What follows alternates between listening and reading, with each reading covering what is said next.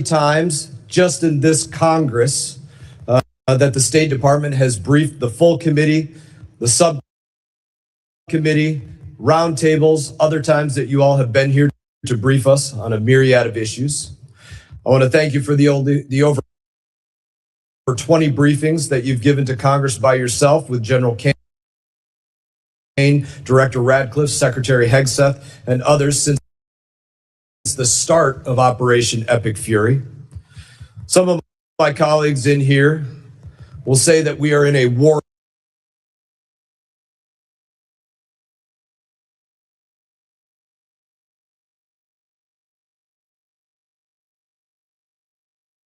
of choice with no real threat to the U.S.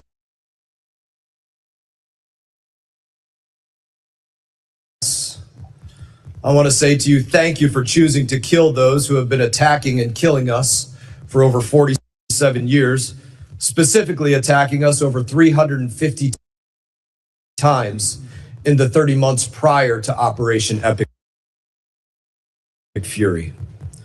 Under senile Joe Biden, they voted to, my colleagues over here voted to say use any and all means to prevent Iran from obtaining a nuclear weapon. So I want to thank you for bringing the heat to Iran, even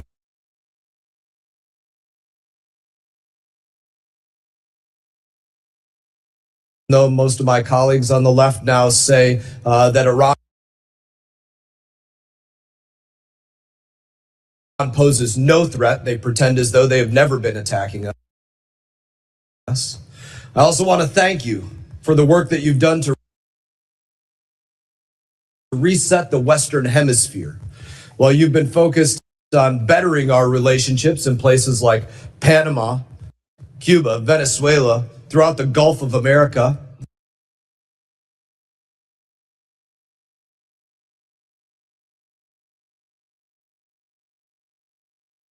the Biden and Blinken administration focused on funding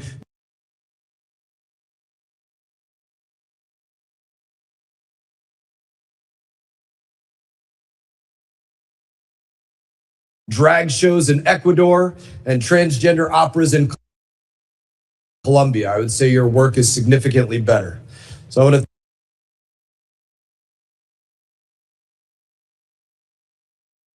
thank you for the substantial change in putting America first in our foreign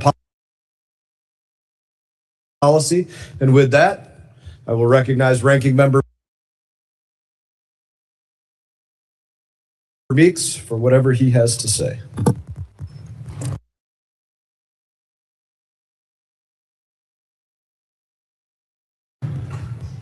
Thank you, Secretary Rubio, for being here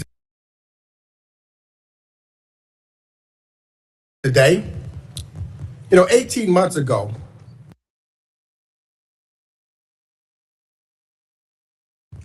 you inherited the most powerful diplomatic institution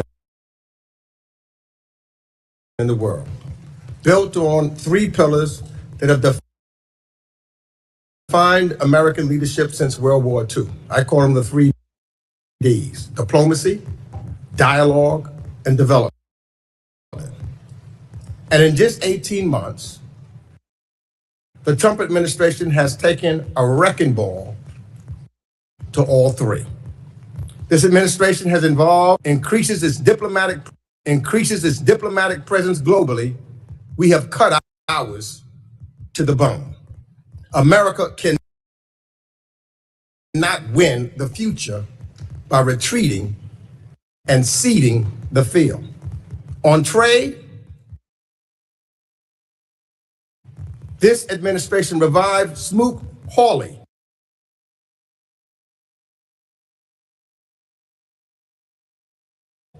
and we all know how that ended. Trump's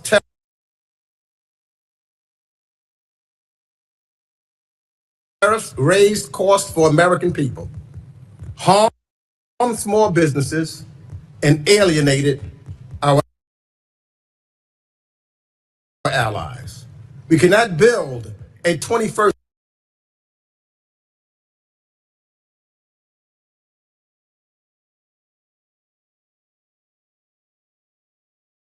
century economy on 20th century failures. Mr. Secretary,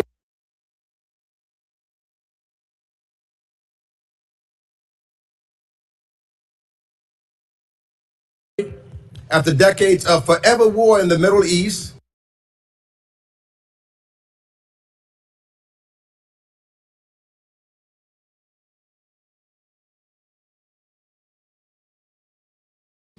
President Trump promised the American people no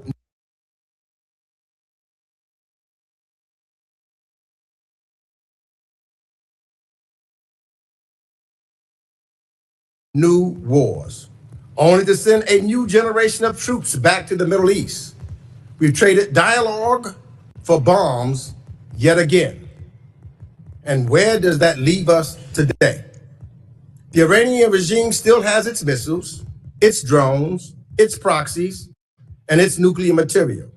There is an Ayatollah still in power, only he's younger. With the IRGC more entrenched and more hardline. The Strait of Hormuz is closed.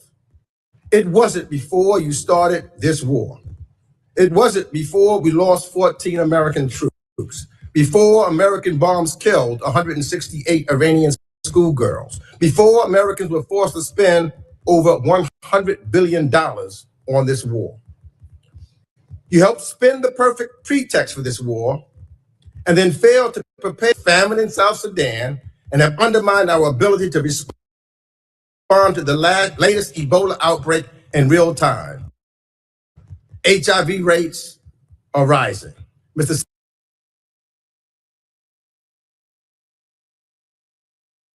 Secretary, इसके दो लफड़े हैं, दो बच्चे होने वाले हैं।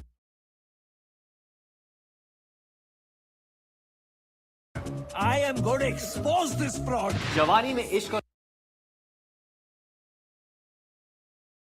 Risk दोनों होता है। और जब रिस्क फाइनेंस का हो तो पेमी है ना, जब ही इंस्टेंट लोन चाहिए तो पेमी इंडिया पर आए।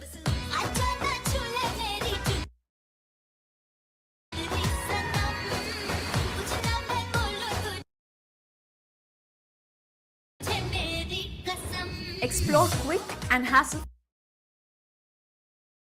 personal loan designed for fast approval.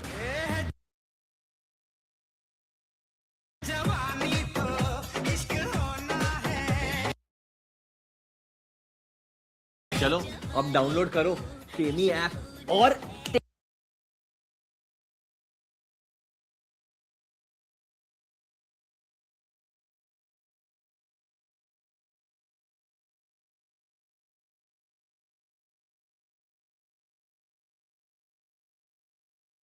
A part of the record, I'll ask you to keep your spoken remarks to 5 minutes in order to allow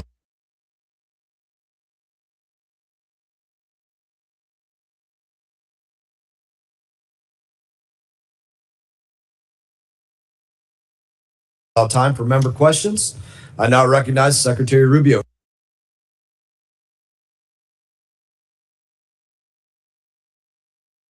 for your opening statement.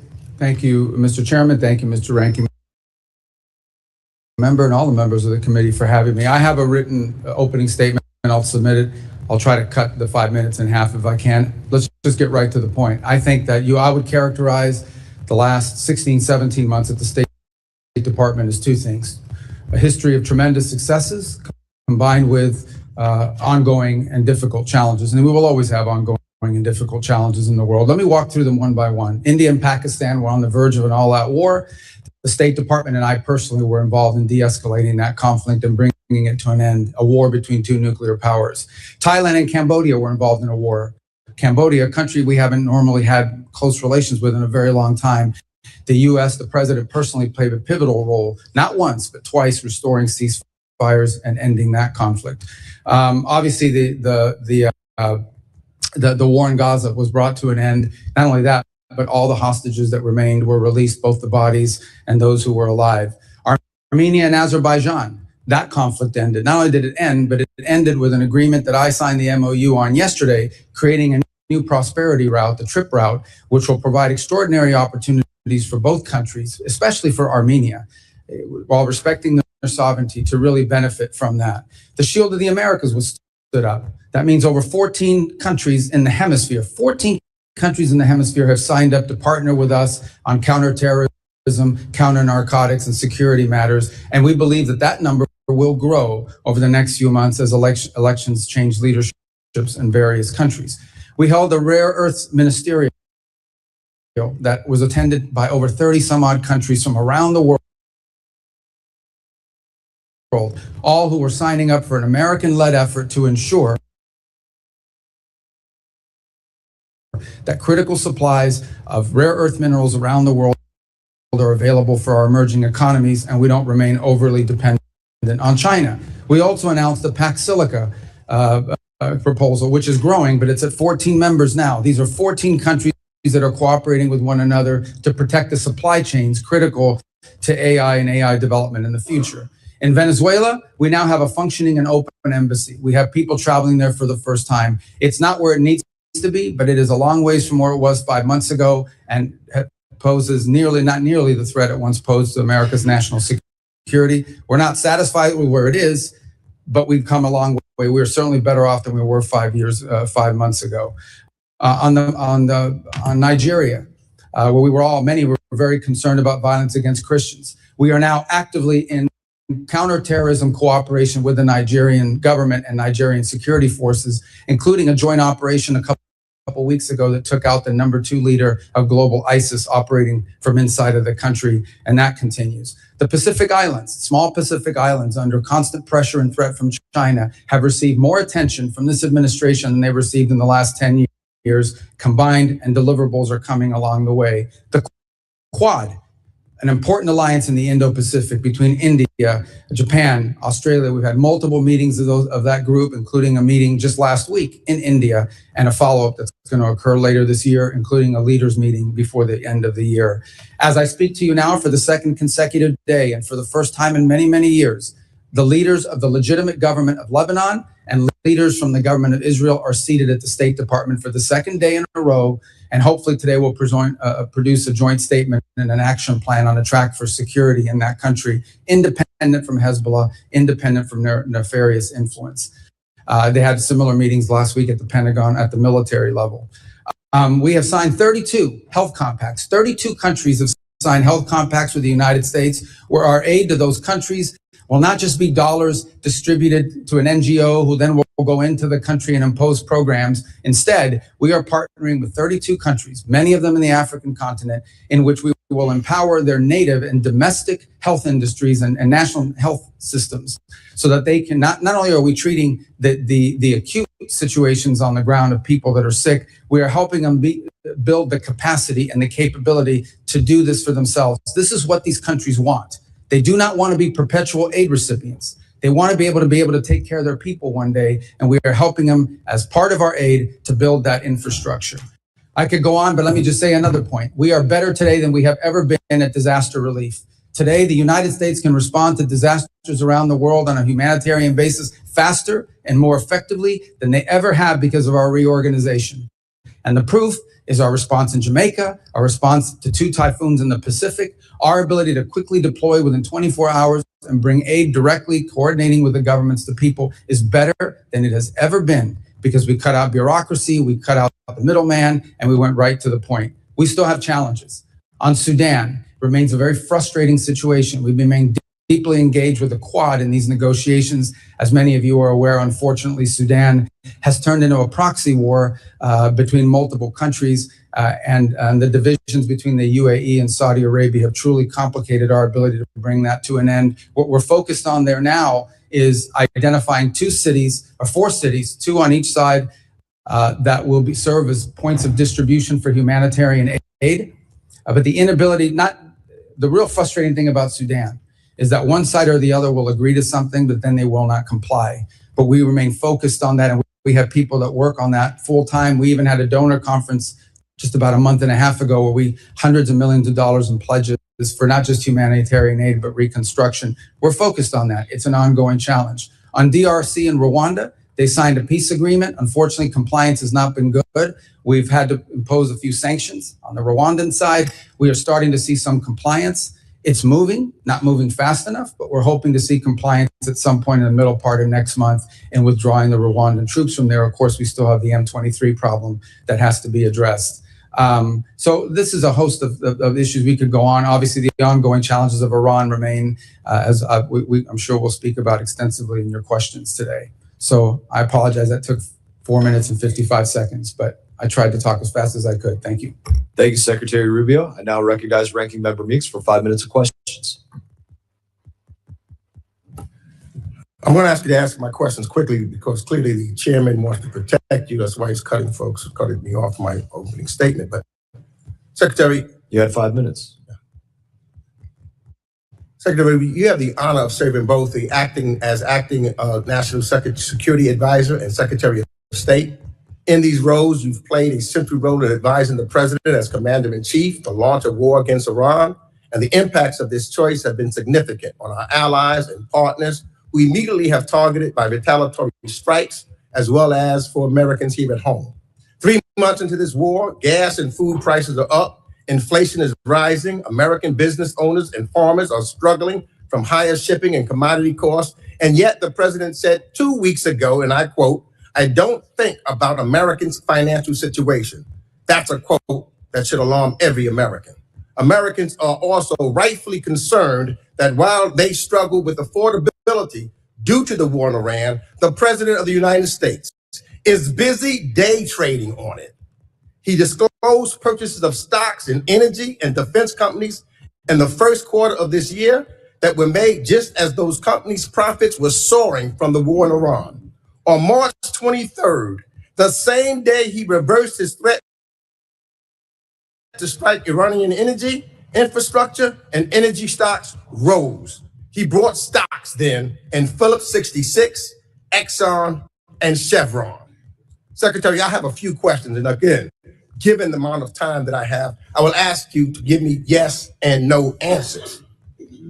Did you warn President Trump before the war in Iran began that this conflict would drive up costs on gas, food, travel, and shipment? Yeah, I'll warn you right now, I don't do yes or no answers. Yeah, So well, I only have 5 minutes. I know when you so were the do I. senator, you know I about never this did yes or business, no answers and I to know people. you're trying to go out so that you can run out my 5 minutes. That's a simple I'm trying to question. run out your 5 minutes. You're running out your 5 minutes. Did you? I don't do yes or no question. You want to ask me a question? I'll answer. I'm your asking question. you. Answer my question. Mine was my time.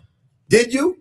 Did I what? Yes or no? Did you warn President Trump The president before was the fully Iran war began that this conflict would drive up costs on gas, food, travel, and shit? The president, yes or no? The president and the full administration was aware that there would be consequences to action, but the consequences of Iran having a nuclear weapon were worse. Did you warn him?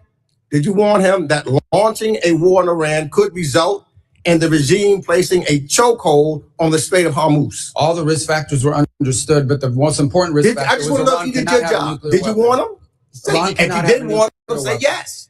It's simple. Everyone was aware of what Iran Did you might do in warn him? retaliation. I'm asking you a second. Did you Everyone warn him? was aware. Don't of want to what answer that. Let Iran me ask would you the do. next question. But the worst part Did is that you they warn can't the have a nuclear- president that launching U.S. strikes against Iran would result in retaliatory attacks on U.S. allies, partners, and Americans living or working in the Middle East? Everyone Yes understood or what no? Iran would do in response. Did you warn them? We were prepared for any response that You they warn- came out with. okay. We knew it. Just want to make but sure. they can't have a nuclear So weapon. you're saying you warned them?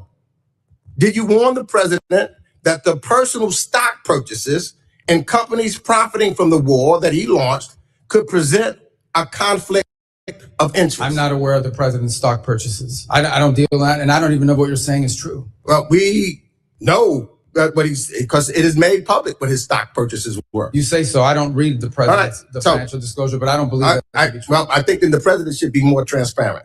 Secretary Rubio, because these are basic questions that I'm asking you. And to be transparent with the American people. This is what this is all about. The transparency. So, for example, when you go and look at some of your statements that you made in regards to Cuba, I only have 58 seconds left. and I'd love to get it, but you talked about Gaisa, who's controlling the military and what's taking place there, and that they have the opportunity to benefit while the Cuban people are suffering. So what we're seeing here now, the one person that's benefited from this war by his purchase of stocks, him and his friends, they have made billions of dollars while the American people are suffering. You've accused, and I agree with reference to some folks, what they're doing in Cuba and how they're making money while people suffer. That's what's taking place in the United States of America. The Trump administration and his friends are making billions of dollars while the American people suffer. And they continue to suffer. Breaks my heart, but as gas ranking member's time has go up. expired. Representative McCall is recognized. Thank you, Mr. Chairman. Let me thank you for your service.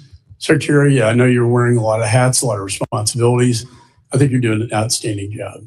Let me just say, since 1979, a dark veil of terror descended upon the Middle East, and we've had it ever since. And every president since that time has said that a nuclear Iran is not acceptable. And every Congress has said that. In fact, last Congress, when I was chairman of this committee, I passed a resolution that said that a nuclear Iran was unacceptable and that the U.S. must use any means necessary to prevent them from obtaining a nuclear weapon. The vast majority of Democrats voted for this. Almost all Republicans. It passed the House floor, a resolution stating that that is not acceptable. We've had a lot of talk in these Congresses and in prior administrations, a lot of talk, but we haven't had a whole lot of action. Your administration, you, sir, and the president have taken action on this very dire, dangerous situation we find ourselves in with Iran obtaining a nuclear weapon. I also want to applaud you for your efforts in this Western Hemisphere. A free Venezuela, a free people, possibly one day a free Cuba. And people don't realize Iran is in this hemisphere, and Russia is in this hemisphere, China is in this hemisphere. This is all kind of tied together in a coherent foreign policy strategy that I see. So I want to give you the time, sir, to respond to that, because, again, all talk and no action. But you, sir, have put this into action. Thank you. Well, let me just, before I address that, the ranking member made accusations against the president, which I've never heard before, but number one, are completely false. Not once, just to be clear, not a single time, not even for a millisecond, has the president ever discussed his personal economics in relations to war or any public policy that he's made for that matter.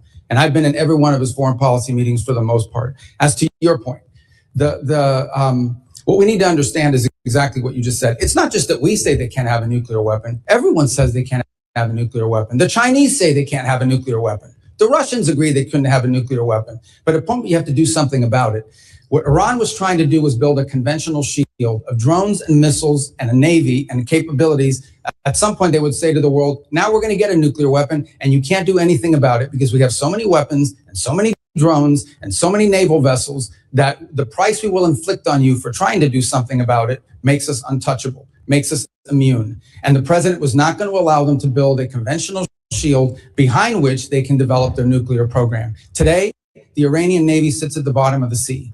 They do not have a Navy. It no longer exists. They have no Air Force either. Their missile launchers have been significantly degraded. Their defense industrial base has suffered upwards of 80 to 90% of attrition. It will take years for them to rebuild it. Those are facts. That is the reality. That was the purpose of Epic Fury. It achieved its purpose in degrading that conventional shield. And it has brought them to the negotiation table that hopefully will lead to the point where Iran will give up its enrichment ambitions, will turn over the highly enriched uranium, will stop sponsoring terrorism around the world. You know, and I think the goal should be the fulfillment of the Abraham Accords. We know why October 7th happened, because Israel and Saudi were getting very, very close, and in Iran's perspective, dangerously close to a normalization agreement. And what did Iran do? They lit up their proxies.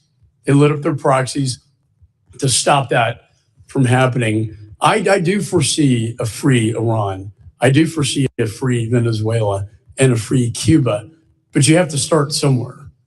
And I think we're taking the steps so that future generations will thank us for these actions. Look, and on the point of, we would love to see a change in Iran and that they be governed by people, but that was not the goal of our mission. The goal of our mission was to take away their ability to threaten the region with an overwhelming number of missiles and drones that would basically make them immune to any sort of external pressure. And then they could break out to a nuclear weapon. That was the goal. It achieved that from a military perspective. The reality of it remains that it's not just us. The entire world says they can't have a nuclear weapon, but no one wanted to do anything about it. And I can tell you this, they are not going to have a nuclear weapons program, at least as long as President Trump is in the White House. That's been made clear to everyone in the administration from the very top down. It was the motivation behind these actions, and it's the reason why we engaged the way we did. I want to thank you again in the last 10 seconds for your service. I would hope we could unify as a nation behind this. I would hope our allies would unify behind us on this, because they've all said it as we have said it in the past, and yet it was all talk and no action. Representative's time has expired. Representative Keating is recognized. Chairman, for the record, I ask unanimous consent to submit the President's financial disclosure form, which will detail those dealings that were referred to by the ranking member. Without objection. Secretary, thank you for being here. In conjunction with your job, you're also the National Security Advisor with access to the most sensitive intelligence secrets our countries and other countries have in the world. But before this, you had these two positions. You had a distinguished career as a member and a chair for 5 years of the Senate Intelligence Committee up to last year. And you and Senator Warner are some of the most respected and knowledgeable people at that time and voices in the entire intelligence community, earning the trust of Democrats and Republicans alike, Senator and House members, and other countries. So with all your Intelligence Committee experience, and now as Secretary of State and National Security Advisor, and all those years of experience, have you ever, specifically in the context of the intelligence community, heard the name Bill Pulte? In the context of intelligence?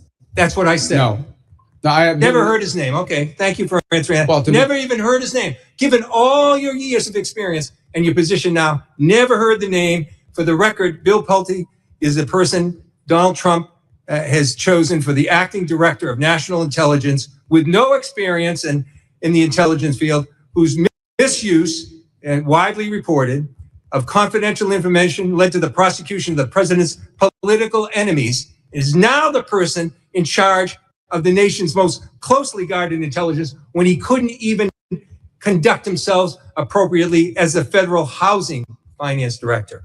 Now, Secretary, have you ever heard of the name Ira Zahari? Who's that? You've never heard the name Ira Zahari? I mean, it doesn't ring a bell off the top. In the context of security? Well, let me tell you. Mr. Zahari pleaded guilty for breaking into the Capitol on January 6th through a broken window, wielding a metal rod as a weapon. And Donald Trump appointed him to a team at the Pentagon focused on irregular warfare and, of all things, counterterrorism. That's ironic, given that he participated in one of the most significant incidents of domestic terror in our country's history. I think it's shameful, the people that are being appointed, and I think it's also shameful, some of the people that have been fired. Now, I want to move to Iran because given your nuclear and intelligence background, which is extensive and appreciated and respected, I'm sure you're aware that Ukraine, the country at the time with the third largest nuclear arsenal, peacefully turned over their nuclear weapons in conjunction with the Budapest Memorandum and in exchange for the U.S. commitment to defend Ukraine if it ever came under threat. The U.S. gave their word to Ukraine they would defend them. And I found this amazing. In your opening remarks, as you took us all over the world, and you mentioned 15 different incidents where you have interceded. 15, the top 15. Not once did you mention Ukraine when you were prioritizing the achievement that's there. Now, let me go on. Try to stay under Let 5 me go minutes. on. Oh, you tried to stay. Yeah, please. Well, I can It's not answer funny. that. It's not funny, Secretary. Now, What's not in funny is Iran that- now, Well, you don't. in this Iran is- now, you can't even I answer reclaim questions my here. time. I reclaim my time, Mr. Chairman. You guys make Interrupting these me. statements and no He one is can respond. interrupting me. I'm doing it. I'm asking you to reclaim those seconds back. No. Now in Iran, what goes around comes around, Mr. Chairman. Now in Iran, the Trump administration issues a general license to Russia, providing billions in oil profits every month, several billion every month, fueling Putin's war machine. You didn't mention that in your opening remarks. And then this is a war of aggression of Russia attacking Ukraine, which we gave our agreement. And this is to a country that's assisting us in Iran, Ukraine, and helping a country with a war machine that are aiding Iran against us and putting our service members in jeopardy. Look, we have an opportunity as members just today to vote on the Ukraine Support Act. I hope we do it. And I am confident that we have bipartisan support. But I hope this administration would act on its own. They can do things themselves that you didn't mention, like rescind these general licenses, complete a bilateral drone agreement with Ukraine, provide direct military assistance that has access to the Ukraine, implement comprehensive sanctions packages, Representative and condemn Stein has expired. the aggression. Representative Thank you, Smith Mr. of New Chairman, for Jersey taking is up recognized. my time and squandering it. That's not how a chairman should act. Representative Smith, you're recognized. Thank you, Mr. Chairman. Mr. Secretary, if you need a moment to respond to Well, I also didn't mention Cuba because I literally hand wrote what I was going to say to you guys, and I told you I was going to submit the written for the record. And I think everybody understands Cuba is a priority for me. Just on the Ukraine front, I'll address it now if it's okay with your time that I could do so. I think it's well documented that we've been very involved in trying to get the two sides to the table. We've invested a lot of time in it. Unfortunately, so to this point, neither side has been willing to make concessions, particularly on the Russian side, necessary in order to bring peace about. We remain ready to play any role we can in that context of bringing a peace about, because we think the war in Ukraine, devastating war, has no military solution. It can only be solved through a diplomatic route, and it's been unfruitful. I would characterize it as the ongoing challenges. That said, let's be clear, we are not, to be fair and to be frank, we are not impartial mediators in that war. Okay, we don't provide weapons to Russia. We only provide weapons to Ukraine. We don't impose sanctions on Ukraine. We only impose sanctions on Russia. So we have clearly taken a side. We continue to sell weapons to Ukraine, by the way, through the Pearl program, unimpeded by what's happened in the Middle East or anywhere else. And look, we'd love to see that come to a negotiated settlement. As of right now, the prospects don't look great that either side is prepared to make the concessions necessary in order to reach an agreement. But we stand ready, and we've engaged and invested a tremendous amount of high-level time on that conflict over the last year. I think it's a source of frustration for the world. Hopefully this year will bring better news. I don't have any news for you on that front today, but we are ready. As I've expressed to both sides repeatedly, we're ready to step in and play whatever positive role we can to bring that devastating and escalating war to an end. Mr. Secretary, thank you very much. And just let me say, Claire and Sebastian Lai and all of us are deeply grateful to you and the president for everything you tried to do to get Jimmy Lai out. Obviously, it's an ongoing concern, and I know you will continue to push for that. But I know you did everything. The ball was in Xi Jinping's court, and he unfortunately erred on the side of continued incarceration of that great human rights defender. But thank you for that. Let me say on the Iran deal, I remember sitting right here and on the floor of the House talking about how egregiously flawed the deal was 10 years ago when the Ayatollah was able to get the language dealing with ballistic missiles out of it because he said it would be stupid, his words, and then they built ballistic missiles like never before. On them never having, Iran never having a nuclear weapon, let's not forget that the agreement was in effect until October of this past year. Other nations were still a part of it, and yet they were building a capacity to create nuclear weapons and to use them. And the MAD theory does not apply to them, as we all know. Unlike Russia, Soviet Union in the past, even China, they don't want to be destroyed. With the Iranians, there's this sense of martyrdom that I think is perverse. And so they are not guided by a mutual assured destruction theory that holds both sides in check. Let me just say too on the Nigeria, thank you for what you've done there with not just CPC, but the most recent taking out of some of the worst terrorists who are slaughtering Christians, and the numbers continue. but I know you're engaging very, very aggressively there. On the DRC Rwanda conflict, thank you for sanctioning some of the top people who are committing atrocities. And that just happened a couple of days ago, yesterday, for sure. That shows that commitment there. And on even the Armenian Azerbaijan, I've been working on Nagorno-Karabakh, Azerbaijan and Armenia for 30 years. They often called Nagorno-Karabakh the frozen conflict because nothing would ever happen. You guys stepped in, the president stepped in and got a peace treaty. I mean, I've met with Aliyev in Baku on 2 occasions. He was totally unwilling to admit to the human rights abuses that he was engaging in, especially as it relates to Nagorno-Karabakh and Armenians. You've come up with a solution. Thank you for that. And anything you want to speak to on the DRC, Rwandan, or any of these issues, appreciate everything you're doing for this country. There's a full plate of horrible things happening, and we're so grateful you're at the helm. Please. Oh, well, I just on DRC Rwanda, I would say, because just to elaborate on that a little further, as you know, we had an agreement signed and the compliance was not good in that regard. But to be fair, and I know that some other people disagree with this assessment, but we believe it's pretty accurate on the Rwandan side. And so we initiated some sanctions, targeted sanctions on Rwanda. They've come to the table. They've made some commitments. They are complying with the commitments, maybe not at the rate or speed that we'd like them to, but there's been some compliance on pulling back of troops. But we'll watch very closely, of course, because we don't want to see Rwandan troops change uniform into M23 uniforms and claim that they've pulled out. We got to watch that very carefully. And we also have to deal with the M23 issue there. But those are both DRC, Rwanda, and Sudan are 2 areas we remain very engaged in trying to find a solution to. Representative's time has expired. Representative Castro, you are recognized. Thank you, Mr. Chairman. Thank you, Mr. Secretary, for coming in today and for your testimony. I want to start with Iran. I'm hopeful that the president and the administration are able to reach an agreement that ends the war and also reopens the Strait of Hormuz. If there's a deal subject to congressional review under INARA, I'll approach it with a fair mind, and I hope that all of us will as well. I just ask that you keep the committee briefed on the details of that agreement, and I believe that it's in America's interest that this war end, and I sincerely mean that. We are at war alongside Israel against Iran. Iran has struck Israeli nuclear facilities at Dimona, and American service members are deployed throughout the region, as you know. Congress needs to understand the full risks of the conflict, including the nuclear risks.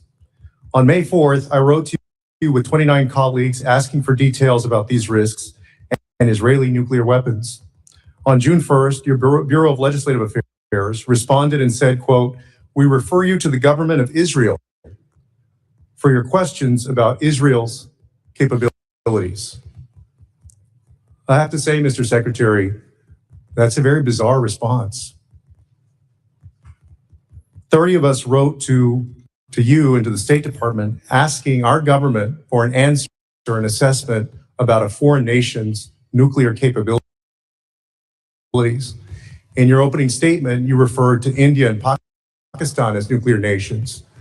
We've also spoken in different sessions, both in closed and open sessions, you know, as a U.S. Senator, former U.S. Senator, about the nuclear capabilities of other nations. Iran, China, Russia, France, the UK.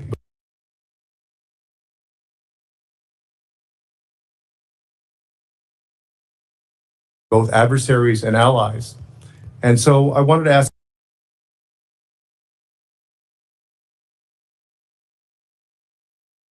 you the question today, will you tell us, the Congress, and the American people, whether Israel in fact possesses nuclear weapons? You know that's a question that they've never acknowledged to have a nuclear program. People can have, as you know, an open source and other reporting suspicions about what they possess. If we're speaking frankly, I think most of the world assesses that they do, but they've never acknowledged that publicly, and as a feature of our foreign policy for a variety of reasons, we don't discuss it in that way either. Well, I guess a few things. This is the first time, especially for an extended period, that we are at war with an ally, Israel, against Iran, and we have service members deployed. And we don't, if they in fact possess nuclear weapons, and you're right, in open source reporting that has come across, We don't know what their red lines are for using those nuclear weapons. And so I guess I'm shocked that our government wouldn't make an effort to know, to understand, and then to give our oversight body the information that we need to make decisions about the war as well. That's a fair observation, and I would answer that if perhaps you make that request and you're open to it being answered in a different setting other than a public classified setting? A classified setting? Yes, and both classified and sensitive. And if we could, I think you would get a better response to your question if the context in which it was answered were framed differently than a public letter for a variety of reasons. If we're being mature and grown up here, I mean, foreign policy, and I know that you are, and you, from the tone of your question, it's clear that it's a serious question. These things require delicate balancing acts between different equities, but I think you can get probably a more fulsome answer if we were to be able to respond to that inquiry in a different context, if that makes sense. Mr. Secretary, I'll certainly take you up on that, and I appreciate your answer. Thank you for that. I have another question on Lebanon.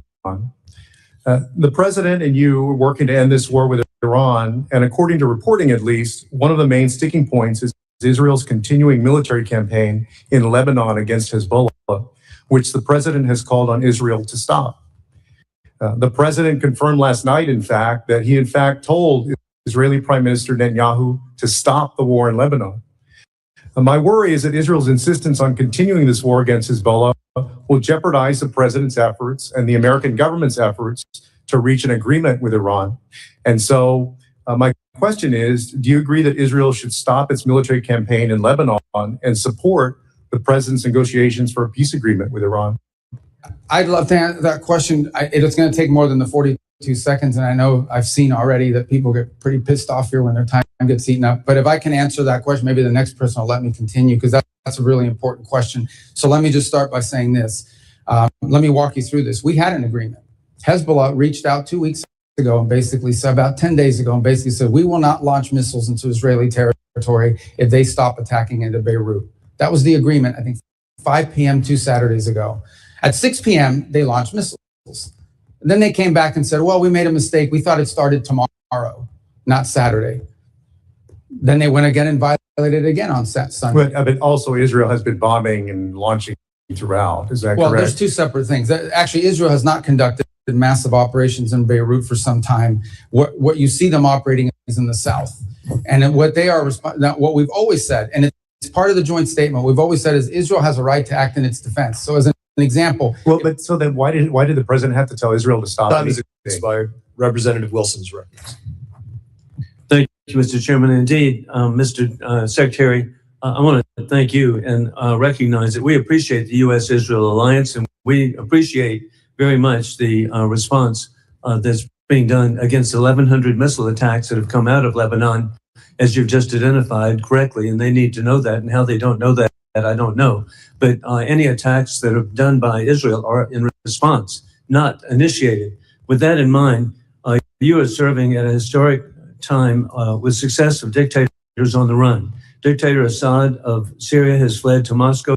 Dictator Maduro of Venezuela is incarcerated in Manhattan. Dictator Khomeini of Iran has been eliminated, joining the 40,000 Iranians he murdered this year.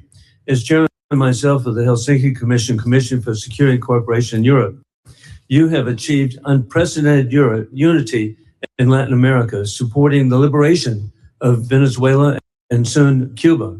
You have achieved historic unity across the Middle East of all countries, supporting American efforts, except for the Republic of Georgia, to oppose Iran and its nuclear capabilities. And in Europe, NATO and the EU are united as never before, promoting defense increases for peace through strength to indeed promote Ukraine victory over war criminal Putin. With that in mind, another region is the South Caucasus, which is critical of the opportunity for the Trump route that you've achieved with Prime Minister Pashinyan of Armenia and President Aliyev of Azerbaijan. What a great achievement that is. With that in mind, though, the pro-Iranian regime and the Chinese Communist Party supported Georgian Dream government, which is illegitimate, threatens American access. There was a rigged election in Georgia. With that in mind, they're facilitating the Islamic Revolutionary Guard and evading sanctions to Tehran. What do you believe should be done to address the rapidly expanding radicalization promoted by the Georgian Dream government in the Republic of Georgia? Let me, if I may, I want to answer the Georgia question. Do Can all I the steal above. 30 seconds of your time to finish the answer to Representative Castro? So on Georgia, you're right. Everything you just outlined is our pre-existing concerns. Since that time, they have made some steps indicating to us that they want to improve their relations with the United States. We've outlined to them what that would take, what that would require. We've received some positive responses. And so our hope is that we can see a change of trajectory in the case of Georgia from where it is today. We obviously understand all the things you just laid out as being pre-existing problems for us. They've asked us, what will it take to have a better relationship with the United States? We've responded, and hopefully we can build on that basis and perhaps change the trajectory, not just of our relationship with Georgia, but of their behavior. Is it okay if I just take 30 seconds of your time? I apologize. So on the strikes that you're referring to, here's what happens.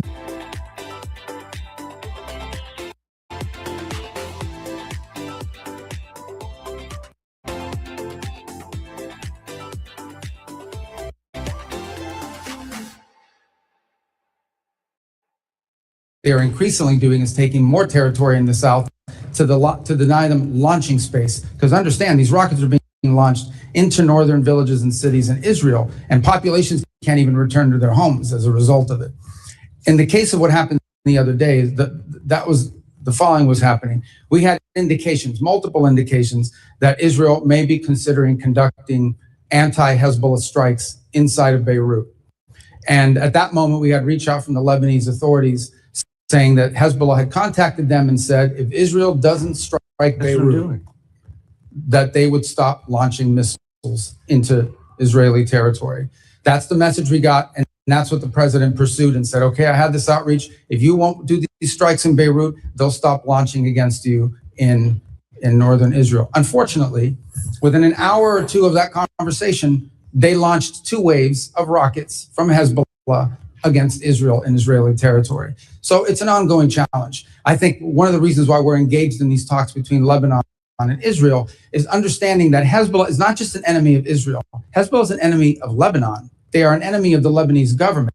They have called for the overthrow of the Lebanese government. When Lebanon expelled the Iranian ambassador, he refused to leave. He said, I'm not leaving. You can't expel me. Hezbollah is protecting me.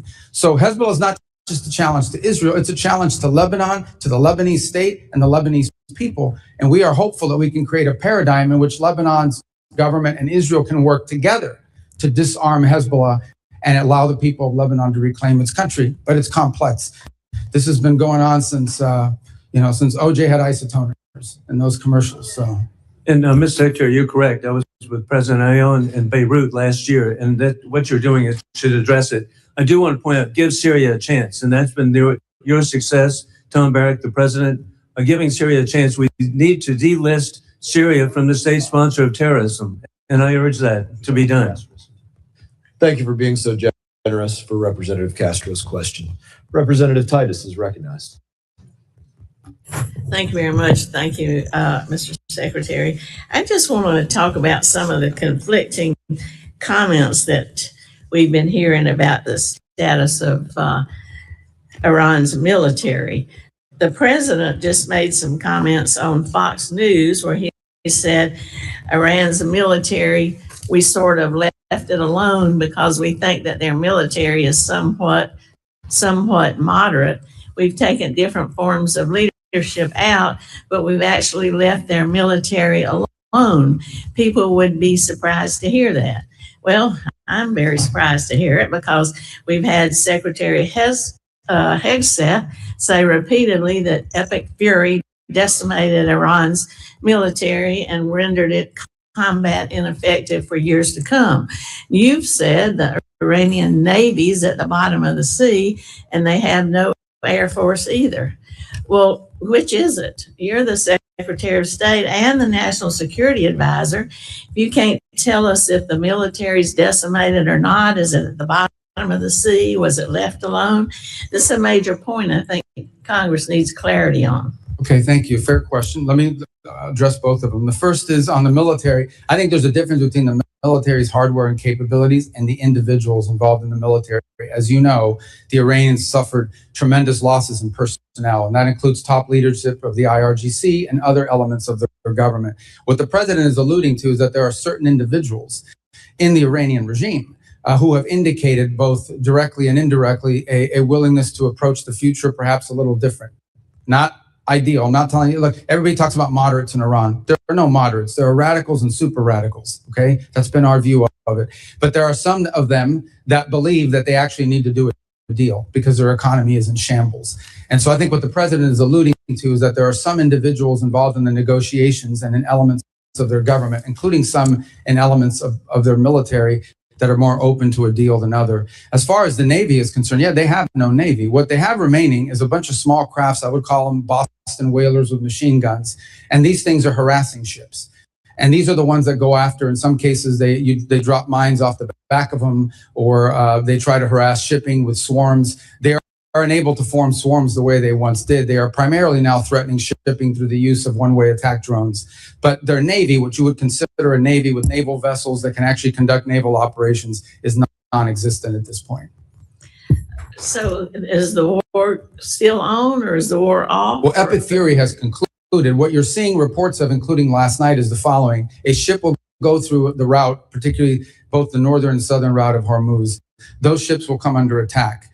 The U.S. will respond to that attack by shooting down those drones that are trying to sink a commercial civilian vessel illegally and unlawfully. At that point, the Iranians will respond to that by targeting some facility in the region in retribution. On occasion, in order to protect our own forces, we don't just strike the drones, we strike the people who launched those drones. These are completely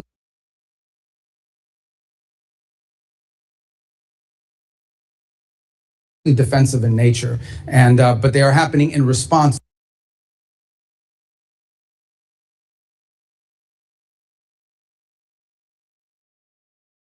to an Iranian action. If they don't shoot at those ships, we don't shoot, but we have to respond. You have a civilian commercial vessel transiting the straits, and they're being targeted by drones, and these drones are not like highly precise. They could hit any part of that ship, and they could create, including an ecological disaster. Well, apparently some kind of military exists that's shooting these drones off. The military obviously isn't decimated. Well, they're attack these ships with these drones. Yeah, they still retain when a you say drone. that what the president was alluding to, the president's not a person who's known for illusions. He just shouts it right out, whatever he's thinking. So I don't think he was alluding to anything, as you suggest. Well, drones are, as you know, a challenge in multiple battlefields around the world. It's going to be a tremendous challenge for warfighting in the future because they're cheap. Yeah, I know what drones are. I know you know what they are, but I'm saying that they're cheap and they're easy. Yes, I know, and we're using things that are very expensive to shoot them down. And that needs to change. That said, yes, they still have the capability to, they can't launch as many as they used to, and they can't launch them in the swarms they used to launch them in.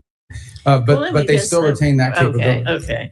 Well, let me just ask you a quick question about something that Ambassador Barrack said, changing the subject a little bit. He compared Israel to Hezbollah, for one thing. That was a pretty concerning comparison.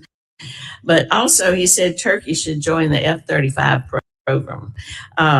These comments are inconsistent with law and long-standing policy. And I'm just wondering what your position is as Secretary of State. Can Turkey get F-15s and F-35s or not?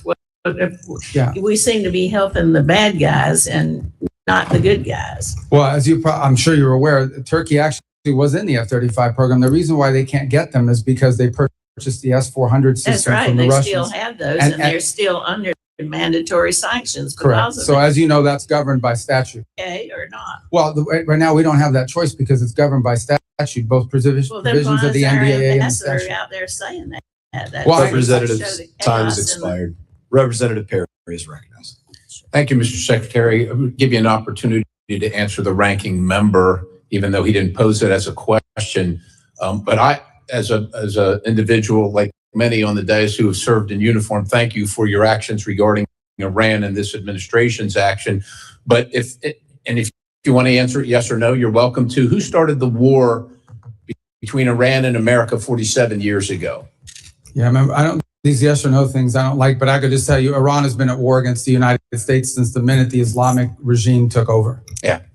And I feel the same way. And again, thank you on behalf and to honor the thousands and 10,000s of Americans who have been murdered or maimed by Iran. Thank you for honoring them.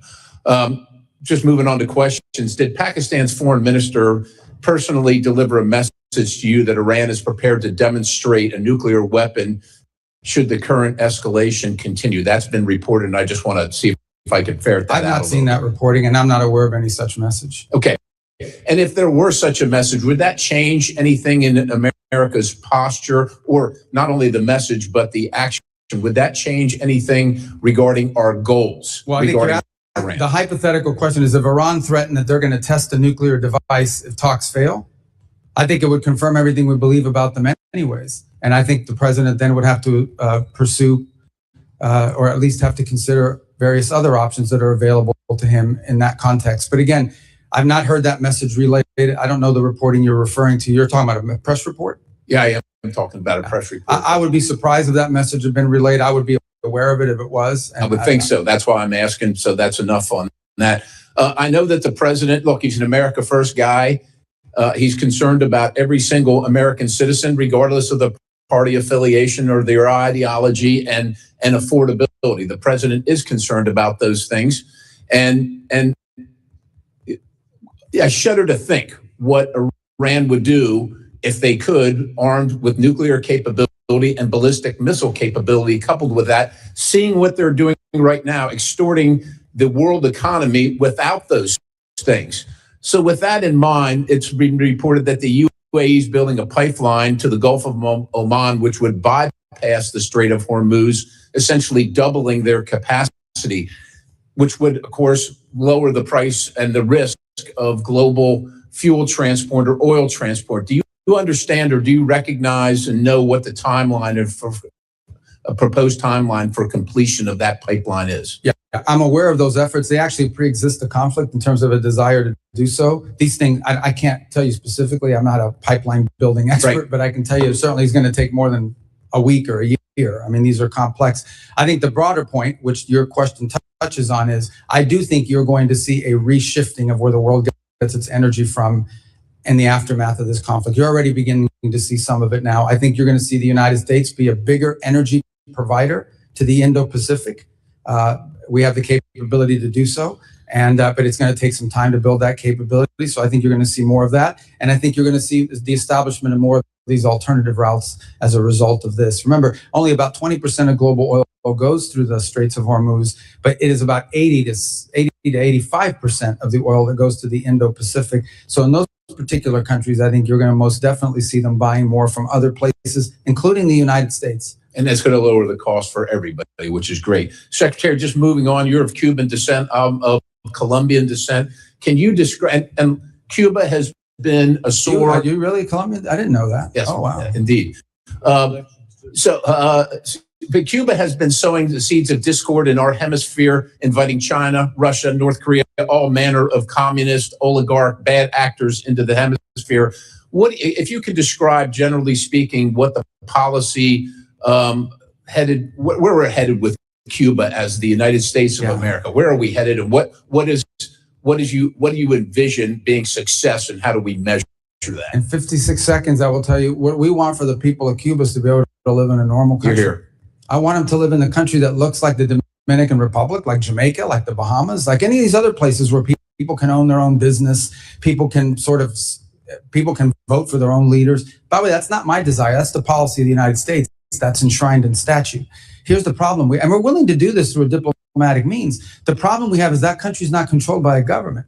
That country's controlled by a military conglomerate that basically controls 70% of the nation's GDP, and none of the profits of that conglomerate goes into the public treasury. None of that money goes to build bridges and roads or to reinvest into their energy infrastructure. All of it goes to build more hotels for tourists that aren't coming and to line the pockets of the people that are involved.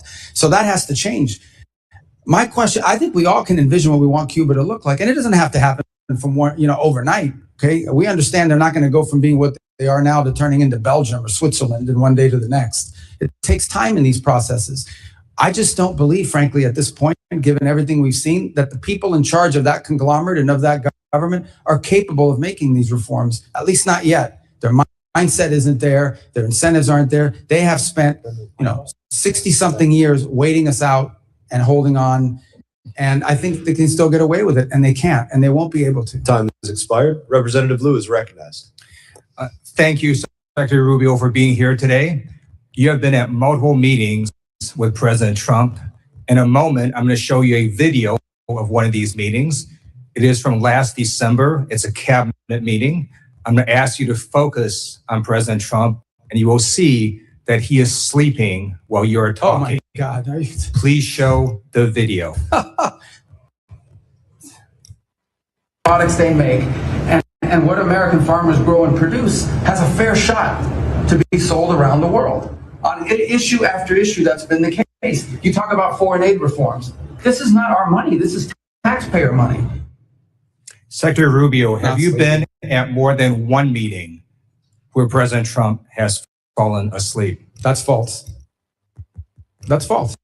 I've never seen him fall asleep. On the contrary, the guy doesn't sleep, which is a big problem because he calls me at 2 a.m. He calls me at 5 a.m. And, I like to sleep a little bit, maybe not 12 hours, but at least 6.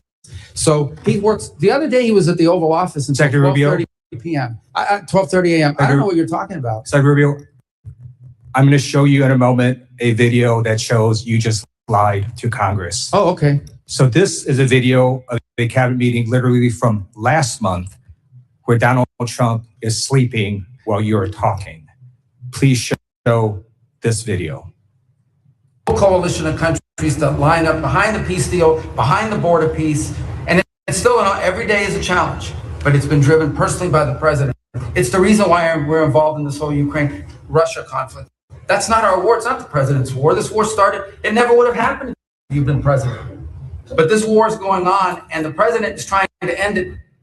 You are literally talking about issues of war and peace, and Donald Trump is sleeping right next to you. No, he's not. If Donald Trump cannot stay awake at these important meetings where the cameras are rolling, imagine what he's like when the cameras are not there. So I'm going to ask you, have you been at classified meetings where Donald Trump has fallen asleep or had trouble staying awake? I've never been at any meeting where, and the things you're showing me now, he was not falling asleep.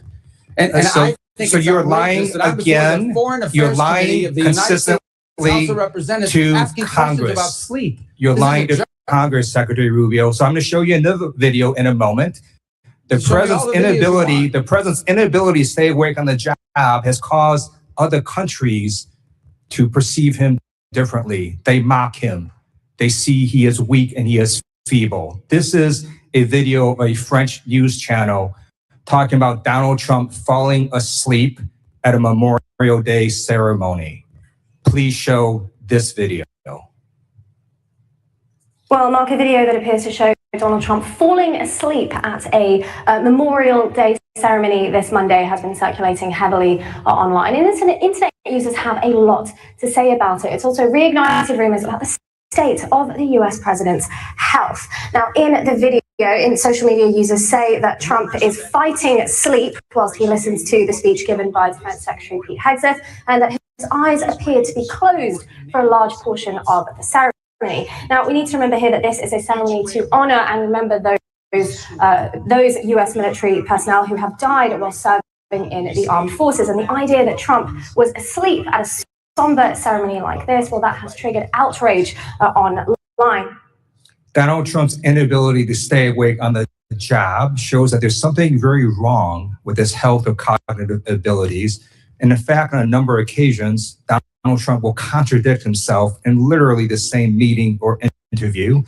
In this video I'm about to show, it shows that Donald Trump says the Iranian military is both destroyed and not destroyed at the same time, something that Dina Titus alluded to. Please show this video. Of leadership, we've actually left their military alone. People would be surprised to hear that, because mistakes have been made in wars where you wipe out everybody and then you have a country that's, for 40 years can never rebuild.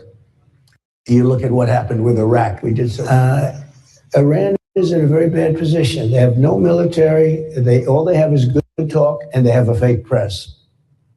So, Secretary Rubio, instead of holding North Korean-style cabinet meetings where everyone goes around the room kissing Donald Trump's ass, I'm going to ask you to come clean with the American people and the White House as well.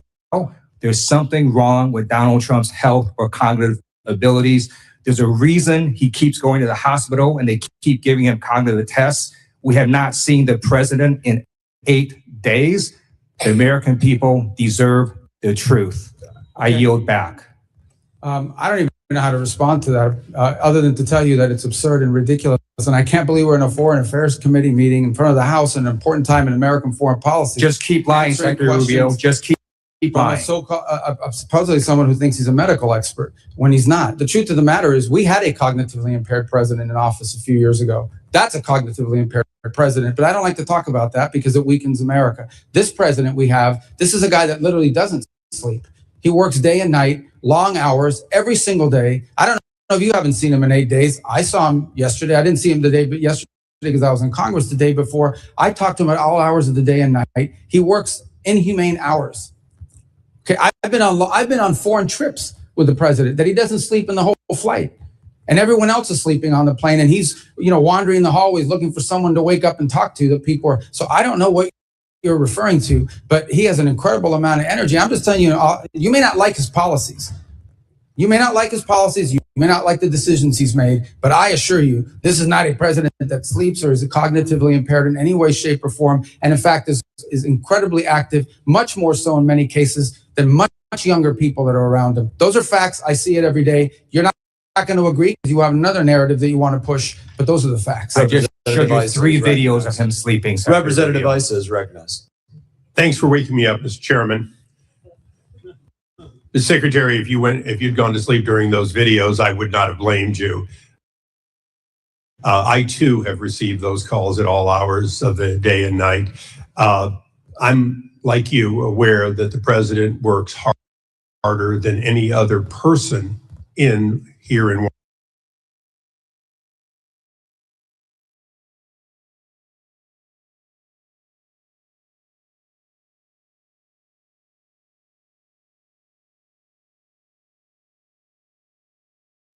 Washington.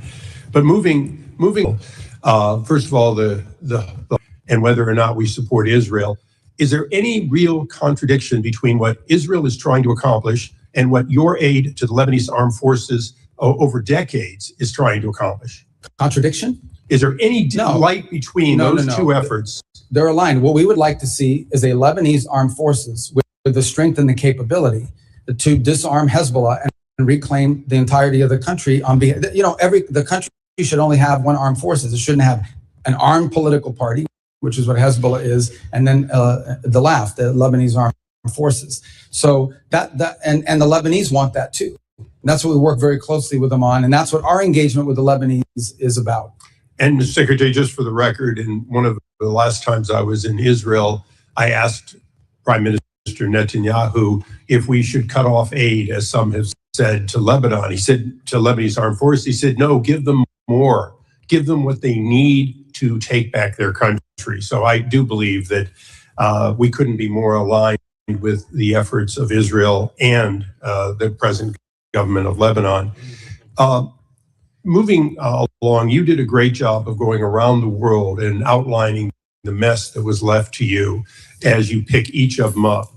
One that you didn't touch on that I'm concerned about is actually a democratic one, which is the democracy of South Korea has taken a strong bent to the left, opening up more avenues toward China and, in fact, beginning to oppress many of our companies, including Meta, Coupon, and others. Can you tell us what can be done and what this committee should do with countries who, through democratic means, are beginning to become anti-U.S.? Right. So There are a couple of points I would make. The first is that, and this is the unique aspect of dealing with democracies, and we see it in our hemisphere quite often. Sometimes in a democratic country, they will elect leaders that are friendlier to U.S. national interests, such as what we have now in Japan. And sometimes they will elect leaders that have a different perspective. We respect the sovereign choice of the people of that country. That's a legitimate election. That's who they chose. In those instances in which a democracy and their elected leaders are taking positions that run contrary to the national interests of the United States, it doesn't mean we want to overthrow the government or get rid of the government because it's democratic government. It simply means we have to engage them in the fact that they are doing things that are irritants to our national interests. You point to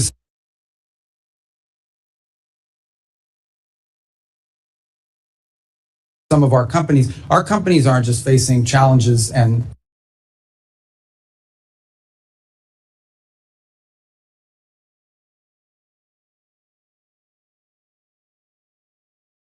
I would say targeting in South Korea. They're facing it throughout Europe.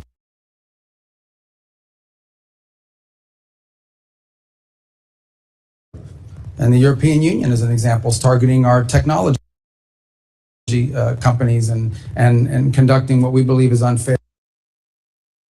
So I think this becomes a feature of our engagement with South Korea.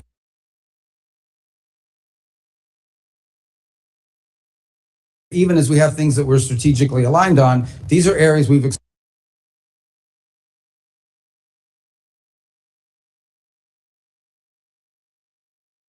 expressed and I think have, frankly, impacted our ability to conclude a trade agreement with them because of some of their behavior towards American companies.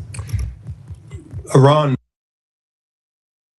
obviously was going to dominate a part of today, and I'd like to close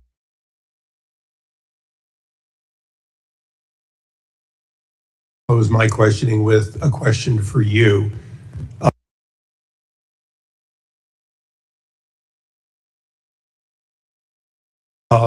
In 1979, if my math is correct, you were 8 years old when they took our embassy and then lied about it, claimed it was students doing it.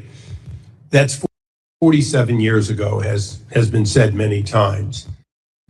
Is it fair to say that President Trump, no matter what the people on the other side of the aisle want to say, is not in the 60th or 70th day of action, but in fact in the 47th year of an ongoing war with Iran that has spread to Yemen, to Lebanon, and even to South and Central America? I think I would start, well, absolutely, first of all, with Hezbollah. Hezbollah is an agent of the Iranians, and they've carried out terrorist operations around the world, including the recent anniversary of what they did in Argentina, the Jewish Center.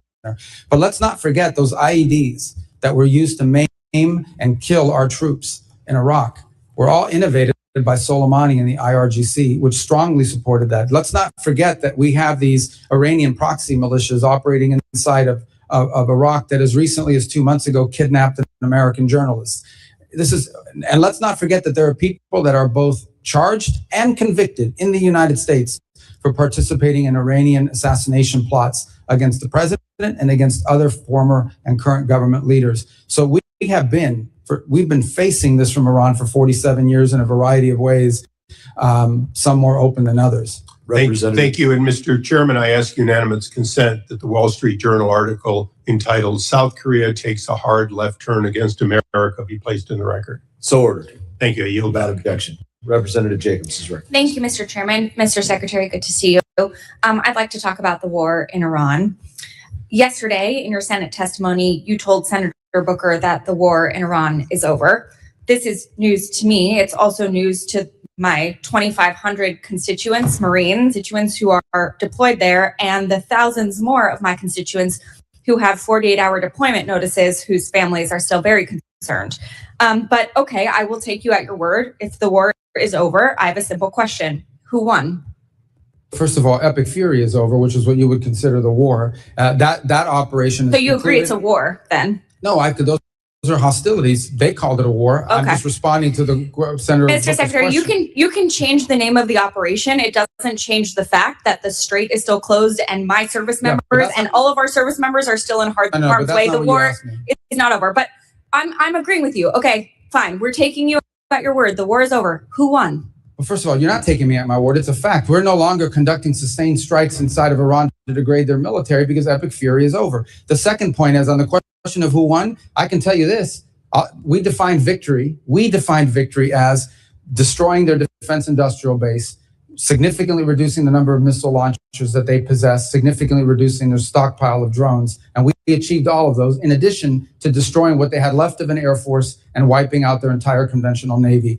Those are all gone. So I consider that victory, and we did too, and that was the purpose of Epic Fury. Okay, well, good. Based on the metrics that you just said, okay, there's actually, our intelligence community has said that Iran is reconstituting its military industrial base faster than we had predicted, and analysts assess it still holds roughly 70% of its missile stockpile and 70% of its mobile launchers.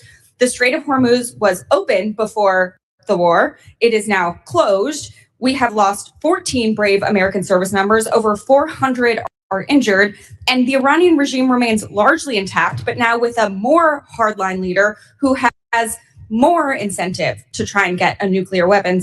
So I guess I have to ask you again, Mr. Secretary, does this actually look like winning or losing to you? Well, first of all, I don't know what intelligence assessments you're referring to. We wouldn't discuss intelligence assessments if they were real. These have been publicly reported. Well, they're publicly reported. Someone committed a crime, and by the way, is also lying.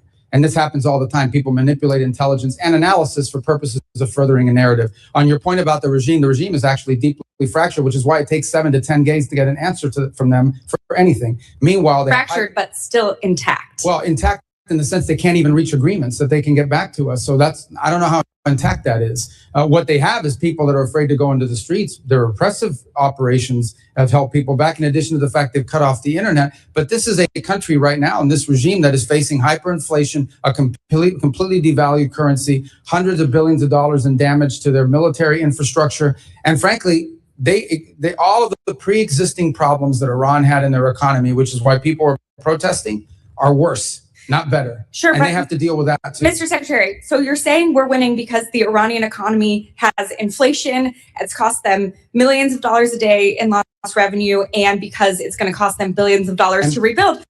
Well, we are having inflation. It's already cost us an estimated $100 billion. Gas prices are up with no end in sight. The average family is paying an extra $450 on gas and could pay an extra $2,000 by the end of the year. The American people are not stupid, Mr. Secretary. We all know that this war is not over. Just last night, the U.S. and Iran exchanged fire again, this time over at Karg Island. We still have not reached a deal, despite the president's promise that a deal is right around the corner. The president even said today the blockade could last until Labor Day. It's now day 97 of the war that the president said he wanted to end quickly. So I have one last question for you. Mr. Secretary, who won the 2020 presidential election? I'm not here to answer a question. We're talking about 2020. This is a foreign affairs committee. Okay, great. You can't answer the question, even though we all know that President Biden won. Question because the Secretary of State, I do not participate in domestic political issues. This is not about domestic political issues. This is about our democracy. You're asking me to opine, just like I don't do campaign rallies. It seems like I don't do because as Secretary of State, we're not supposed to. That's been the long tradition of the department, and you should know that if you've been on this committee for any period of time. Mr. Secretary, it seems like you have an issue admitting facts. You can't say that the president lost the 2020 election, just like you won't admit President Trump is losing this reckless war of choice, and just like you couldn't admit that the shoes the president bought you were too big. You clearly don't know what winning means, and not because the facts are unclear to you, it's because telling the truth would cost you your job, and the American people are entitled to a Secretary of State who tells them the truth even when the president doesn't want to hear it. And my constituents, our service members, deserve better. Mr. Chairman, I yield back. I don't know what shoes she's talking about. What is she talking about? Representative Burchett, you are recognized. Thank you, Mr. Chairman. If you'd like to answer any of that. Yeah, I don't know about the shoes. I mean, he gave me some Florsheim shoes. They're actually pretty good. They fit fine. I don't know what she's talking about. And maybe that's what she's referring to. Your shoes look very nice today, Mr. Secretary. How can you see them? They're way down here. We're talking about shoes. Are you guys kidding me? I mean, is this the Foreign Affairs Committee or is this like a circus? What is this? I think it's a circus, but I appreciate you being here, Mr. Secretary. The United States is NATO's largest financial contributor.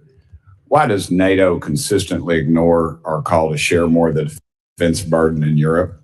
And is it our national interest to continue participating in NATO? Well, I can give you the why, okay? And the why is pretty, and is the following. Especially in Western Europe, for the better part of 20 or 30 years, they have not had to spend on defense because the U.S. security shield has allowed them to instead spend their money on building up a very vast and robust social safety network. In my time as a senator and before that as a state representative, you would hear often from constituents about how come they have this and that in Europe and we don't have it here. Well, one of the reasons why is because these very rich countries were spending their money on social programs instead of defense because we were covering their defense. That paradigm has to shift. It has to shift for two reasons. The first is these are very wealthy countries that should have the ability to spend more to build up their defenses and need to. And this is not unique to President Trump. Multiple American presidents in both parties have complained about NATO burden sharing. This is just the first president that actually is doing something about it. The second point is the United States has global obligations. Just as I can leave a meeting with Europeans that want to talk about NATO, and the next meeting will be with someone from the Indo-Pacific that would like to see a greater U.S. military presence in the Indo-Pacific. And then you can talk to Gulf partners that want to make sure we're still committed to defending and being involved there. And then you can go to Africa and talk to countries that want to see our cooperation on counterterrorism. And then you can go to the Western Hemisphere where they want us to do more with them as well and pay more attention. So the U.S. has global obligations. And while we have vast resources, we do not have unlimited resources. We have to allocate them. And that will include constantly re-examining what our force posture looks like in Europe in comparison to other theaters and potential contingencies around the world. Thank you, Mr. Secretary. I also wanted to thank you in the White House for supporting the bill that I've been pushing to defund the Taliban. You're very kind to me to meet with me, and I appreciate that very much, and the president's support as well. As you know, we're the UN's largest financial contributor, but it consistently pushes liberal policies like abortion and gender ideology in spite of our opposition. And every time there's a new council or whatever, it's always our enemies that seem to be on there. Why is the U.S. still a member of the United Nations? Of the United Nations? Yes, sir. Well, twofold. I would say the first is the United Nations, of course, is a very frustrating thing for us, primarily because it's been unable to intervene or play a constructive role in most of the major crises around the world. It's lost its purpose. It's lost its mission. I think our UN mission is doing a very good job of driving substantial reforms at the UN and using our fees as leverage to achieve those reforms. Last year, actually, we had some pretty substantial successes, some real reductions in the size, in the bloated budget of the UN. And by the way, this is not just a U.S. position. Multiple countries agree with us that the UN had grown too large and it lost its core mission. On the other hand, there have been instances, and we try to use the UN where possible as a viable forum in which to solve problems. It was helpful as a forum in the Security Council, for example, in standing up the new mission in Haiti, in which the U.S. contribution is dramatically reduced, and partner nations around the world, because of the UN approval, are now able to step forward and provide not just money, but actual troops for the gang suppression force. Likewise, we have 100 and I don't want to lose count, but 130 some odd co-sponsors of a resolution, the largest number of co-sponsors ever for a resolution in the Security Council condemning what's happening in the Straits of Hormuz and authorizing countries to potentially do something about it. Unfortunately, it's facing a veto threat from China and Russia, so no vote has been scheduled on that yet. So there are organizations in the UN that we've partnered with. We've been able to partner with them on making contributions to humanitarian relief around the world, and we actually struck a pretty good deal with them, in which we can ensure that that money is going to be spent in a way that furthers our national interest, not go to fund the NGO industrial complex, but also provide aid, critical aid, to areas that badly need it. So there's been some utility with some of it, but the UN is in need of continued dramatic reform, and we intend to continue to use our fees that we owe, that they claim we owe, as leverage for that. Thank you, Mr. Chairman. One last thing. Is there any mutual, anything UN and NATO could do that would be mutually beneficial? Any reforms? But I'm sorry? Any reforms that the UN and NATO could do that would be mutually beneficial? Well, with NATO, it's a much deeper conversation that involves basing rights that have been denied to us by a handful of countries. And I think this is just it's going to feature prominently in the meeting in Turkey, as it did last week in the meeting with the foreign ministers. On the UN and I can provide you the list of the reforms we are asking for. They've imposed last year more reforms than ever before, but there are a few more that need to happen. And I can share that list with you and with the whole committee. Representative Stanton is recognized. Thank you, Mr. Chairman. Thank you very much, Mr. Chairman. Mr. Secretary, I do want to talk to you about the blurring of lines between public service and private enrichment at the highest levels of this administration's foreign policy leadership. President Trump has placed Steve Witkoff and Jared Kushner in charge of addressing some of the world's most intractable conflicts, including the war between Russia and Ukraine and cleaning up the president's self-made mess of war of choice in Iran. Let me start with Mr. Witkoff, Trump's special envoy to the Middle East. He co-founded the cryptocurrency venture firm World Liberty Financial alongside President Trump and President Trump's children. Days before President Trump's inauguration, a firm controlled by a member of the royal family of the United Arab Emirates, Sheikh Taqnoon, bought a 49% stake in the company. That was a $500 million investment. 31 million of that went straight to the Witkoff family. Witkoff was still a financial stakeholder in World Liberty as he was simultaneously leading high-level U.S. government negotiations in his role as special envoy. One of those negotiations was over the export of America's most advanced AI chips to the UAE, negotiations personally attended by Sheikh Taqnoon. In the spring, another company chaired by Sheikh Taqnoon, MGX, deposited $2 billion in World Liberty Financial's stablecoin, the single largest investment in the crypto company ever. Weeks later, the chip deal was announced despite national security concerns. Secretary Rubio, do you believe that Mr. Witkoff has an unacceptable conflict of interest? I have never seen any evidence that he's made any decisions or advocated for any position that's to his personal benefit. On the contrary, and again, I can't speak to all the things you're saying now because that's not, Mr. Witkoff is an employee of the White House and he undergoes the ethics vetting and the procedures for disclosure that are appropriate to them, not to the State Department. But I would just add, I want to be fair, okay? I've never seen the guy ever say anything to me that makes me think this is personal rather than, the only thing he's ever done is spend his own money. Yeah. I know he has spent his own money at great personal expense to fly around the world on his own airplane, not on the government bill. He has done it, but everything out of his own pocket. Are you concerned about the appearance of a conflict of interest in Mr. Witkoff? I've never seen anything that leads me to have that concern. Again, you've cited a bunch of things. I'm just not aware of those but I'm just telling you my personal interactions with Mr. Witkoff are of a person who just thinks he's serving the country and is happy to do so, not out of any personal gain, but because he wants to serve the country. As Secretary of State, who's in charge of the foreign affairs of the United States, have you spoken to President Trump about any concerns about conflict of interest with Mr. Witkoff? I haven't had to. I've not seen any. Let's talk about Jared Kushner. His private equity firm, Affinity Partners, has raised more than $6 billion since it was founded in 2021, including $1.2 billion just over the last year. Mr. Secretary, are you aware of how much of that $6 billion has been raised from foreign nationals? I don't know anything about it. And the answer is 99%. These include sovereign wealth funds operated by Saudi Arabia, UAE, and Qatar. The Saudi Sovereign Wealth Fund is the largest investor in Affinity Partners. In fact, Crown Prince Mohammed bin Salman personally recommended that Saudi Arabia invest in Affinity Partners. The Crown Prince has also personally urged President Trump in multiple phone calls to continue the ongoing war of choice in Iran. Let's put it another way.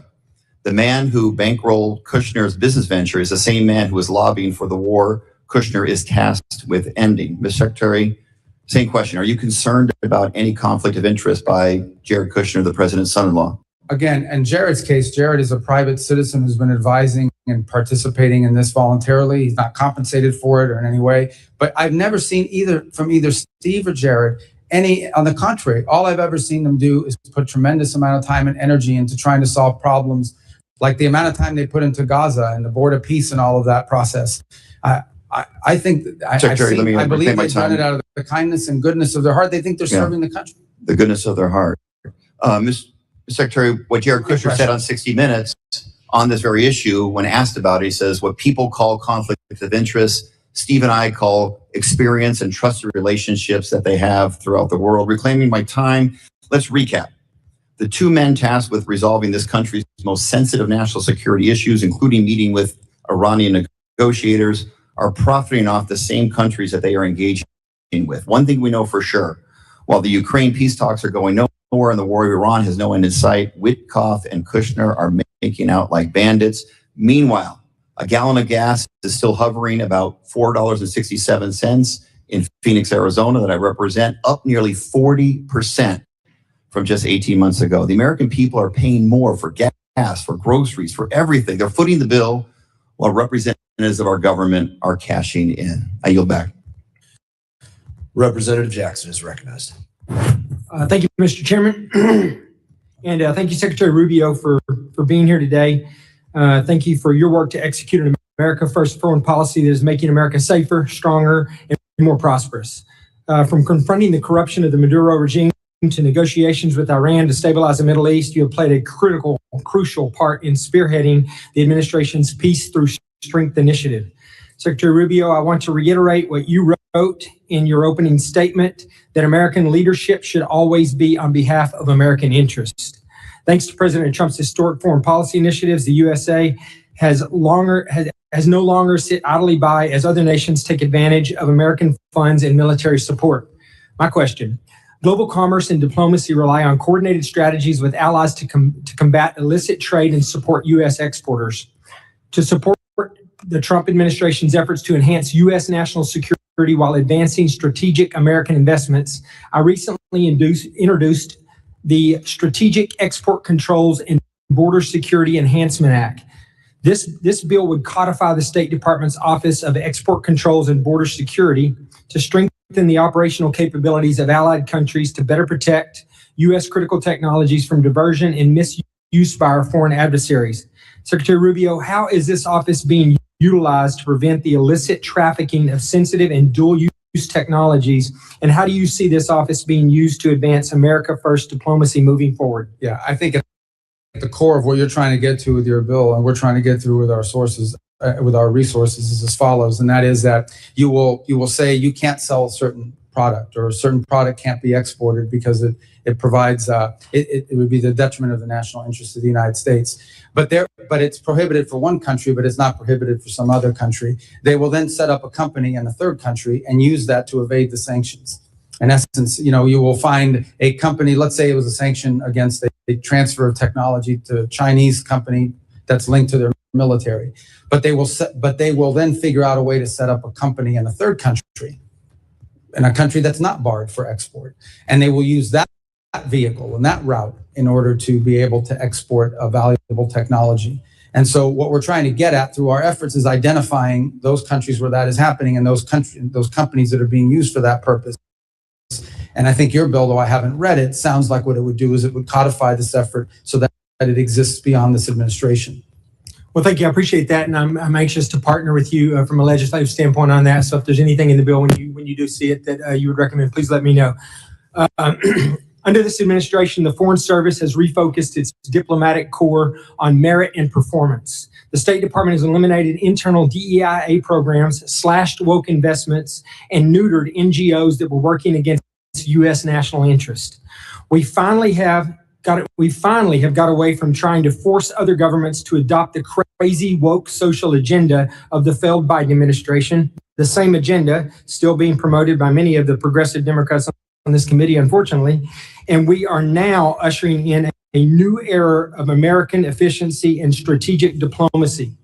Mr. Secretary, how can this committee continue to provide the State Department with the tools in the upcoming Foreign Service Act reauthorization to advance President Trump's American First agenda and continue this progress? I mean, I think codifying these policies are important so that they exist for the long term. And I want to just say one thing when it comes to the issues that people use the term diversity, or the Foreign Service will always be diverse in comparison to maybe some other agencies, simply because foreign service and international diplomacy often attract people that are first generation or maybe even immigrants themselves. They have language skills, they have cultural skills or what have you, that sort of attract them to diplomacy to begin with. I think you see it reflected in their ambassadorial posts around the world as well, the ones the president has nominated and so forth.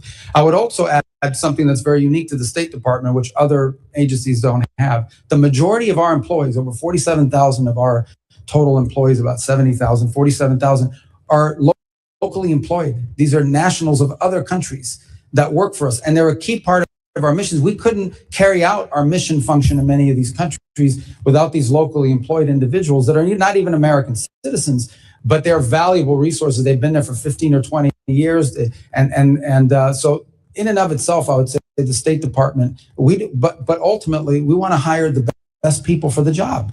And that's what we should always want. We want to hire the best people for the job, the ones who are most capable of doing the job. And I think we can do that and still have a very diverse workforce, but not because of the diversity, but because of their skill, their merit, and their abilities. Thank you. I appreciate that. Mr. Chairman, I yield back. Representative Jackson is recognized. Thank you. Thank you very much. Thank you, Secretary Rubio. Great to see you again. Thank you for your forceful words in support of diversity, although there are some conflicting claims to what it means. Secretary Rubio, I stand before you not simply as a legislator, but as a witness to a moment in our nation's history when we are threatening to sever the sacred connection between our national interest and our moral obligation. This is a budget hearing, of course, but more than numbers on a page, we have to wrestle with the meaning of what those numbers mean to the lives of real people in real places, whose very existence is bound in no small way to the decisions that we make in this room. I want to start by showing the American people what the dismantling of the diversity, equity, and inclusion means. Under your leadership, we are abandoning the continent of Africa. Would you put this up, please? The question is not what can we afford, but what we are willing to become. Under your leadership, the U.S. effectively has closed 31 consular operations across Africa and has 34 ambassadorships vacant. Under your leadership, we froze student, refugee, and valid visa processing to 26 African nations. Under your leadership, we have raised the tariffs on 30 emerging economies. Under your leadership, we have pulled out of the pandemic and healthcare aid for over 40 countries. Our diplomats used to operate in every region.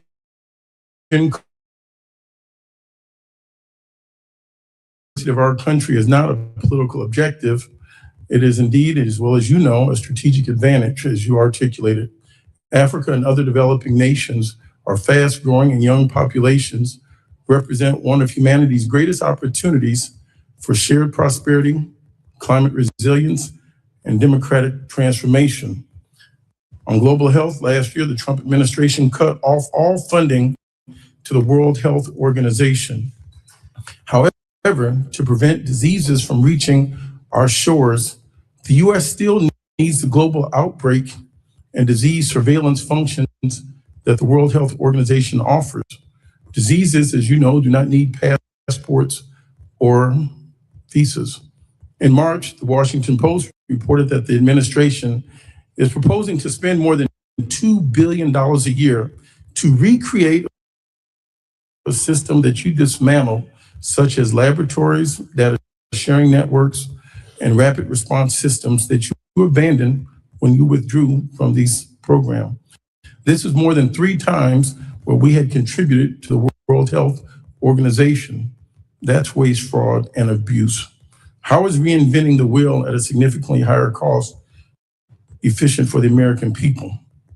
You know that, let me just answer that. Since Eastern Congo and Uganda are currently experiencing the 3rd largest outbreak since it was discovered half a century ago, and your response was to criticize the World Health Organization that you had retreated from. Your statement in the administration's action revealed a retreat from our responsibility, a shrinking of the vision of America, and a devastating abandonment of those who have long looked to the U.S. not as a savior, but as a partner in the difficult work of survival and dignity. Moving forward, we would have questions on how the Trump administration plans to address global health crisis, if that is something the United States still wishes to have leadership in. Prior to 2026, U.S. global health was a model for the world. Its initiatives helped contain more than 250 diseases across more than 40 countries. But DOGE and this administration have not told the truth. They told the American people these cuts were necessary, because I can assure you there's nothing necessary about denying medicine when people are suffering. There's nothing justified in weakening initiatives like PEPFAR and the Global Fund. I'll give you some time, which have stood as shining examples of what this country can achieve when it chooses compassion over indifference. As we look at the HIV crisis, and specifically in Zambia, according to a draft memo that was shared with you, prepared for you by the State Department on African Bureau staff, something that you care about, you considered withholding life-saving assistance to 1.3 million people with HIV in Zambia to force the government to sign a deal giving the U.S. more access to critical minerals. Do you consider it acceptable to use life-saving HIV AIDS treatment as leverage for economic advantage? And in closing, over the Easter weekend, I was in Cuba doing an oversight to see, and your State Department refused to meet with members of Congress while they were out gallivanting and partying. In closing, I would like to ask you, will you invade Cuba? I yield back. Well, I have 1 second to answer. What do I do? I mean, you guys tell me your rules here. I tried to write down all the stuff. Will you invade Cuba? Well, that's not the only thing you said. Mr. Secretary, I'm going to take my time to ask questions at this time, and I'll give you some time to answer. Okay, because I do want to answer a lot of the points you raised. So my questions are going to bear on this. I think there is a significant difference in the State Department today, and since you've taken the reins, versus the State Department under Secretary Blinken and under President Joe Biden. I'd like you to expand upon the changes that have been conducted. I think it's also incumbent for us to speak about things that just not everybody follows these things all day. I spoke about these things a little bit in my opener. The amount of attacks that have come against the United States of America by the hand of Iran, not in 47 years, just in the last 30 months prior to Epic Fury beginning. I referenced over 350 attacks, 200 wounded, multiple Americans dead, to include Specialist Moffett, Specialist Sanders, Specialist Rivers. We have been ongoingly attacked by Iran just recently. And the United States has largely done nothing about it. I think one of the things that's changed about us is that we are not going to be an America that gets attacked and pretends it never happened, ignores it, does nothing. That was a way of the past. So, Secretary Rubio, I'd love for you to discuss this and discuss the questions that were asked previously, and you have 3 minutes and 45 seconds to do so. Good. And I actually think they dovetail because there's a couple points. First of all, it's just absolutely false that we've abandoned the continent of Africa. As I've highlighted multiple times here on the diplomacy front, we are deeply engaged in the DRC and Rwanda peace negotiations. In fact, if it wasn't for us, there wouldn't be any negotiations.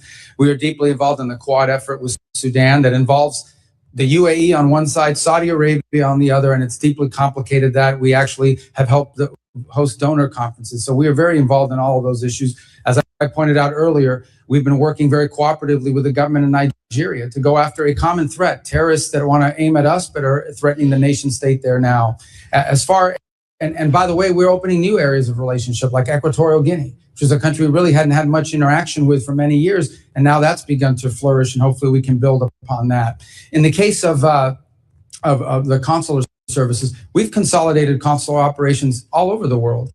And one of the reasons why is you can do it more efficiently. There are areas where literally the number of either visas that are not accepted or even applicants do not justify having a full-time station.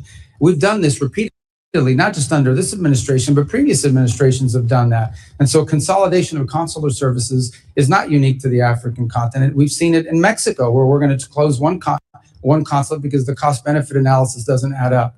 On the World Health Organization, they basically covered for China during the COVID pandemic, openly covered for China, refused to disclose the reality of what was happening soon enough, and didn't put the blame quickly enough on where it belonged. But not just the blame, it didn't allow researchers to be able to begin the work of, it took longer than it should have to develop a vaccine and other things because of their attitude towards that. We have deep problems with the way the World Health Organization seems to play politics on behalf of some countries, and we've pointed that out. Now, let me talk about a couple other things you raised. The Global Fund. The Global Fund is very happy. You should call them. They're very happy with us. They put out multiple statements about the work we're doing with that. We are fully challenging his compliant. assertions, Chairman. It's my time. No, but I'm just telling you, the Global Fund, we are, for example, it was a $33 3% cap on what we give. The rest has to come from other donors. We are at that level right now. And if donors give more, we'll give more. We're committed to that. They're very happy with what we have worked out with the Global Fund. I think the other thing you didn't point out is we are not abandoning these countries or these programs. We're entering into compacts. 32 compacts, the majority of them in Africa, in which we go to a country and say, look, rather than force a bunch of NGOs from Northern Virginia on you, we are going to work with you. We are going to give the money government to government, and we're going to work in cooperation with your government to build up your national health system. So not only can you care for the patients you have now, but ultimately you won't have this problem for 5 or 10 years. And they want that. They welcome that. They do not want the ongoing dependency of aid. These countries clearly want to establish their own systems. Come over here because of these. Representative Jackson, you're not recognized. Okay. I know, but on Zambia, look, we're not threatening them with anything. They just don't want to sign a compact. But you do raise an interesting point, not specific to Zambia, but broadly.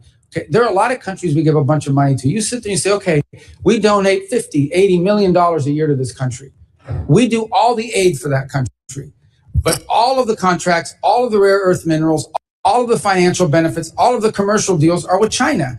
So explain to me, how is that good for the American people that we are in a country that we take care of all of their problems, but then all the economic benefits flow to China or some other country? That has to be talked about. How can I justify to the American people that we flood a country with American aid, but all of the commercial benefits in that country go to China or someone else over us? That is a legitimate thing to discuss with every country in the world that we give a lot of aid to. That is the reason why aid should not be separated from policy, because it has to reflect our national interest. Thank you, Secretary Rubio. Representative Kamlager-Dove. So, Mr. Secretary, 5 months ago, you essentially became the new overlord of Venezuela, taking control of the country's oil revenues and giving foreign companies access to its oil and minerals. But you have provided no real transparency about where the money is going and who is benefiting from this arrangement. I want to now talk a little bit about Mauricio Claver-Carrón. So, Mr. Secretary, you've known Mr. Claver-Carrón for many years, correct? I don't know how many years, but sure. Okay. We know that he was special envoy to Latin America. He's also a former lobbyist who supported your presidential campaign, I think in 2016. And now he runs a private equity firm that is seeking $1 billion in investments in Latin America. Apparently, he is seen as your right-hand man on Venezuela, but he's not a federal employee and he's not bound by rules about financial disclosures or conflict of interest. According to the Washington Post, he acts like a kingmaker in Venezuela, helping to determine which private companies get contracts and access. And that's concerning because in January, you gave confidential licenses for Venezuelan oil to a company that had been charged with bribery by the Department of Justice and employs a trader who gave $6 million to Trump's campaign. Some have said that Mauricio is the Jared Kushner of Latin America, but Mauricio has said that Jared Kushner is the Mauricio of the Middle East. So who is Mauricio and why is he riding on private jets to Caracas with executives from firms trying to get contracts? And why is he texting Delcy Rodriguez on the regular? Who is he working for? Okay. I'm gonna allow you to respond. I'm setting this up because it looks unseemly that essentially you are taking Venezuelan oil money and sending it through a network of campaign donors, corrupt politicians, and lobbyists. And we can't get any documentation on that. We don't have any receipts. So the question is anyone from the administration directly or indirectly benefiting from the contracts being doled out in Venezuela? Is this where I get the answer? Yes. Okay, perfect. Number one is the number of people. Mauricio is one of many people that are involved in what's happening in Venezuela. There's not a day that goes by that we don't have someone who's interested in what's happening in Venezuela for a variety of reasons. Nor is he the only person in the United States that directly contacts Delcy Rodriguez and others. There is a stampede of people that want to be involved in Venezuela. Mauricio is one of many, but by the way, not involved in Venezuela. I am not knowledgeable or know of any financial links he has to anybody in Venezuela. So I'm going reclaim my time, Mr. Secretary, Well, but I'm glad that you said that, because you have said these things, you have shared these talking points before. They're not But talking points, they're the it is hard to truth. take your word for it when this is the most corrupt administration in American history. Well, that's We're your talking opinion. pardons for sale. We're talking about no bid contracts to those on Trump's family and friends plan. We're talking about a $1.8 billion slush fund. And I think that's corruption. The American people think that's corruption. They want to know if you think that's corruption. Okay. Number two, this goes right to the point of transparency. You're absolutely wrong about the way the money flows. It's pretty straightforward, and I'll share. So I'm going to have to reclaim So my when- time again, because well, then, the, so the what kind question of about process is corruption, this? They get to ask the questions and you don't get to question about- answer? It's my time. The question I don't know about about you. When is corruption it is my really time? important. So why am I because here if I don't you get to answer can't your call questions out- or your defamatory?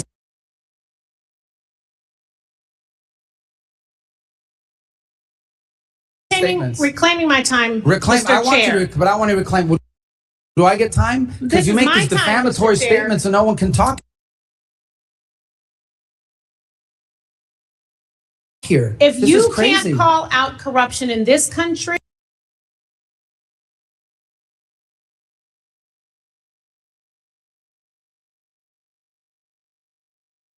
then how can you call it out in another Well, I can't say country? anything because That you won't is let me the speak. question. It is about credibility, and your credibility meter is on empty right now. This See, oil. these guys who just get to talk and I don't get to who answer? determines the barrels of oil that gets What? sold? How But you many won't of let them? me At answer your what question. I price have an does it answer get for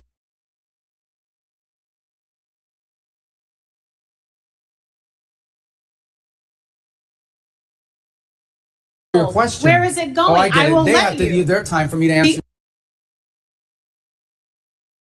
The your onus question. is on you to a prove joke. that there is no corruption happening. Well, how do That I is prove it if your you don't let me talk? responsibility as the Secretary of State. And you know what? Normally we would have access to that data. That's the You do. transparency. You just don't know where But to you're look. not showing us any receipt. Well, then show us. But Do you you won't. commit? Do you commit to coming back here with whoever the person is who is monitoring the sales of the oil? Bring them before this committee. Can I Show the reclaim my receipts.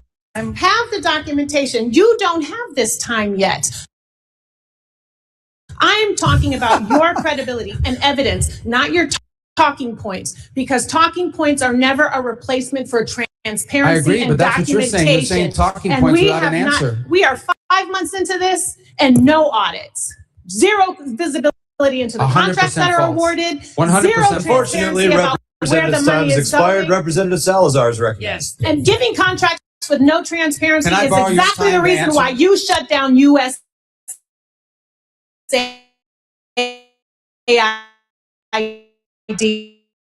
So practice what you preach. I feel. Oh, she gets the screen now too? Chairman, Scream can and we shout. take down her words? I'll give you some time.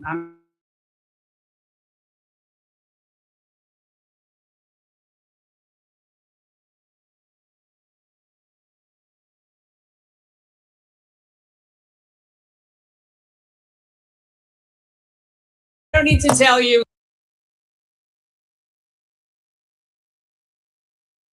that in my community, that with the city that I represent, the city of Miami, you're one of the most illustrious representatives, and that we're very proud of you, not only the Cuban Americans, but the Hispanic Americans in my Why is she community. leaving? I'm So going to answer her questions. I will.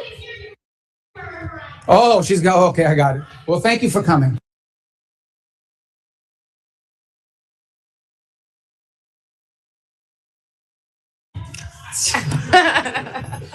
All right, so we're going to talk about, I just want to give you time to answer and then talk about Venezuela and talk about Cuba. So let's go back to Venezuela. Let's start with that. You said that stabilization, recovery, and transition. Those are the three steps that the State Department was going to implement in Venezuela. I believe that transition is free and fair elections. The Venezuelan has a very robust opposition forces. We have Maria Corina Machado. So the big question here is that in order to avoid any type of misunderstandings like the one that we were hearing from my illustrious colleague, is that we should have free and fair elections that will bring rule of law, and the rule of law will then be able to bring in a lot of investments from the United States with transparency. Why can we not start right now the process of sending the message that we are going to establish, let's say next year, at the end of next year, a free and fair election sponsored with the United States or by the United States? Yeah, thank you. Well, it all ties together, so I'm going to try to use It all ties together. Okay. Correct. So let me first say about the oil stuff, which is a bunch, I don't even remember half the stuff that was being screamed at me, because most of it entirely is false. Here's what happens. When there are sales of oil from Venezuela, they used to, sell it at a discount because of the Venezuelan people. That money and those proceeds are deposited in a treasury blocked account at Citibank. That account, by the way, is audited by KPMG. KPMG has been hired and paid by the Venezuelan government out of those funds to audit every single expenditure. There is a list allowable expenditures are for. So, for example, they've used 250. I need to go to 3 other countries, so I'm not sure what the chairman wants to do, but I need to. I understand that you're answering her question. Oh, but this is but it's tied to your point, because they'll be able to do the other ones quickly thereafter. Again, I know this is outrageous because I have to use your time to answer questions. That's correct, but I need to serve the community. I need to ask you about other countries. So well, bottom line is the money that's spent in Venezuela is audited by KPMG. It only goes to certain determined points, and it doesn't go to the individual benefit of anybody. Those are just false, outrageous So when can we pivot to free and fair elections? So the second point is on the transition phase, which is the third phase. The second is stabilization and recovery. Part of the recovery phase is creating the conditions for a free and independent press. You need to have independent press in order to have free and fair elections. We've seen an uptick in that activity. It's not 100% there, but it needs to continue to grow. You need to give space for the political parties to organize and to mobilize, because you can't participate in an election if you haven't had the time to do so. And you need a new electoral commission. We've said that repeatedly. And when that are needs we to happen. starting? Well, we'd like to see it as soon as possible, but the reality, just remember, it's been 5 months, not 5 years, not 50 months, 5 months. 5 months is not a long time for a country that had gone through what that country went through. But clearly, we need to have a new electoral committee, and ultimately, Venezuela's future is free and fair multi-party elections. Correct. Let's go to Cuba. We know that your office is talking to the Castro family, and you're sending the message that the game is over, that they need to open up the democratic game. We know that. All right. So the question is, what's delaying that process? Well, it's not that it's delaying the process. We've had conversations. We're having diplomatic engagements with the Cubans consistently over time, over multiple reasons, and for many reasons over the years. In fact, the CENTCOM was just down at the fence line in Guantanamo, not CENTCOM, SOUTHCOM, over the weekend as well.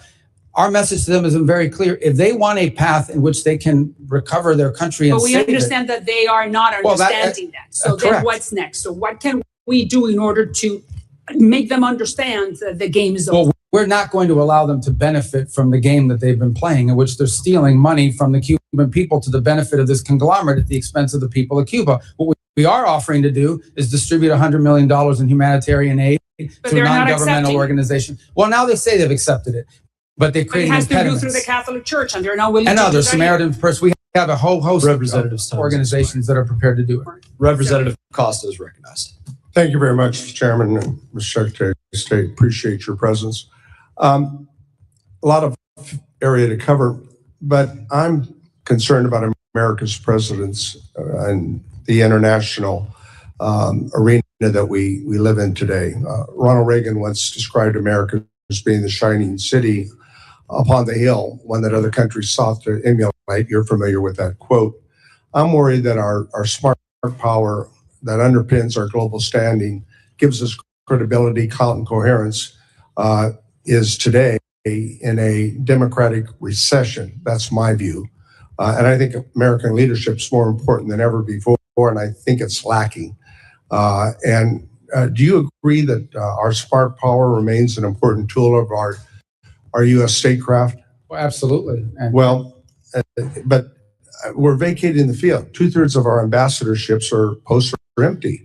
Our alliances, we hit our friends with tariffs, berate our partners for not supporting a war that they were not ever brought into in Iran, and only later walk back the plans to withdraw troops from our European allies. On foreign aid, we've scrapped U.S. aid and dismantled our global humanitarian networks. And in the vacuum, as you know, China has come into that breach. I want to talk, we have a deal, this is, I think, a good example. You've not granted final approval on $14 billion arms deal for Taiwan, which I want to emphasize was a sale, not a gift. Do you think that protecting Taiwan is still important? It is. We gave them we had an $11 billion sale, the single largest in history, just in December. But it's not a gift, it's a sale. And why are we withholding the $14 billion? We're not withholding, it's just under review still. It has, but we just executed one in December, which was more than Biden did in 4 years. Let's move on to NATO. You know, the president's described as a paper tiger, and he's made no hidden about his disparaging comments about our allies, which I think are dangerous. That undermines the longest, the strongest alliance that we've had post-World War II. Do you think that NATO is a paper tiger? The big website? Do you think NATO is I think NATO's in need of deep reform, and part of the well, but I mean, that reform's taking place. I mean, we can talk about it, and you ought to be able to take some credit for this. Look at Poland's up to 5.0, their GDP for defense. Poland's not the problem. Well, a lot of Eastern, but we're working on this and we're making progress. Would you not agree? I don't agree. I think you don't agree that we're making progress? Well, I agree we're making progress with some countries, but others are saying they're 5% or even the 3.5% includes, for example, pensions to veterans. That's not defense spending. Well, of course not. But I mean, I don't think that the confidence and the support that used to be a part of that transatlantic partnership is still there today. And you go to Europe and I go to Europe and we sense that in the people that we talk to. Let's move over to Ukraine. I've spent a lot of time and engagement there. I know you have. You talked about it earlier today. 4 years ago, it was seen about good versus evil, right? Russia's invasion of a country that was unprovoked. And there was strong bipartisan perception that that was the case. A year ago, the president indicated that Ukraine had no cards to play anymore. I think that President Putin, today, modern Russia is a syndicate masquerading as a country with a mob boss called Putin. He bombs hospitals, schools, churches, kidnaps over 20,000 Ukrainian children. And yes, we have leverage, but we're backing out of our economic commitment there, our military commitment. And, but yet, we see these brave Ukrainian people standing up for their sovereignty and actually taking a whole new page out of warfare in terms of something that we could learn from. When is the president and the administration going to use the leverage that we have over Russia?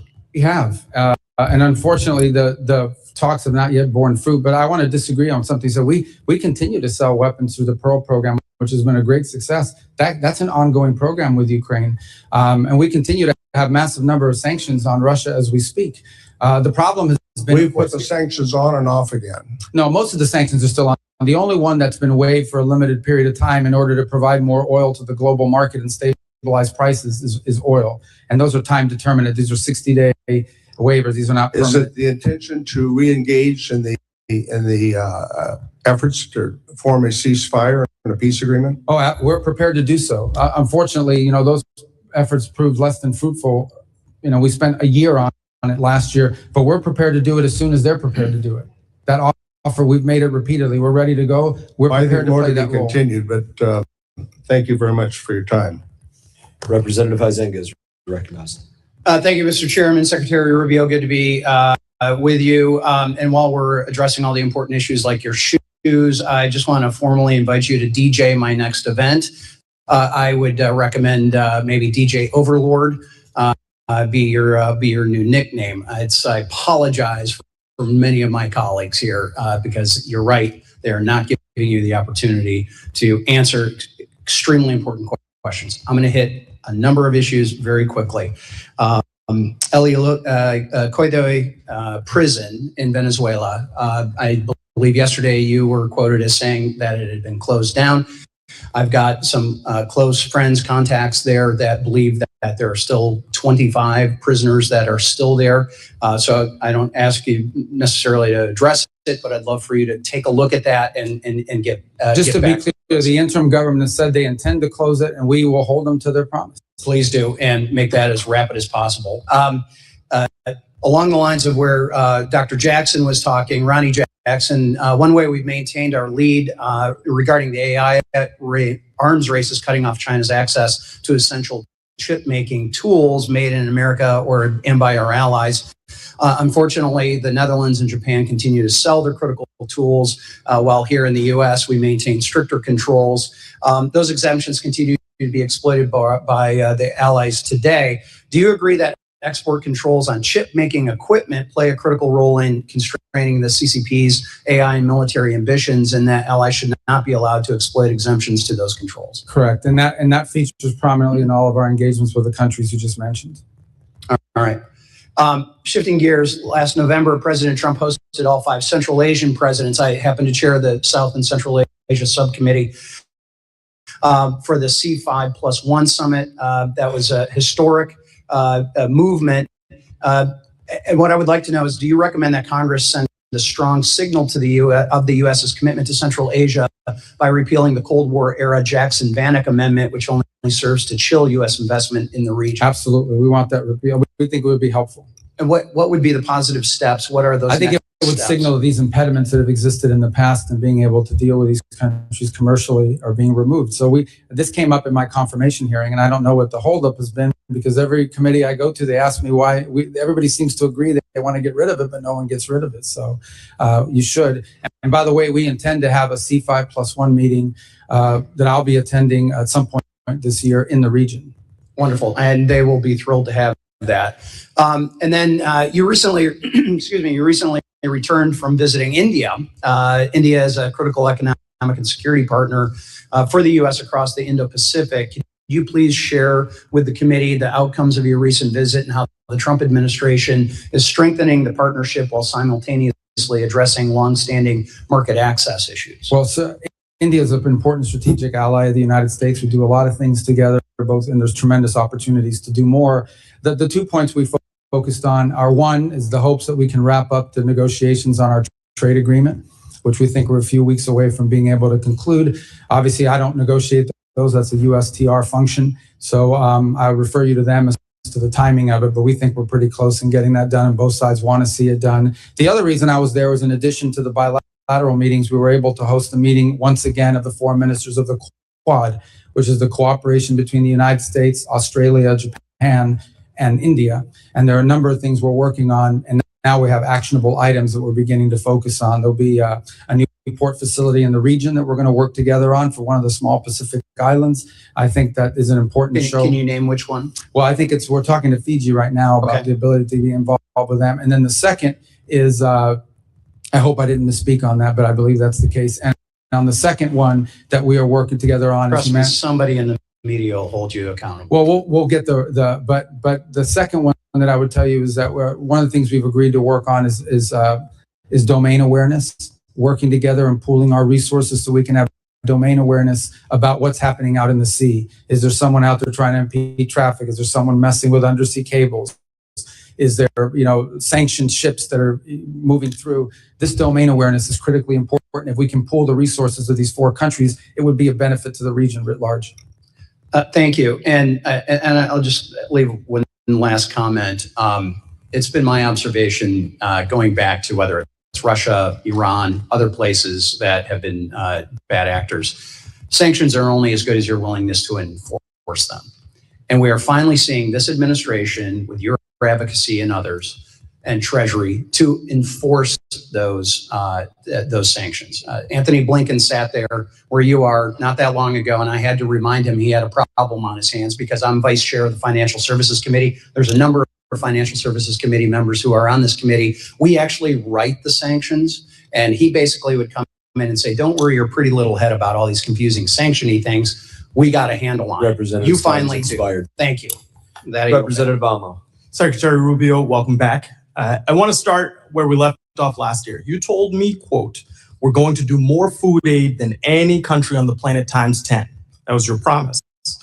But the facts tell a different story.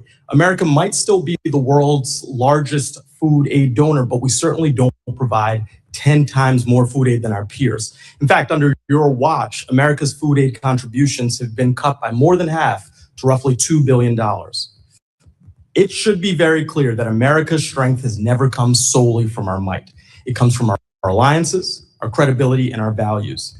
You didn't just eliminate programs, created vacuums. Vacuums where violence and instability are rising, that extremist groups are filling, that competitors like China are exploiting, and vacuums that are making Americans less safe and less prosperous. And you heard Americans here at home with your policy decisions. Shuttering U.S. aid wiped out more than 23,000 American jobs while Donald Trump and his billionaire buddies got rich off of corrupt deals. Peanut farmers in Texas and sugar farmers in your home state of Florida lost market access because of your cuts. So Secretary Rubio, before slashing food aid programs, did you conduct any analysis whatsoever on how many American jobs would be lost, how many farms would be hurt, and how much damage would be done to local economies and small businesses? Well, because we know all of those will still be part of the new programs we've created and are creating. But the second point I would make, American foreign aid programs are not a jobs program. Although they employ Americans and we want it to be helpful to Americans. And that's why you're okay hurting the farmers in your home state? The World Food for Peace program, for example, now we've transferred it to U.S. The Agriculture Department. They're in a better position. Well, you're talking about a hypothetical future where you fix past mistakes, but farmers have been These aren't past struggling over mistakes. the That's last where it year. belonged in the first place because it's helpful. The farmers have more direct input there than they would at the State Department. As to your point about us cutting aid, not only are we we donate more than the next 4 countries combined. We do more than anybody but else. we went down and there are consequences. Look, from where I sit, But why are we in charge of feeding everybody? This is not about charity. This is about our economy and values. I didn't say that you got to do it all, but you can't cut when you know without analysis that bad things are going to happen. We didn't. We replaced. We have new programs that are actually working better. Well, It's getting food to Mr. people Secretary, faster. if I may, from where I sit, you, Donald Trump, Elon Musk, you got together, you made these cuts blindly because you did not say that you conducted any analysis. You just said we cut because we have a hypothetical future that we are trying to create, which is not a serious plan. And that's not regard for the economic damage to our farmers, to our small businesses here at home who are feeling that pain. And moreover, you've had lives lost. And I want to get to that point. I want to introduce you to Mary Sunday. She is behind me. And after your food aid cuts decimated the World Food Program's ability to feed the Kenyan refugee camp she lived in, Mary's 7-month-old daughter, Santina, died of malnutrition. This is the only photo Santina's parents have of their daughter. Before Santina died, you looked me in the eye in this room and you said, "No children are dying on my watch." She was a child. She had a name, a family, a future ahead. Now she's gone. She is one of over 500,000 children who died last year after your administration pulled the plug. Yesterday, I heard your testimony. You said you're seeking outcomes with foreign aid programs, but the outcome that I see is dead kids. So, Mr. Secretary, I want to ask you again, and with a real direct answer, please. Were you lying to Congress when you claimed no children were dying on your watch, or did you simply never bother to calculate the human cost of your decisions? That number you're throwing around is a false number. It's a false number.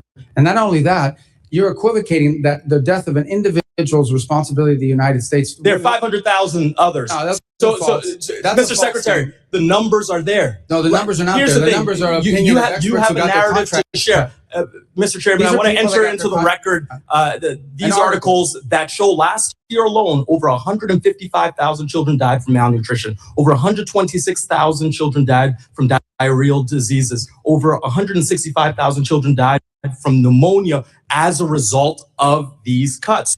So here's the deal. You promised more food aid and said there were cuts. You promised America first and said American workers, who you said aren't a priority for you. You said it's not a jobs program. They lost their jobs. You promised strength. Instead, we have lost influence, credibility, and trust. And you promised children weren't going to die. You said that to me right here.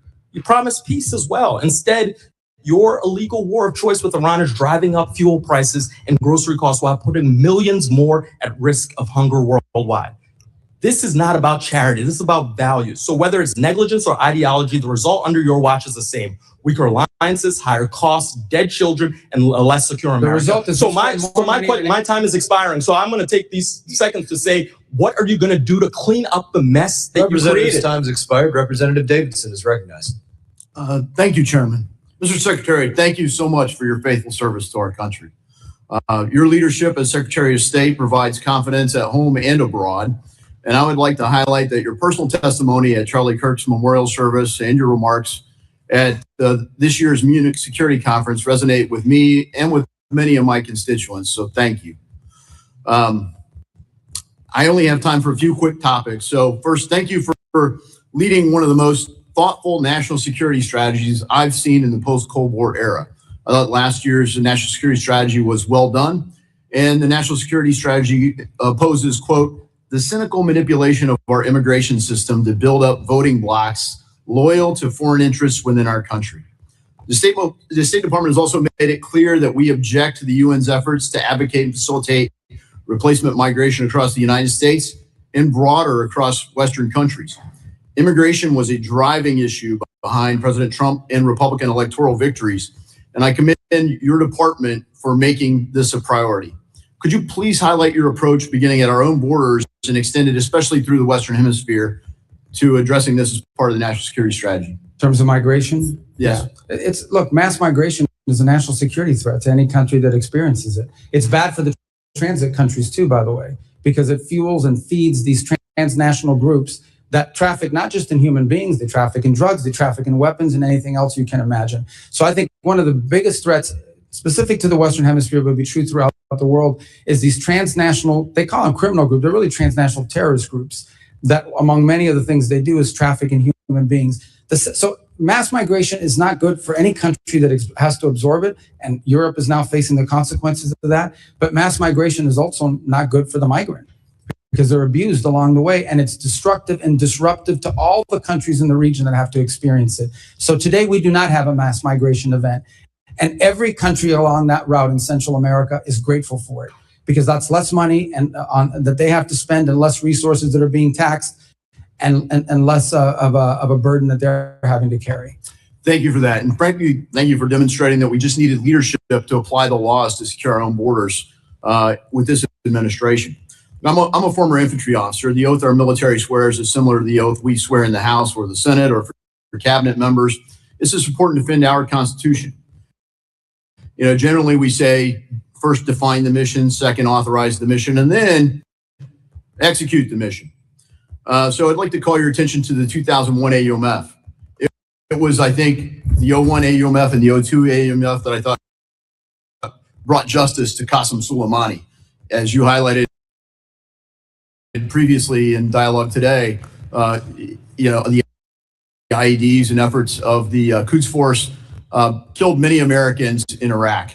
And he's, you know, Iran has been the biggest state sponsor of terror. Unfortunately, the 01 AUMF, which still survives, doesn't, it authorizes a war on terror for Al-Qaeda and their affiliates. Hezbollah, Hamas, Houthis, and numerous other proxy forces for Iran aren't affiliates of Al-Qaeda. Would your administration support a modernization of an authorization of military force so that we could have a full authorization to provide full authority for our military to carry out these operations? Yeah, twofold. The first is we haven't asked for one. Obviously, anything that allows or provides congressional support for the president's efforts to take on Hezbollah, Hamas, the threats they pose to the United States and ultimately Iran, it would be a positive, but we haven't asked for it. We believe every operation that's been conducted is well within the law as it exists. Well, Article 1 gives Congress a duty to do something about authorizing force. And I've tried the whole 10 years I've been here to modernize it. So maybe next year will be the magic year. But I think it'd be due that we actually authorize these things because our military needs it. They need to know that the American people have their backs. And particularly when you look at people like the seditious six making threats to our military, I don't want them to have a second thought ever about their cover for the authority for the things we ask them to engage in. Because frankly, the problem in the post 9/11 era hasn't been whether there's a just cause. It's been whether we've given our military everything they need to achieve it. They've been tactically brilliant and operationally brilliant, and I'd say that's true even in Iran. But they haven't strategically been able to succeed, and part of that's because the United States hasn't been united behind it. And I guess towards that end, you stated missions here, we're clearly not united as a country in Iran. So briefly, what authorization do you need to carry out further operations in Iran? Well, that's contemplated now. They're all within the president's powers, in our view, under the Constitution, to address imminent and emerging threats against the interests of the United States. If those circumstances were to change, we would obviously engage Congress in that conversation. We would always welcome congressional support. We'd like congressional support. But that's not going to stand in the way of the president addressing an immediate threat to the United States or an emerging threat to the United States that requires him as commander-in-chief to protect our people and our country. Well, the cause is just. Representative Mfume is recognized. Thank you, Mr. Chairman. Mr. Secretary, good afternoon. I was going to say good morning, but it's starting to run past us. We all obviously sit here in America in what has been known as the greatest deliberative body in this democracy, and in a nation that is the strongest, the wealthiest, the most powerful, the most influential nation that the world has ever seen. America's military might has no rival. However, America's moral obligation continues to be called into question. And I want to talk a little differently about something that doesn't get the attention that it should get. And I want to associate myself with the remarks from my colleague from Rhode Island. Globally, over 122 million people are forcibly displaced all over the globe due to conflict, due to persecution, due to human rights violations. They are in the Sudan, they're in Syria, they're in the Ukraine, they're in Myanmar, they're in the Congo, and they are in Gaza. And so I want to take the time that I have to talk about Gaza, since no one seems to want to talk about it anymore, now that there is a tentative ceasefire. But there's also a number of children, teenagers, seniors, and others that are living in Walla. They have no real medical care that is sufficient for their needs. They are displaced because of this humanitarian crisis that we see. And for months, the issue was that Hamas was not allowing people in. Well, that's not the case right now. And we see what was supposed to have been tens of trucks going in each day down to a trickle, not carrying food, but carrying a lot of commercial supplies. More than 6 months into the ceasefire, about 1.7 million Gazans, Palestinians, are still living in tent camps. They're facing a surge, as you probably know, in rodent-borne disease, with reports of more than 70,000 cases of parasite infections, related illnesses since the beginning of this year alone. Many, if not most of them, are children, young children, who are trying to find a way to survive, who are also growing up with memories of what happened to their parents, with a great deal of hatred in their heart towards America, towards Israel, toward anybody that they thought may have been a part of that. I just want to point out two things. When the 20-point peace plan was enacted and talked about by President Trump, it included point number 7, which doesn't get a lot of attention, and that is that the mandate that a full amount of aid would be sent into Gaza and into the Gaza Strip at a quantity of 600 trucks a day. It also included another point, point 8, that entry and distribution of this aid would proceed without any interference from any outside or internal force. So if we are in fact the strongest, the powerful, the most wealthy, the most influential nation on the face of the earth, it would seem to me that while we are doing all these other things around the globe, Mr. Secretary, that we ought to have a humane reaction and response to what we helped to create there. I mean, it is not just war-torn, it's ravished, and people are dying every day, even as this hearing takes place, because they can't get medical attention. And so Gaza is not over with. That chapter and page is not turned. Those persons, the Palestinians that live there, really need help. And I would strongly urge the State Department, in addition to what you may be doing, to have someone and to have a process to come up with ways through UNRWA and other organizations to meet the need. Many of the international organizations are facing a monetary crisis, and so they don't have the ability to do what they are empowered to do. But this is still the United States of America, and we still have an obligation. And we cannot let children die en masse because we think that a ceasefire has created a new reality. The reality is still the same on the ground there. So I would urgently ask that when you come back before the committee, that you try to address that, or even before then, or if you want to share some information, please do, because time is of the essence. I yield back. Representative Lawler.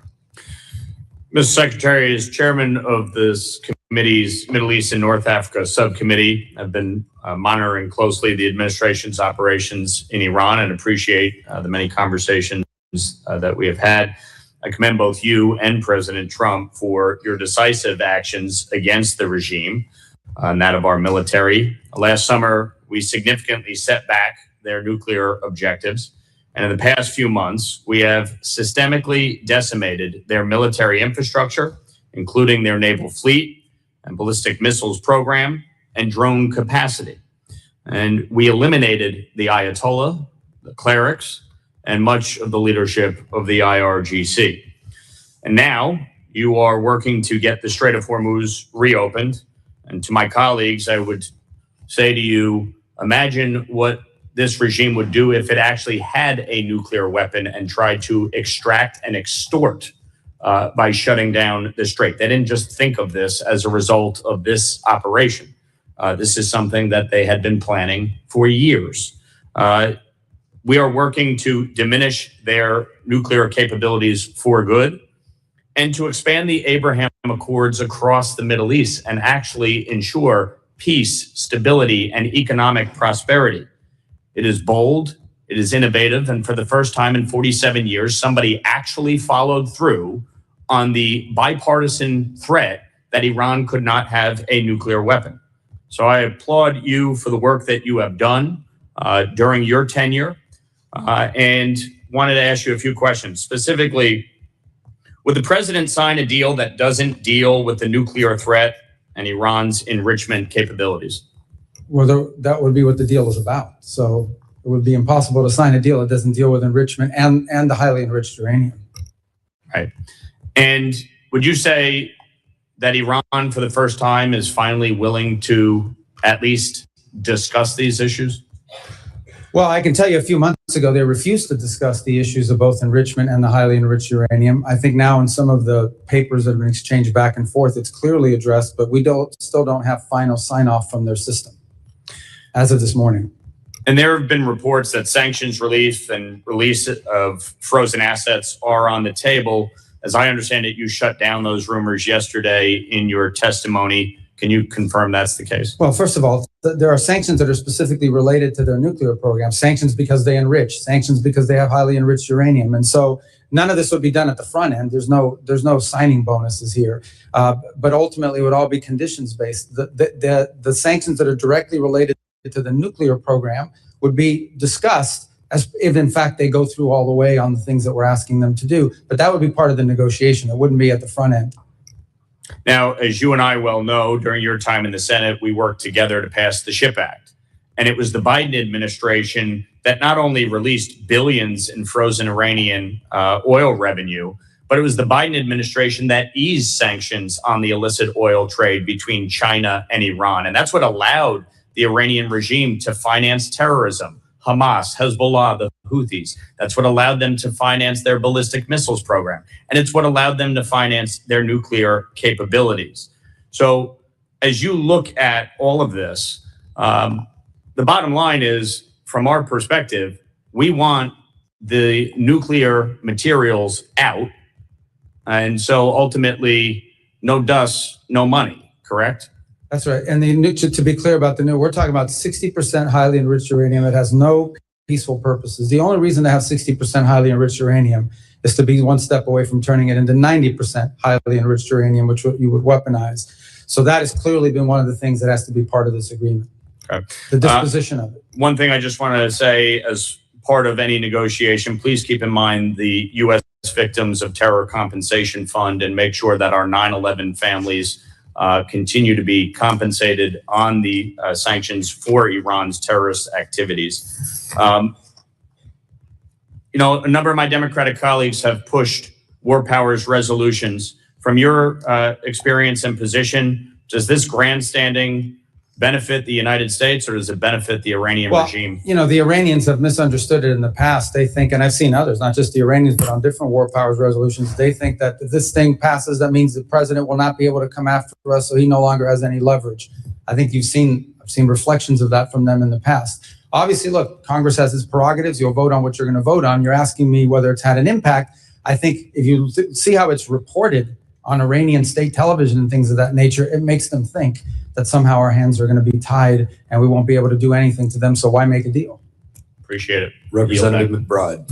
Thank you, Mr. Chairman. Thank you, Mr. Secretary, for joining us today. Like you, I attended the security conference earlier this year, and in a meeting that I had with several European prime ministers and several of your colleagues within the administration, your colleagues recognized that NATO is both bigger and better funded today than it was 10 years ago. And I am fully willing to admit that that is a byproduct of several factors, including Putin's aggression, previous administrations, and indeed a byproduct of actions by this administration and this president's first term as well. But I want to focus in today on statements and actions that I believe go beyond pressuring and leverage and actually fundamentally undermine the foundation of NATO.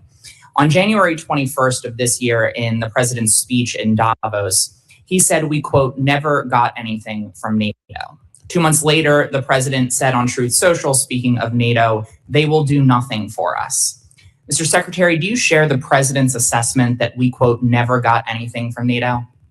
Well, I think what the president was speaking to at that moment, and was what I'll speak to you about now, is one of the reasons why I've been such a strong supporter of NATO is because they allow us to use these bases, because it allows us in a time of contingency, like the one in Germany and others. And for the first time, we see NATO countries denying us the use of their bases, which undermines the purpose for our involvement. These statements, including the one we never got anything from NATO, happened before the war in Iran, which falls outside of the Article 5 invocation. It falls outside of a war of defense. Do you share the president's assessment that we, quote, never got anything from NATO? I share the president's assessment that on issues that are a priority to the United States. I'll take that as you disagree with his assessment that we never got anything from NATO, because Mr. Secretary, let me reclaim my time, Mr. Chairman. Mr. Secretary, I'm asking very specifically about a specific quote. I'm not asking whether NATO can be better or reformed. I'm asking if we never got anything from NATO. And I want to specifically ask you, Mr. Secretary. Well, why are you asking me if I can't answer? You're not answering the question that I'm asking. You're answering a different question about whether NATO can be better or reformed. And so I'm going to move on, Mr. Secretary. Are you aware that the only time Article 5 has ever been invoked is after 9/11 in defense of the United States? Of course I'm aware of that. Okay. And are you aware that more than 1,000 Europeans died in the subsequent war on terror that was invoked after? They participated in the Middle East, correct. And I assume you're aware that the NATO ally that lost more service members per capita is Denmark? Denmark, I thought it was that the UK had suffered more. More per capita. Okay, gotcha. And I assume you're aware that Greenland is indeed part of Denmark. For now. Okay. Well, I want to focus in on Greenland. I joined the bipartisan bicameral trip to Copenhagen as the administration that you're a part of sought to seize Greenland. In the president's speech at Davos, he said, referring to Greenland, quote, you need ownership to defend it. Mr. Secretary, does the United States need to own land within NATO to defend it? And the truth be told, we are actually involved in conversations with Greenland and Denmark on the use of Greenland for collective defense for all of us. It's a key part of missile defense, but we're involved in those talks right now. So I think we're in a good place on it now. But I don't want to put stuff out there in the public record that would undermine the conversations we're having with them on it. So specifically, I'm not asking about whether we're going to do more within Greenland for our collective defense. I think all of us share that goal, including Denmark and Greenlandic people. But does the United States need to own land within NATO to defend it? That's what the president said, and that was the justification for those statements and the attempt to seize Greenland several months ago. The president's view is that it's a lot easier to defend it when you have control and complete control of it.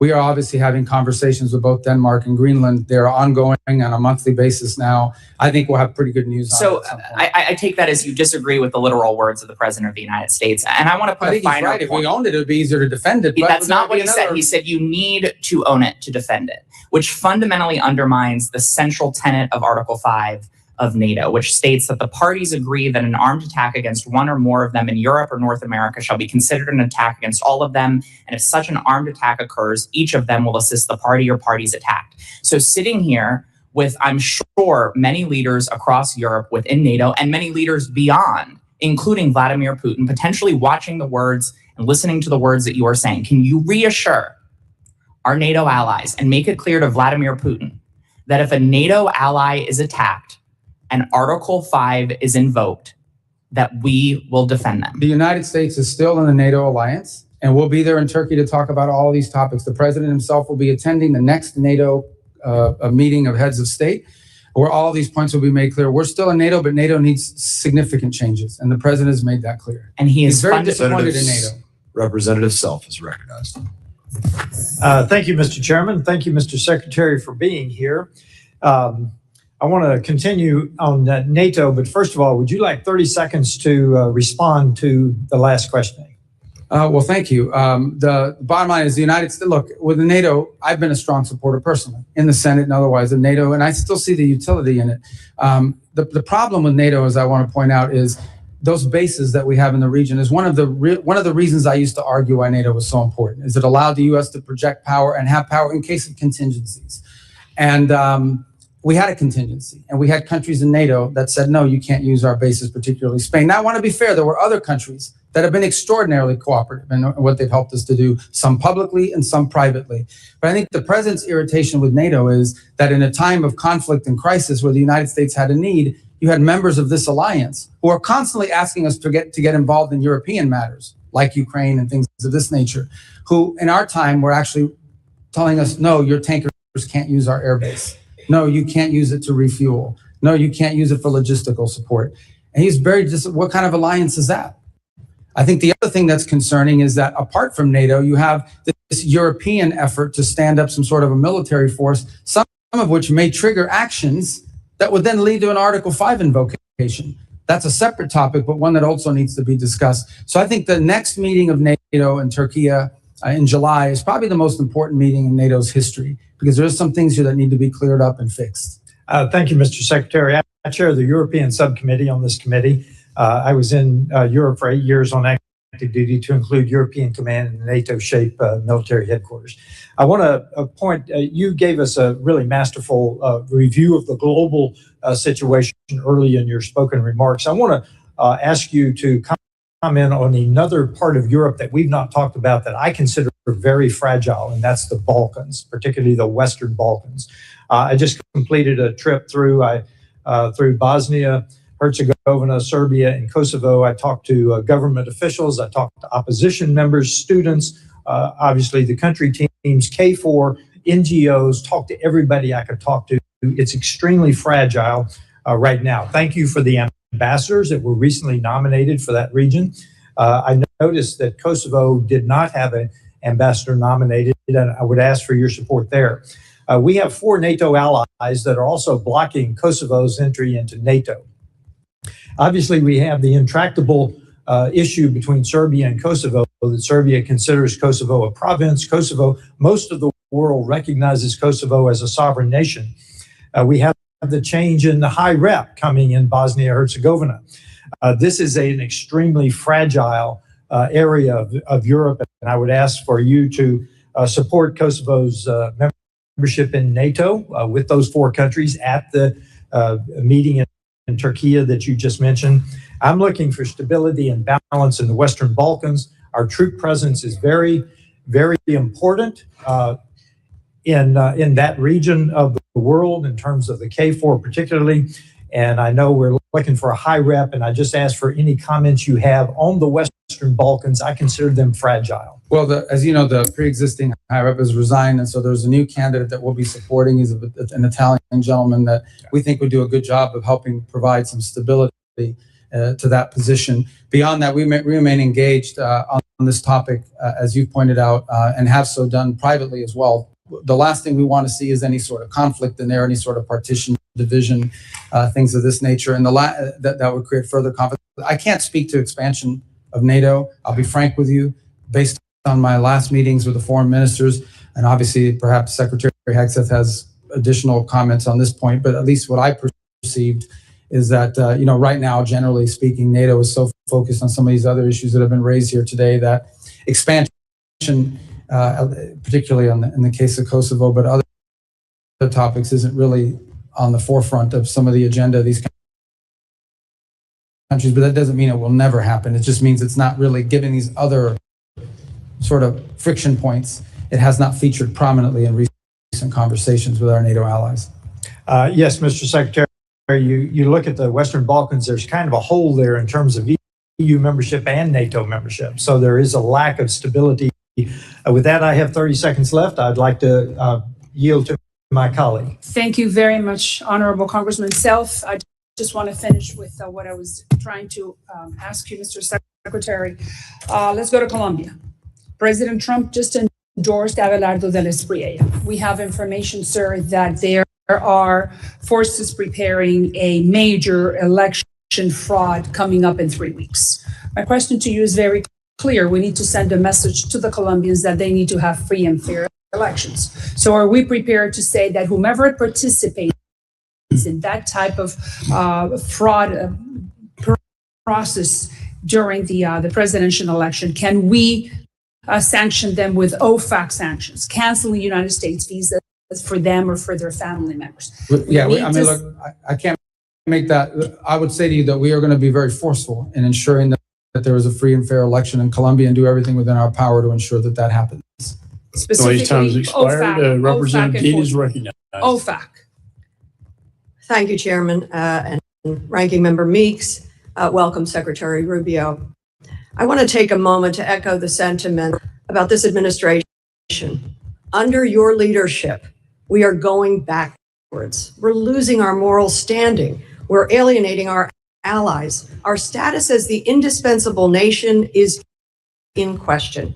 I had hoped that President Trump would have used you more. I had hoped he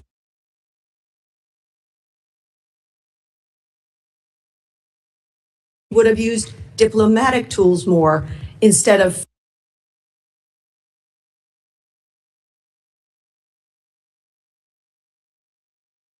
family deal makers. A prime example of where we have lost ground is the destruction of USAID and the U.S. foreign assistance apparatus. Secretary Rubio, I agree with your stated intention to spend foreign aid effectively, efficiently, and aligned with American values. Your written testimony certainly paints a rosy picture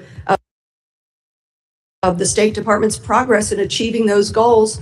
I quote you when you say, every dollar we spend today is 100 times more effective, efficient, and aligned with the American interest than it was when President Trump took office. We know such huckstering is not the reality. Last year, a new and untested organization called Gaza Humanitarian Foundation was set up by Israel and the United States within a few short months to take over distribution of emergency food assistance amid catastrophic food insecurity and famine in Gaza. GHF had no track record of providing humanitarian assistance, and it relied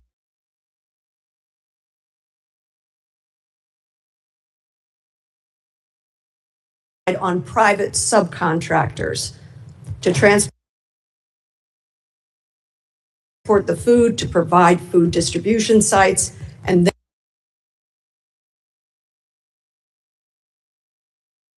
then you saw the reporting. Hundreds of Palestinians,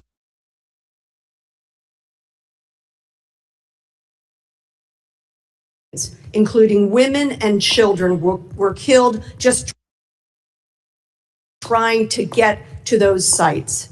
Secretary Rubio, can you tell us, can you tell the world how many people were killed simply trying to access those sites? Well, since Hamas killed them, you should ask what Hamas's role was. IDF soldiers shot some of them. No. Yes. Let me tell you the reason why food wasn't going in there is because the convoys were being hijacked by Hamas. I reclaim my time because propaganda ain't going to work with me. Well, it isn't going to work with me either, and what you're saying is probably Nearly 1,400 people were killed, and that was as of last March.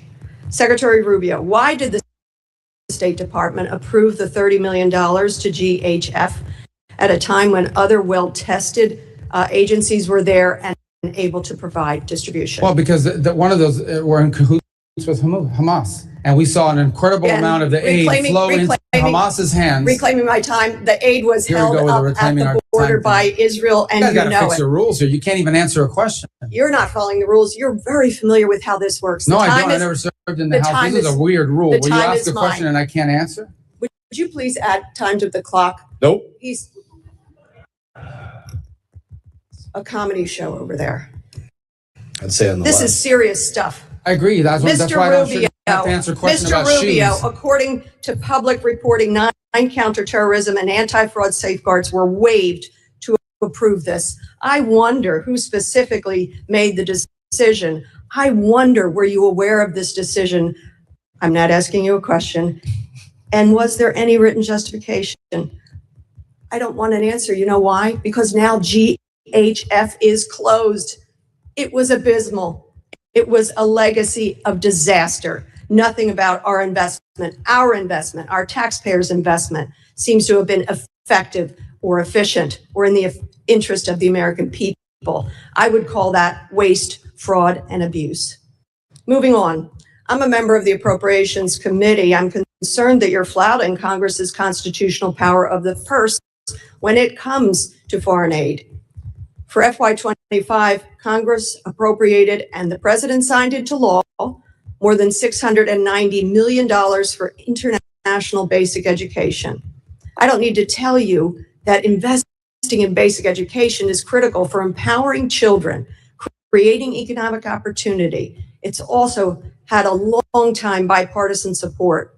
You personally, as a senator, supported authorizing legislation, the READ Act. How much of this funding has been spent so far? I don't have that figure in front of me, but I can tell you we're get not it going to for fund puppet shows. Can you get it for us? Yeah, I'll get it for you, but I'm going to tell you the number of puppet shows and all these other stupid things they were spending money on is going to be zero. Well, you supported the legislation. I didn't support the Let me end legislation to by have this. puppet shows. Mr. Rubio, Mr. Secretary, the Trump administration will be remembered for rubble and rot. I had hoped you would have been able to distinguish yourself above that rot. I bet you hoped it too. Sadly, you have not. I yield back. Well, Representative Baird is recognized. Thank you, Mr. Chairman, and thank you, Mr. Secretary, for being here and giving us an update on the Department of State. We really appreciate that. You know, in your testimony, you stated that the foreign assistance is a key instrument in America's ability to build partnerships and trust with developing countries.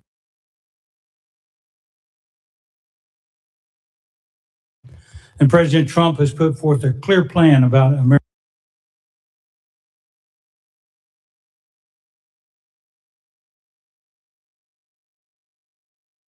first in all aspects of our policy and his policy.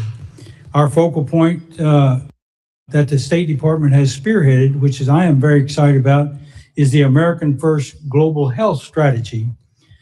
The U.S. is a global leader in health innovation, particularly with pharmaceutical applications and biotechnology. African countries overwhelmingly have been the beneficiaries of American First bilateral global health agreements. 21 of the 32 signed agreements that you mentioned in your early presentation have been with nations in Africa, resulting in 40% of African nations being partners of the United States that have taken a responsibility to invest in their people instead of asking for a blank check from America's taxpayers.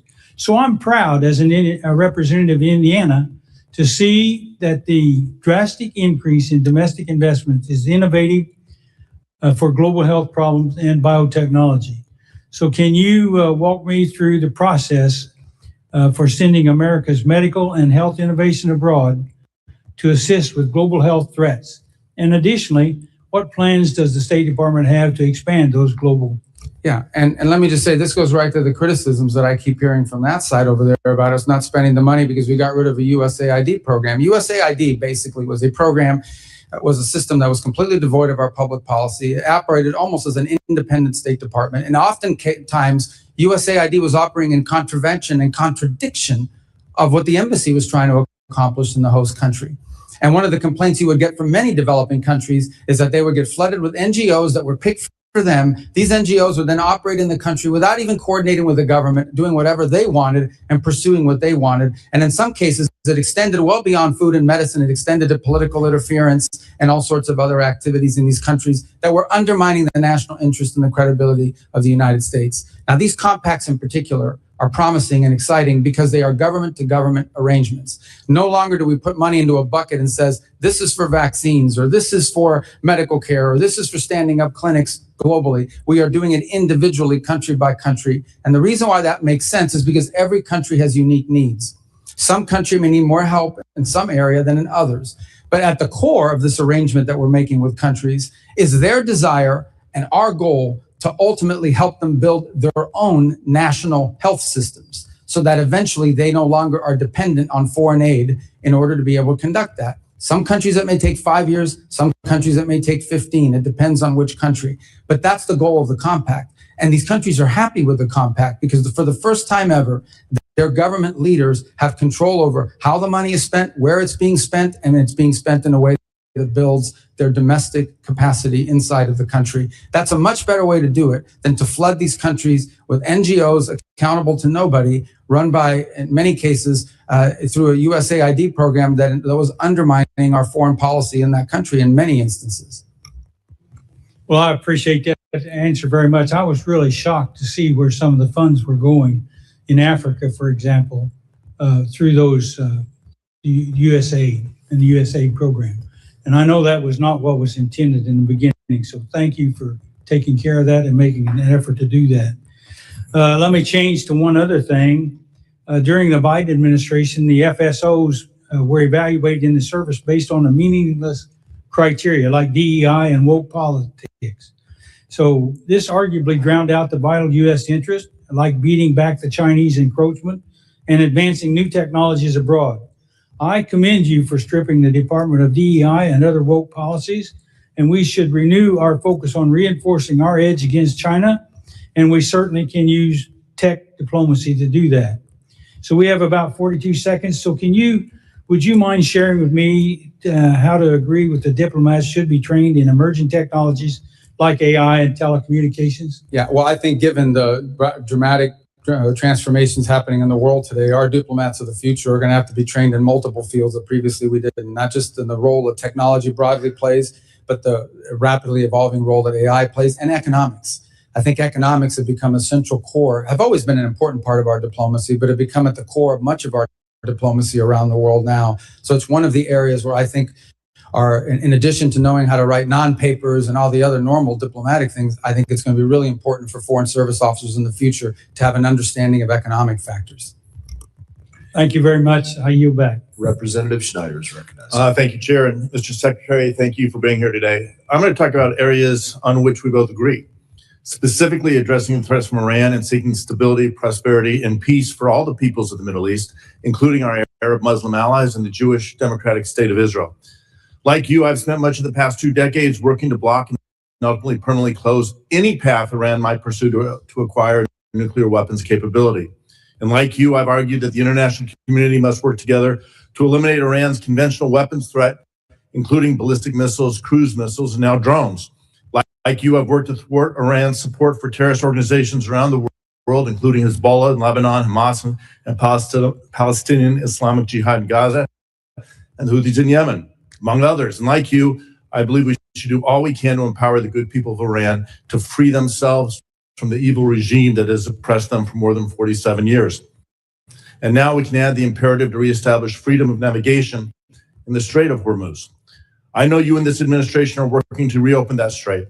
Mr. Secretary, assuming an arrangement is soon reached to reopen the strait, have you or anyone in the administration calculated or even estimated the economic impact on Iran's economy through the remainder of the year versus the baseline that was expected before the war? Yeah, I'm sorry if I want to understand your question. Are you saying if the straits are open, how much have they lost? If an agreement is achieved, do you have an expectation of what's going to happen in Iran's economy going forward? How much money will come in with the straits Well, I can open? tell you, so for example, with a blockade now, their inability to get ships out is costing them hundreds of millions. Right, so if it's costing them hundreds of millions of dollars a day now not to be able to get their ships out, that would be theoretically what they could gain back, except that they still face sanctions. Now, the sanctions haven't been enforced necessarily, but in many cases in previous administrations, but they still face sanctions. What you've seen happen now that has never happened before. Let me just, I just, for the sake of time, Yeah, I appreciate that. The administration is looking at give and take to get the straits open. Have you estimated how much of the cash that will flow into that economy? As you said, $100 million a day will make its way ultimately to Iran proxies like Hezbollah, Hamas, or Palestinian. Well, obviously, we assume a lot of it, but they also have significant reconstruction costs. But let me be clear, I don't think that's what you're asking me. No, the straits are not in exchange for sanctions relief. The straits are in exchange for the blockade. I just wanted to be clear. But there will be economic inflows to the regime. And yeah, unfortunately, that's the case, and that continues to be the case. That will have to change as well as part of this negotiation. So, and just because time is so tight, my request is, can you commit to giving this committee a classified briefing to share what the administration is doing to thwart the efforts to get money to Hezbollah, Islamic Jihad, and Hamas? Yes, and I think you'll also benefit from hearing from Treasury on that topic as well. We will ask that I asked the chairman to do that. Way back in May 8th, 2018, the Trump administration laid out a fact sheet making the case why it was leaving the JCPOA. I'm going to just go through some of the points and ask you to confirm that the administration's red lines are still the same.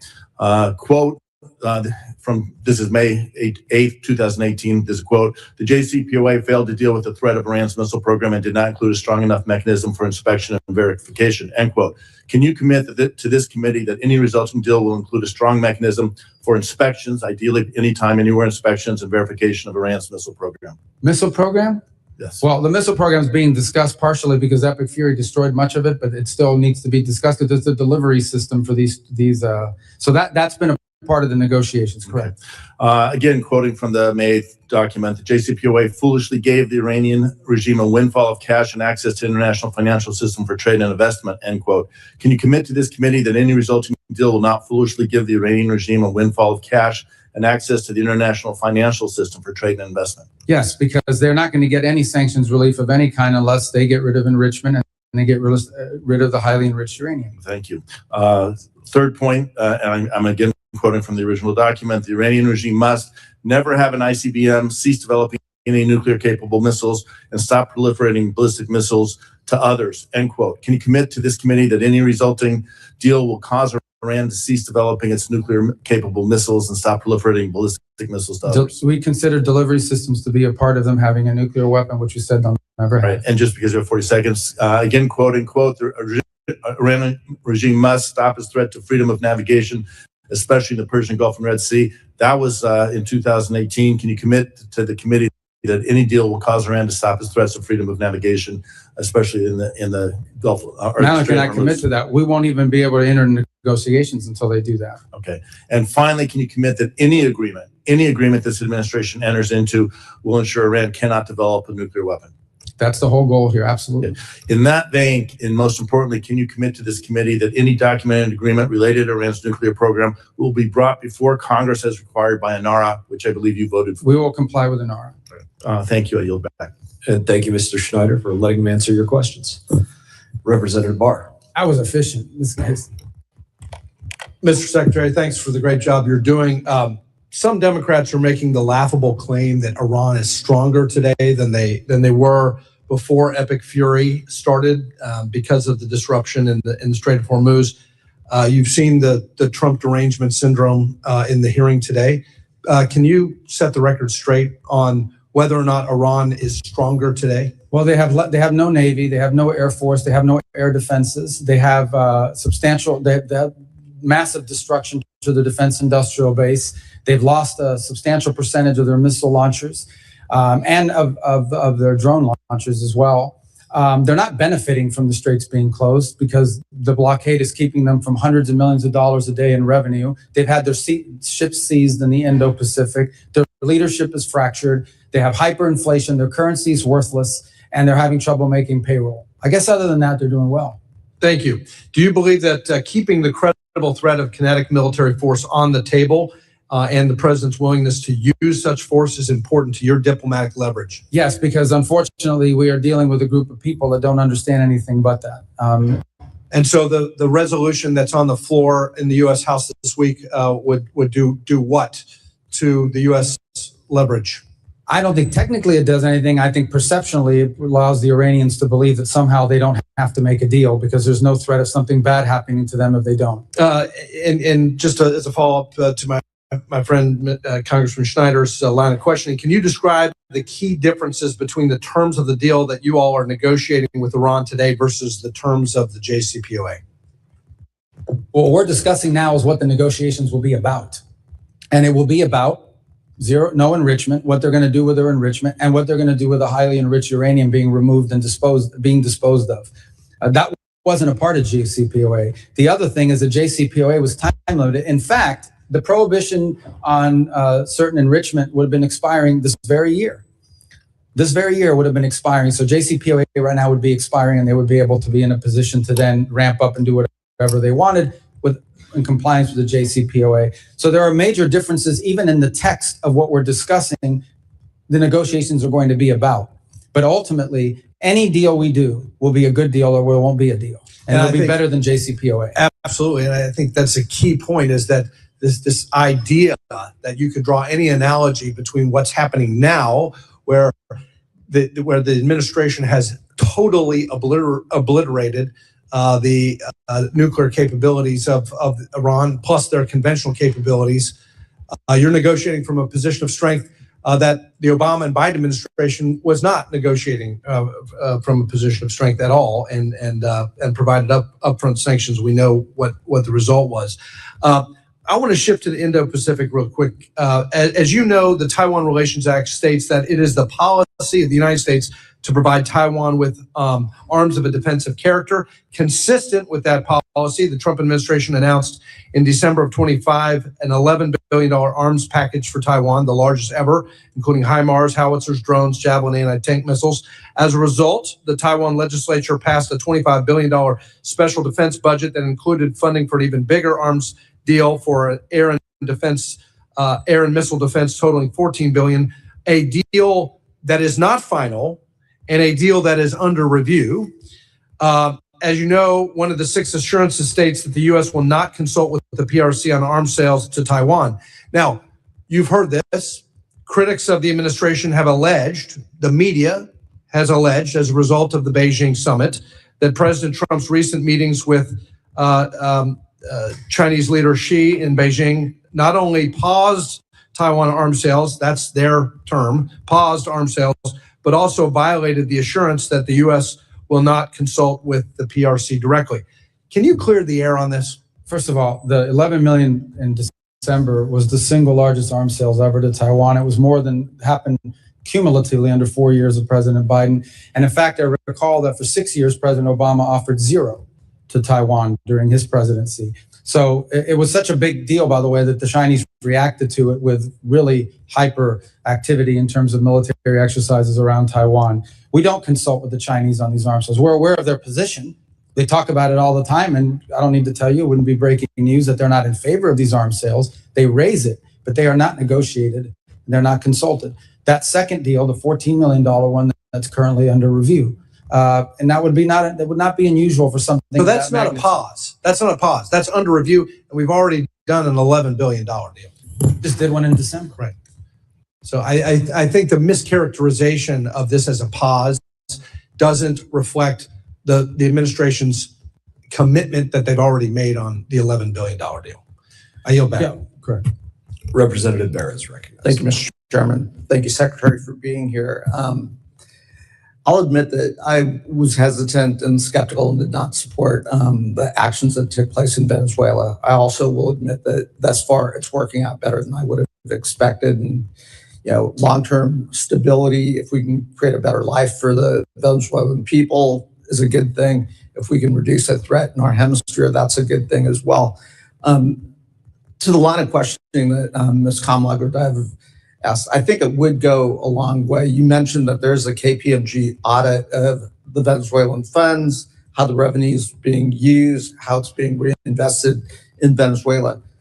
Would you publicly commit to providing that audit to this committee? And again, I think it would go a long way to. It's an ongoing audit, so it's not a once-a-year audit. It's on every expenditure. Every single disbursement is audited by KPMG. I would also add one more point. There's a second layer of control here, and that is Citibank itself, because they hold the account. They also do the Know Your Customer regulations on it, which, by the way, has slowed down the disbursement in ways that have been problematic. Would you commit to providing all that information? Yeah, no, absolutely. And that's why we're doing the audit. We want people to see that it's not being stolen or pilfered. We think that's part of this recovery is so critical. Again, I think that would go a long way to assuaging some of the concerns.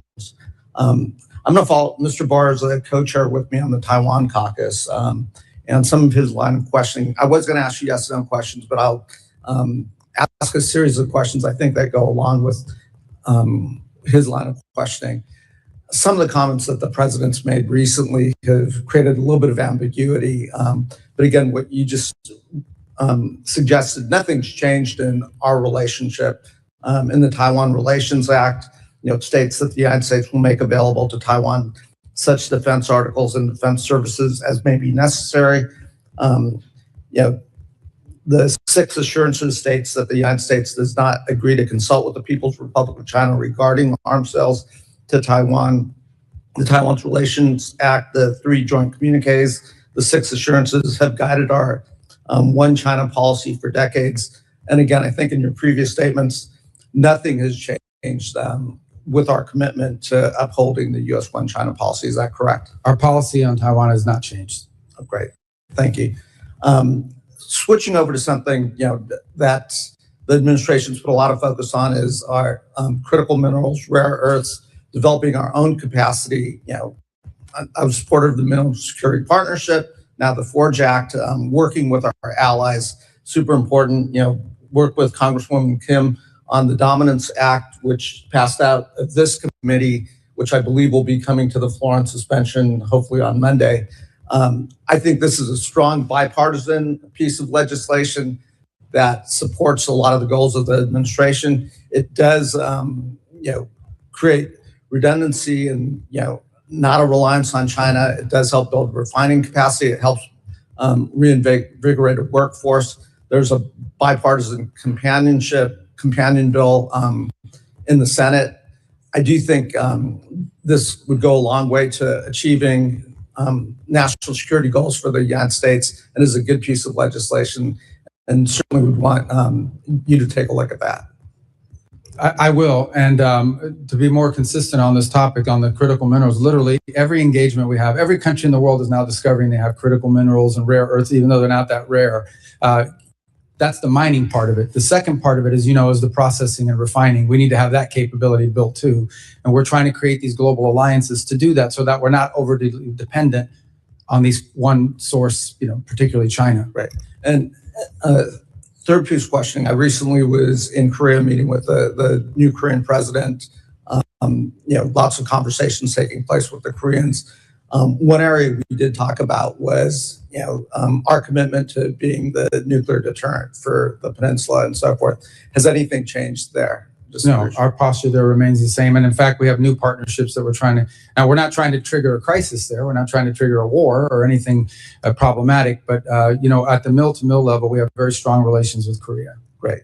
Also, have been talking to Australians, paying close attention to AUKUS.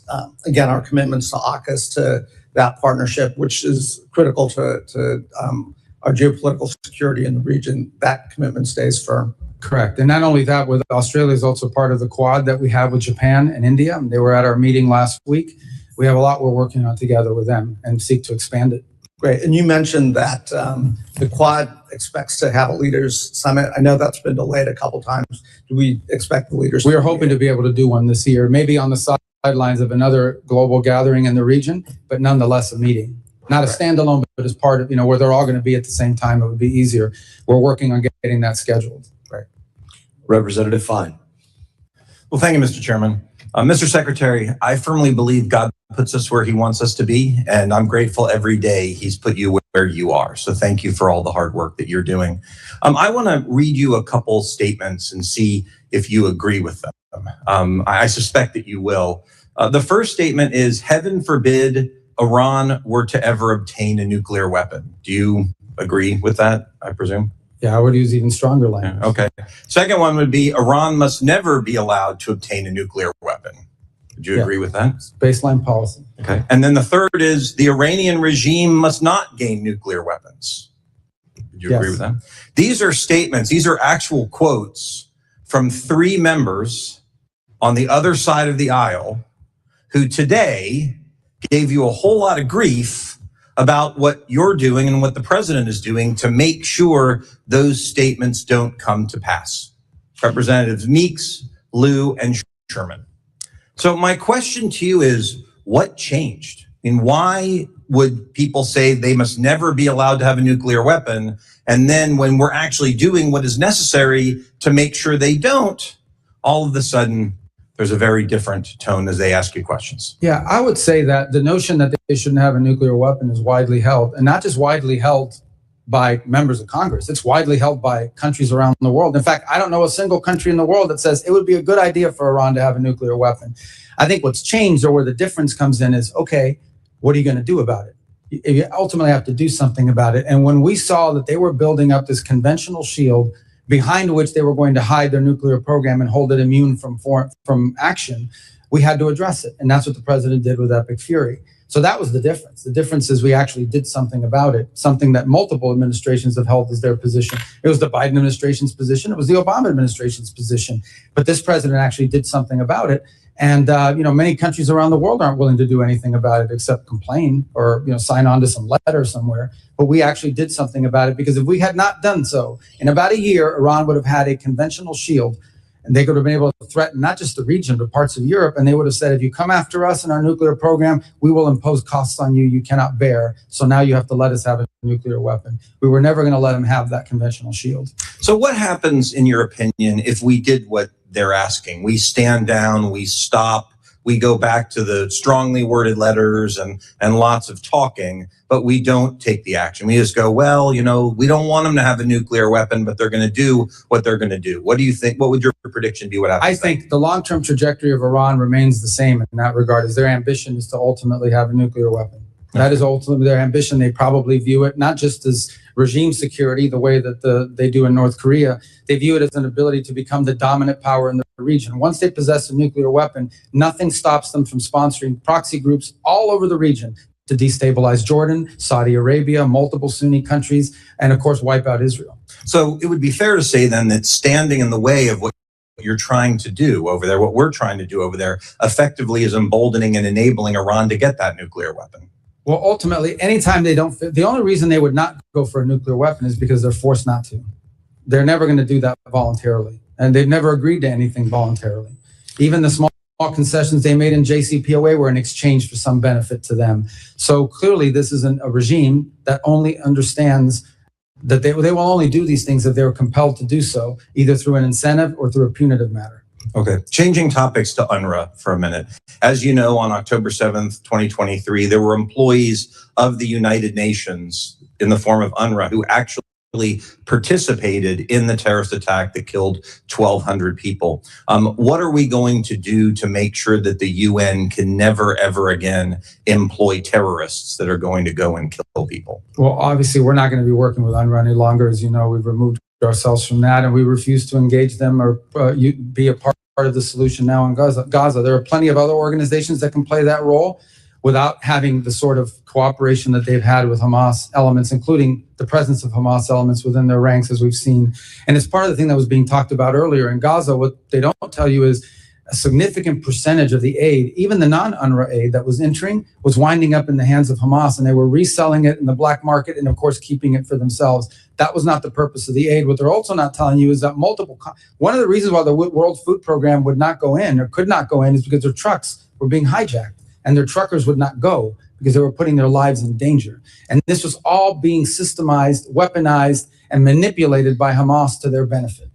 Well, thank you again for everything you've done. Everyone in Florida is very proud of you, and we're cheering for the work that you do every day. Thank you, Mr. Secretary. Thank you, Mr. Chairman. Representative Ocheski. Thank you, Mr. Chairman. First, Secretary Rubio's earlier testimony referenced the president's son-in-law, Jared Kushner, as a private citizen.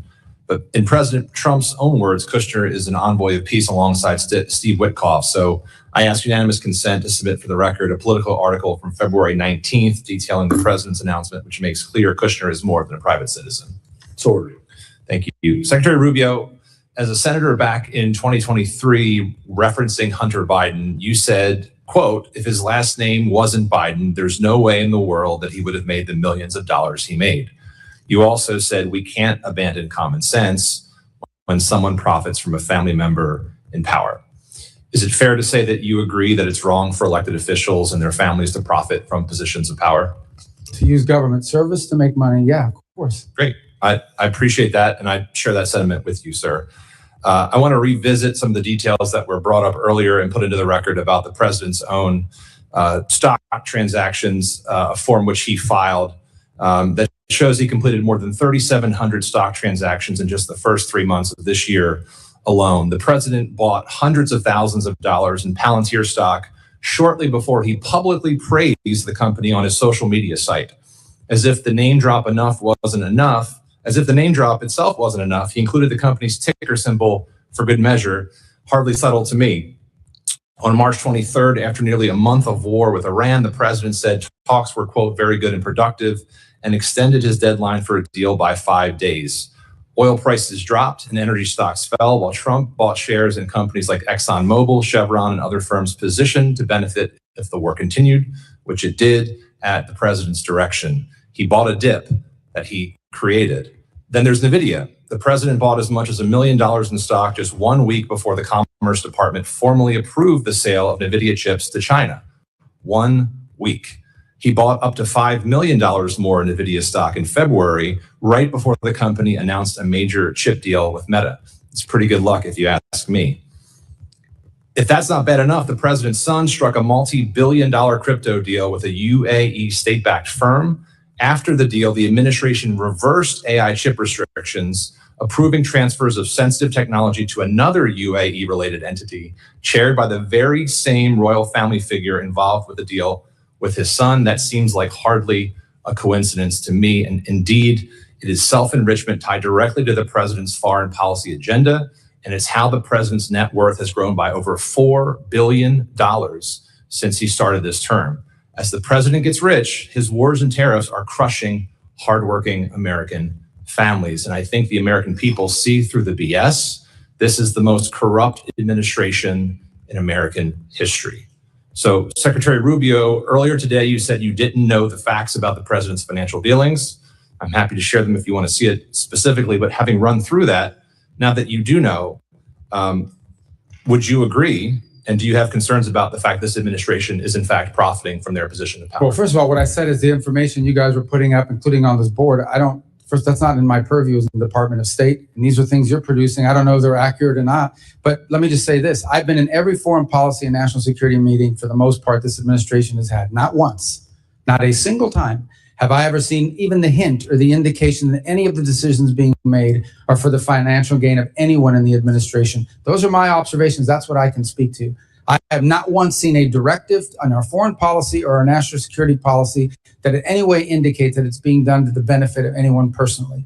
That's what I've seen. as a firsthand witness. And that's what I can testify to today. With all due respect, Mr. Secretary, I may have to get you a new pair of glasses because the facts are right in front of you. And it seems like malpractice for the Secretary of State to not be able to see this president and his family enriching themselves by billions of dollars. So the only thing I can, from no my one has ever said in a meeting, let's go do this because it's going to help. Of course he's money. not going to say that. But not Of even course hint he's at not it. going to say Not even that. hint at it. Not even on the You don't contrary. have to hint at it. The facts speak for themselves, sir. They're in the record. They're in the forms the president put forward themselves. It's in the billions of dollars he has put in his pocket. It is the timing of the deals and the announcements. And the only thing I can see is, my question to you as I conclude my time, Mr. Secretary, is what's changed in your perspective? Is it the party affiliation of the president or is it your own political ambitions? I already told you at the outset, people don't make, and I've seen the president say this, people should not be making money off of their government service. He said that repeatedly. I've heard him say that, but not once. I want to reiterate this. There has not been a single decision that's been made that I have witnessed or been a part of that in any way indicate to me or to any reasonable mind that this was linked to some financial agreement or arrangement. I think the facts clearly are differently, and I hope you take a look at them. And with that, I yield back, Mr. Chairman. Representative Kim. Thank you, Chairman Mast. Thank you, Secretary Rubio, for joining us right here at the corner. Thank you for being with us today. Secretary Rubio, diversifying critical mineral supply chains away from China is a priority of both of us. I want to thank you and the department for your collaboration with my subcommittee on related legislation, which was already mentioned, Dominance Act, that we recently passed unanimously through this committee.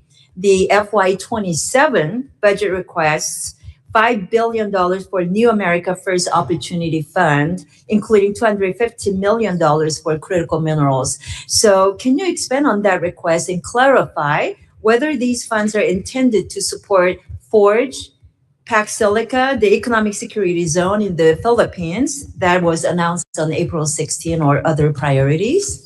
Yeah, all of the above. We want to have the flexibility to jump on these opportunities in a very nimble and effective way. We have a couple things going on at the same time. The first is, I would say, a feature of our bilateral engagement all over the world. In every one of our embassies you travel to, and many of you have traveled, you will see that critical minerals and supply chains feature prominently in all the diplomatic work that we're doing. And we're actually having countries approach us and say critical minerals should be a part of our agreement and our relationship because they want to see those resources used to the benefit of their people in a responsible way. The second thing is we hosted this ministerial we followed up on, in which we brought together dozens of countries from around the world who are all agreeing to this compact that we're going to cooperate with one another, not just for access to the minerals, but for access to the refining and processing capability that turns those minerals into useful parts of our supply chain. The third on Pax Silica is very focused on the specific supply chain critical to the growth in AI and what you'll need in order to power AI in the 21st century. And when you point to the Philippines, that's a very creative opportunity in which there was this land that they control, that's in the government there has actually used to have a military presence on it by the United States. And now that's going to be turned over as an innovation zone for this entire ecosystem. And we want to be nimble enough to be able to jump on these opportunities. Sometimes present themselves outside the regular, earmark process or the regular financing process, appropriations process of Congress. We don't want good opportunities to pass us by because our competitors around the world are much more nimble and able to move much quicker. And we've lost opportunities in the past because of that. Thank you very much. This is exactly why we appreciate working with the administration and the priorities in this breaking that critical mineral supply chain from China. So thank you. In February, the administration released its long anticipated maritime action plan that rightly focuses on reindustrializing American shipbuilding and reducing reliance on Chinese-built ships. The plan notes but does not focus on the need to work with our international partners to address the short-term gaps in our shipping industry. My international counterparts have noted that absent a Ministry of Industry, they are unsure whom to engage on the U.S. side for international shipbuilding matters. So, Mr. Secretary, do you agree that the State Department should be the primary point of entry for these discussions? And if so, which office within the State Department should lead that?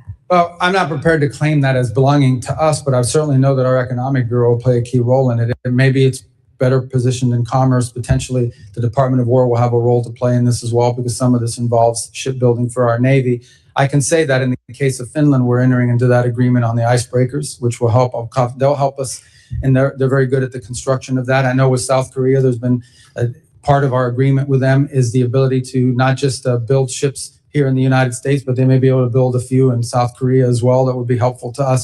So we are looking to this. Unfortunately, what has happened in the world is that the capacity of other than China, very few countries have invested heavily in their shipbuilding for a long time. That's an industrial capacity that's been lost because they've been subsidizing their industry and producing it at such a high rate. So that's one more thing that we need to reindustrialize to the broader world, and ultimately, hopefully, to the United States and our shipyards here as well. Thank you. Very quickly on the Taiwan arms sales, it's already been addressed many times, but given the growing PRC threats against Taiwan, there is a strong bipartisan consensus here in Congress that Taiwan must receive the defensive system it has already purchased and paid for without undue delay. So can you provide an update on the current status of these deliveries and the administration's plan to expedite them? Well, the first tranche, which was the single largest sale to Taiwan ever, was the $11 billion in December. That was approved and is moving. The second is, I think, the $14 billion one that is still under review. And it's under review for a variety of reasons that don't necessarily just include Taiwan. It includes the availability of the stocks in the short term. We have to balance that with our own procurement process. So it's a normal to review it's a large sale. I mean, it's not small. It would be the biggest one ever. And I just remind everybody, the $11 billion we did in December, I believe, was more than was sold to Taiwan the entirety of the Biden presidency, and that just happened 5 months ago. Representative Moskowitz. Thank you. Thank you, Mr. Chairman. Thank you, Mr. Secretary, for being here today, and also thank you for staying until the end so all members can ask questions. A lot of secretaries don't do that, so thank you for doing that. Tell me that was an option. Take that up with the chairman. I want to talk. You went through a list of successes for the administration, one of which was the Shield of the Americas. And I know I thank the administration for creating the Shield of Americas and sending Kristi Noem out of the country. I want to focus on Iran for a second. I think when we talk about success, right? Success is Iran is no longer pursuing nuclear weapons. Success is that the uranium they have is gone. And it's fulfilling 30 or 40 years of U.S. policy, right? That's success. Do you agree with that? I mean, ultimately, we did it for a reason. We don't want there to be a nuclear-armed Iran. So, look, Iran can make whatever pledges they want. It's not worth the paper it's written on. But making sure the nuclear dust is out, making sure the facilities that they have underground are gone, that is success. And I assume you would agree that any deal that you think the president should sign or not sign has to address those core issues. Absolutely. So the removal of highly enriched uranium is an irreversible step. You remove it or you destroy it, it's not there anymore. On enrichment, those are limits, but if you're not inspecting it, they can always violate it. And as long as they have the equipment and the know-how, they could always violate it in the future as well. So that would have to be, that's the one that would have to be monitored. But the enrichment you could verify immediately because you either have it or you don't. Yeah. And for me, I think you have to dismantle what's there and you have to get out what's there. I think that's the most critical piece because, Iran has survived multiple administrations. That's their whole goal. Their whole goal is just run out the clock. They've run out of clock previously. And so the idea that they'll pledge to do something in the future, I just don't think we can trust that. Once we pull away the military, once we move on to another topic, their pledge is kind of irrelevant. Getting what's there removed, I think has to be the most important thing. Otherwise, it's hard to convince, I think, the American people that it was worth the success. We talked a lot about critical minerals. I think the administration is doing a really good job on critical minerals, these rare minerals that we need for our military, for technology. But I don't think the American people understand how important it really is and what China is doing around the world. I mean, do you think the administration could do a slightly better job on educating the American people why this is so important and why they should care about that? I think we all need to do a better job. And I started talking about this issue when I was in the U.S. Senate, but frankly, it's not that sexy. You have to explain it to people because they have to understand that you can build the greatest car in the world. You can build the greatest plane in the world. You can build the greatest weapons system in the world. And you can build the greatest technology and infrastructure in the world. If it's missing one little thing, one chip, one element that you need to build it. If it's missing that, the whole thing doesn't work. You can't do it. Yeah. I think back to the magnets that are critical to the cars. And when the Chinese cut us off and the world off of those magnets that they were producing for cars, no, I wasn't even that conversant in the issue before it happened. So I think there are vulnerabilities like that. We've mapped out those vulnerabilities. I would agree. I think this is going to require a sustained public campaign to tell people when we talk about critical minerals, what we're actually talking about and why it's important. And I think that's right. And I think people don't understand exactly the long game that China is playing. And I think it's important for U.S. foreign policy around the world. Mr. Secretary, the war in Gaza is all over my algorithm, all over my feed every day. But what's not on my algorithm or anyone else's algorithm here or the kids in college? There's nothing about the Ukraine-Russia war, about the hundreds of thousands of people that are dead in that war, or the 25,000 people that were kids that were kidnapped, or all the kids that were killed in that war, the terrible images that exist in a real war. Why is it, do you think, and is it the Chinese again, that the algorithm is full of what's going on in the Middle East, but the Ukraine-Russia war, nothing, no images, no stories about the kids, no stories about the hundreds of thousands of people that are dead? Yeah, I can't speak to the algorithms and what those systems are doing with regards to that. I can tell you that in addition to what you just mentioned, I do think that, this is my observation, this war has now lasted longer than the Second World War. I don't want to use the term stalemate, but clearly both sides are trading a kilometer for a kilometer, an incredible death rate. The Russians are losing 5,000 soldiers a week, which is a crazy number. And the Ukrainians are losing people too, but not nearly as many are at the rate. It's sort of a stalemated, stagnated fight that now I think threatens to escalate because we're seeing these deep strikes into Russia and deep strikes into And I don't want to Kyiv. cut you off, Mr. Chairman. Mr. Secretary, I have only 9 seconds left. Cuba, real quick. Thank you guys for indicting Raul Castro. I wish it would have happened years ago. The Cuban people deserve to be free. The time has come. I'd love just to give you a minute or to talk about what you see for that island in the coming years. And just to be clear, we didn't indict Raul Castro. A grand jury in South Florida indicted him. And then Americans indicted him. Yeah, no, but I know what you meant. I'm just saying I want to be clear. It was done through a grand jury. It wasn't. I've spoken to this a few moments ago as well. We'd like to see a better future in Cuba, one in which the Cuban people have something that looks like the way every other country in the Caribbean lives. The impediment there, unfortunately, is this military conglomerate that controls 70% of their GDP, and none of its revenue translates to the treasury and therefore doesn't translate to the benefit of the Cuban people. So we're open to an arrangement that allows that process to begin. They're the ones that have been recalcitrant. In the meantime, we're prepared to provide humanitarian assistance to the people of Cuba, so long as it's distributed by non-governmental organizations that are trusted, like Samaritan's Purse, Caritas through the Catholic Church, the UN, others. But it can't be stolen and wind up in the Gaesa dollar stores. That can't happen. Representative Zicki. Thank you, Mr. Chairman, and Mr. Secretary, always great to see you. And just to change little topics where it isn't Ukraine or Venezuela or Cuba or Taiwan or one of the big ones, Congress passed a U.S. Foundation for International Conservation in the 2025 NDAA. It passed with wide bipartisan effort. I think you probably voted for it. But as you recall, what it was really an effort to have a public-private partnership to remove anti-poaching and cut off the funds for terrorist organizations in Africa, primarily, you know the list. But I'm concerned, obviously, on it because per the law, it said that State Department was going to establish the board in consultation with Congress. Before, and the money's already been allotted. There's a lot of money in there, and I just recently came back from Africa, and it's happening every day that the poaching activities are again funding the terrorist organizations we're going out.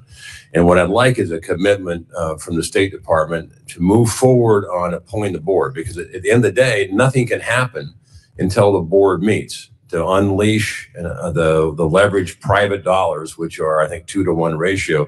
That can't happen. The program is at all standstill until the State Department appoints the board in consultation with Congress, but the first step is with you. Could I have your commitment that you're going to prioritize this? And I told others we're going to follow up on that, but I believe there's a presidential appointment role in that board, if I'm not mistaken about so we'll have to check with White House and personnel as well, but I'll get you an answer. The board has been the impediment. You're right.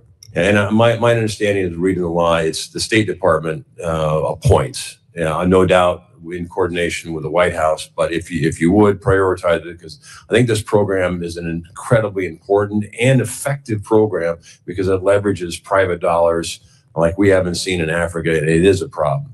And with that, Mr. Secretary, let me yield to my colleague from Florida, Ms. Salazar, who would like to ask you some questions and Thank follow you up. very Thank you much, again for your Honor. service. Yes. Mr. Secretary, I just want to continue with Cuba to see if we can finish your thoughts on it. As you were saying, ISA controls 70% of the everything, the resources in Cuba. We know that the Castro family is the one in charge of that military mafia. Is there any way that we could find another DLC number 2, following the same example that we have in Venezuela, where we removed Maduro because the grand jury indicted him and he was in the transnational criminal organization lists? If that were to happen, could we find a DLC number 2? Well, first of all, I think that some of the models you want to look at is the way the Czech Republic or Poland transitioned out of it. And one of the things they did is they did preserve certain institutions in their society in order to provide stability and longevity to the project they were in. But we understand that there are no institutions in Well, Cuba. I think you're asking me to identify, is there specific individuals in the Cuban government? I think there are specific, maybe technocrats that you could work with. And would you I think be it's a little okay? harder when you get higher up because of the ideological bent that some of them have. And I agree with what you're saying. People that are not, their hands are not full of blood. Could we consider the possibility in order to avoid civil wars and instability and chaos? I think the United States is open to a negotiated situation that puts Cuba on a path towards democracy, prosperity, freedom, normalcy. We would be open to that, and we would work with whoever is open to doing it. Obviously, it'll be challenging, and that system is all I said. I mean, some of these people have committed 67 years to this viewpoint. It isn't hard. It's not going to be easy for them to We pivot know, away but from have it. we identified, we know that very well in our community, but have we been able to identify someone that could fill that role? Well, I wouldn't say that we've identified a specific individual that could play that role. I think there are clearly people within the technocratic realm of the government that could play some role in all of this. But ultimately, if you're asking me, is there a singular individual right now that we would trust and rely on to lead this transition from start to finish? I can't give you that name right now. I understand. Now, we know that today Raul turns 95 years old. At 95, you're pretty old, and making decisions is very hard. We know that El Cangrejo is his grandson, he's younger, 41 years old. Don't you think that maybe are you sending messages to the younger generation to convince Raul in order to make it easier for that island, like you said, to become Jamaica or Dominican Republic, Taiwan, Singapore, and Hong Kong? Yeah, I think that there are clearly individuals within the apparatus of power in that country that understand that what they have now is not sustainable and needs to be fixed. But they don't have power, do they? They cannot be Even if they have power, they don't know how to do it, or they don't have enough power because so much of it has to be consensus built internally. But there are clearly people that are aware that what they have now is not sustainable. Thank you, Mr. Secretary. Representative Johnson. Thank you so much, Mr. Chairman. Mr. Secretary, thank you for being here. I know that my colleagues have addressed the Iran and affordability of energy prices with you during this hearing already.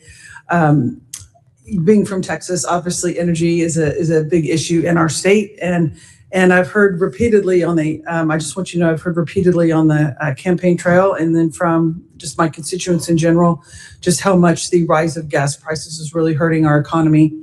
And I just want to express my concern that the administration did not properly analyze the effect of this war on gas prices, the effect of this war on the economy, the effect of this war on affordability. And I hope that you will take that into consideration as you make your further decisions, because it's very concerning. It's really hurting a lot of people at home. I'd like to focus my time with you on Afghan allies. I don't think that topic's been really brought up much today. The Trump administration continues to treat our Afghan allies with dishonor, in my opinion. In my district, Mohammed Nazir Paktawali who fought alongside U.S. Special Forces in Afghanistan, died in ICE custody after participating in the Afghan evac program. The United States brought him and his family here to this country. He was wrongfully detained and was, as a 41-year-old man, was dead 24 hours later. I'm very concerned what's happening with our Afghan allies and what we're doing in this country. Under your leadership, U.S. State Department dismantled the Office of Coordinator for Afghan Relocation Efforts and halted the visa processing for Afghan allies, abandoning thousands of our allies that are here. In my opinion, it's dishonorable and it's damaging. America will face fights tomorrow, and thanks to the Trump administration's treachery to this community, we may face them alone. I don't know how this administration can expect citizens from other countries to rise up and stand with us at great personal peril to themselves, based on a promise that we'll take care of them when they see how we have failed our promises to those from Afghanistan.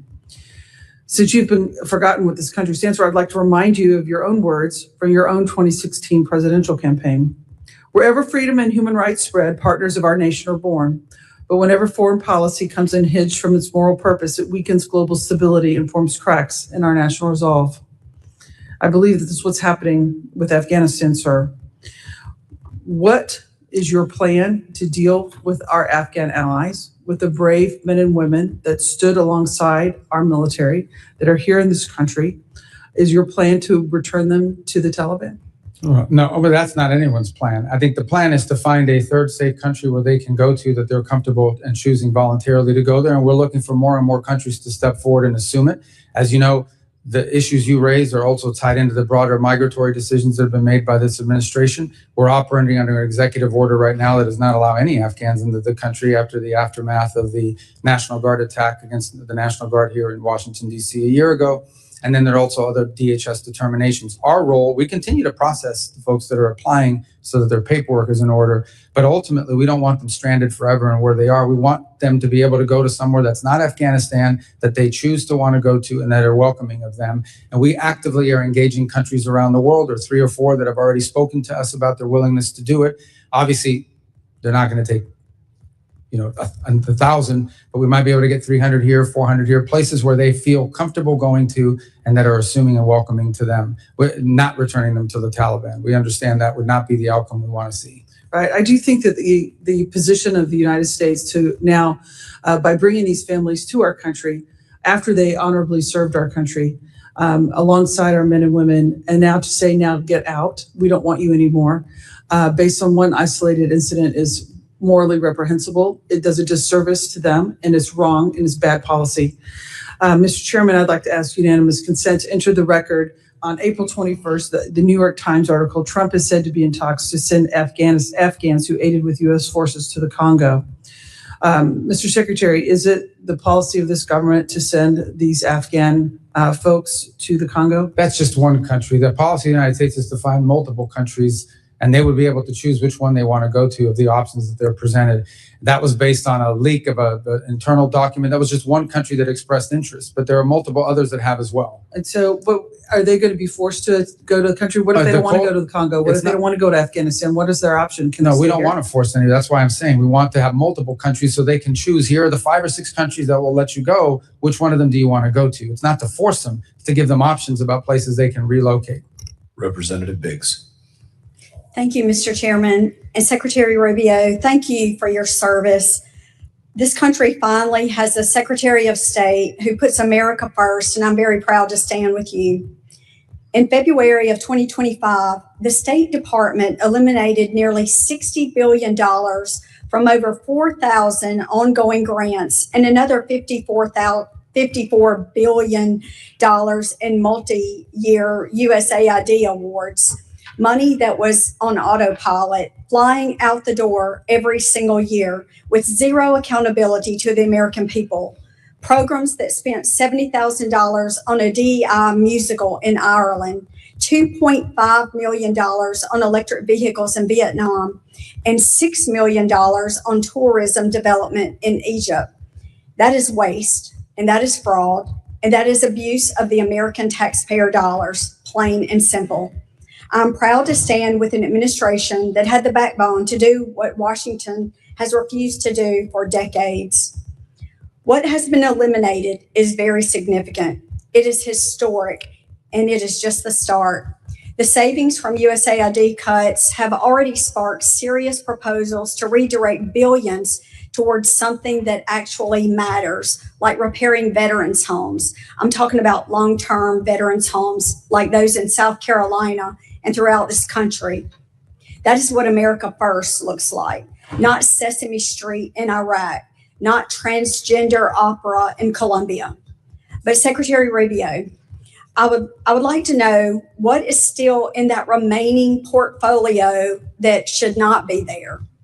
What programs are still drawing a check that wouldn't survive 10 seconds of scrutiny in front of a working family in my district, like the 3rd District of South Carolina? And how do we complete the mission of putting America first in every single line item of this budget? Because I can tell you, the people in my district are not going to accept it. They are tired of hearing, well, we got most of it. What is your commitment, Mr. Secretary, to finishing the job? Yeah, well, it's happening already. So USAID no longer functions. There is a USAID, but it's largely now operating as a wrap-up and wind-down operation. So that's what's happening in USAID. We took all the programs that were worth preserving and all the programs that were worth doing, and they're all under the State Department now. So you have the State Department is conducting foreign aid and foreign assistance within the context of the criteria that we've created, and those are outlined in this year's budget request. And then there are legacy programs that we did not bring over to state that are still at USAID, some of which may not be operating any longer, but are tied up in litigation. They claim that they're owed money. They got a judge trying to get us to pay them, or if not, there's wind down costs in unwrapping those programs. They're not active programs, but some of them are under active litigation because the NGO is suing the government, and a judge is saying, well, you may have to pay them, so make sure you preserve the money until I rule on it. So those may take years to clear out. They're not active programs, but they're involved in litigation. But those are under the USAID portfolio, not under state. And I no longer am the acting official at USAID, and that's being run through the Office of Management and Budget. Well, thank you so much. I appreciate the work and the efforts that you're doing, and I know our taxpayers in my district do. And with that, Mr. Chairman, I yield back. Secretary Rubio, they've called our votes, but we have this last row of individuals to your left. Do you think we have time to work through them? Yeah, we can't. I have to go to the Senate in a little while, but I'll talk fast. Thank you. Representative Moylan. Thank you, Mr. Chairman. Secretary, thank you very much. We've been talking regularly. I appreciate all your interest into the Indo-PACOM. And last time we were out here at the hearing, we spoke about the importance of establishing a passport issuance office in Guam. And as you know, residents in Guam must have their passports issued from Honolulu, which creates a huge barriers in emergency situations. So I want to thank you again, your staff, for working with us on this issue. And can you briefly say, touch on where we're at with this process of establishing the passport issuance office in Guam, please? We are on the status of it? Yes. I think we're working on trying to do it. We'd like to do it. I think there's, we may have news for you on that in a couple weeks as we're going through our review of our visa offices around the world. And it's part of our consolidation efforts is to free up resources for other places where it may be more useful. So I think we'll have news for you in a couple weeks if you just bear with us. It's quite exciting. Thank you, Secretary. And last year, I introduced a bipartisan Clean Pacific Act with Rep. Case, Radaragan, and King Hines to establish Pacific Islands Counter Narcotics Initiative to assist partner nations with counter-drug interdiction efforts. This year's budget request contains strong support for INCLE and outlines the strategic priority disrupting U.S. inbound illicit drug flows, especially fentanyl, meth, and cocaine, and expanding U.S. advantage and access in regions critical to the national security like Indo-PACOM. Can you speak how the State Department is working with partner nations in the Pacific to combat narcotic trafficking in the region? Absolutely, and our Department of War partners and our DHS partners are also involved in that effort. And it involves two things. Number one is allowing us, in some cases, to cooperate with them, to work alongside them in this work. And the other is building their domestic capacity so they can have better awareness. Some of it is domain awareness, radar systems. In other cases, we're providing that to them, the intelligence that they need to action. The third is training and equipping, which obviously is a key part of being able to take on these groups. The challenge with these transnational groups is that in some cases, they have more money and better weapons than the actual host government. It's been a problem in place after place. But as you've seen more recently, Guatemala's now entered into an agreement with us. We're cooperating very closely with Ecuador. El Salvador has been there from the beginning. We're hopeful that we can increase our cooperation under the new administration in Honduras. So I think we've made good progress in that regard. Thank you, Mr. Secretary. And how do you believe Guam and the other territories can leverage their strategic location for promoting foreign policy interests in the Indo-Pacific? Well, a couple of points. Obviously, number one is many of these, as a domain awareness, just from a geographic perspective. The ability to be there allows you from the military side to be able to station forces, but also allows you to do more activities regarding the safety of navigation, freedom of navigation, domain awareness to control, to support that, the safety of undersea cables that are increasingly under threat from being disrupted. There's a whole host of areas, illegal fishing. There's a whole host of things of cooperation that we could reach, and that the Pacific Islands are geographically prime located to really help us. And we've given them more attention. We've been more engaged at a bilateral level than we've ever been with Pacific Islands. Thank you, Mr. Secretary. Final question. In the recent years, we've seen malign influence grow in the Indo-Pacific and threatening the stability of the region. How is the State Department responding to the increased CCP-related funding and police training across the Pacific?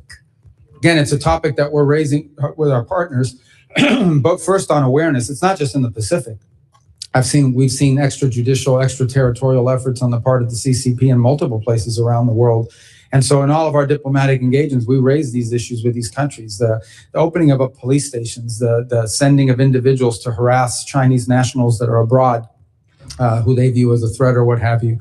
It's become a feature of much of our engagement in many countries around the world. Mr. Secretary and Mr. Chairman, I'd like to yield my last minutes to Rep. Salazar, please. She's got this thing rigged. Her time. That's great. It's 5 minutes. I know, I understand. So, okay, so let's continue then with the Cuba issue and with the Venezuela. I was asking you earlier today that Venezuelans have a desire to have free and fair elections. So we know that we are in the country, that we've liberated them. But the big question is it, and you answered me partially. I just wanted to give you the opportunity to finish. Why can't we just establish and send the signal to the Delcy group and to all the Maduro people that were cooperating with the Maduro regime that are still in power because of Delcy? Why can't we just send a clear message that elections will be coming, let's say, December of 27, beginning of 28? In that way, I think the rule of law will start. They will have the impression that the rule of law will be established. Yeah, I think that impression's been clear. I mean, the Venezuela that everyone wants for the future is not possible without free and fair elections. They have to understand that it's been a feature of all of our engagements with them, and it continues to be. I'm not sure it would serve that purpose to announce a date certain, in a public forum, because the conditions have to be in place. It's not just about saying I'm going to call elections in December or January. It's about, is there a free press? Are political parties able to organize and operate? That has to happen And too. we agree, Mr. Secretary. Your time's expired. All right, your time's expired. Mr. Chair, we do want to get through multiple members and get to Mr. Miller, so if you could go as quickly as you can before votes. Thank you. cause a scene. You spoke about the 60% enriched uranium. Iran also has significant amounts of 20% enriched uranium. The more difficult part is to go from 5% to 20%. What is your view in negotiations of the 20% uranium? Well, I've used the term highly 60% because that's the one that clearly has. I mean, even 20%, you could argue. Not that I claim that they are, but you could argue they're being used for medical isotopes and things of this nature. But 60%, there's no reason for it. The only way you get to 60 is because you're on your way to 90. But the term we actually use in the talks and in everything is highly enriched uranium. So it would be correct. That would cover the 20, correct. Okay, very good. Thank you. Well, listen, I want to congratulate you for the impressive job you're doing for the American people. My only critique would be that we need to hear more from Marco Rubio. President Trump is obviously in a class by himself, but you're the best communicator in the administration on complex foreign policy issues. I was in the room with you in Munich, so I know you wear a lot of hats. There's a lot of memes about you, but please continue to be as vocal and upfront as you can. A question I have about is expeditionary diplomacy. I had the privilege of serving as a State Department officer in Iraq during the Iraq surge.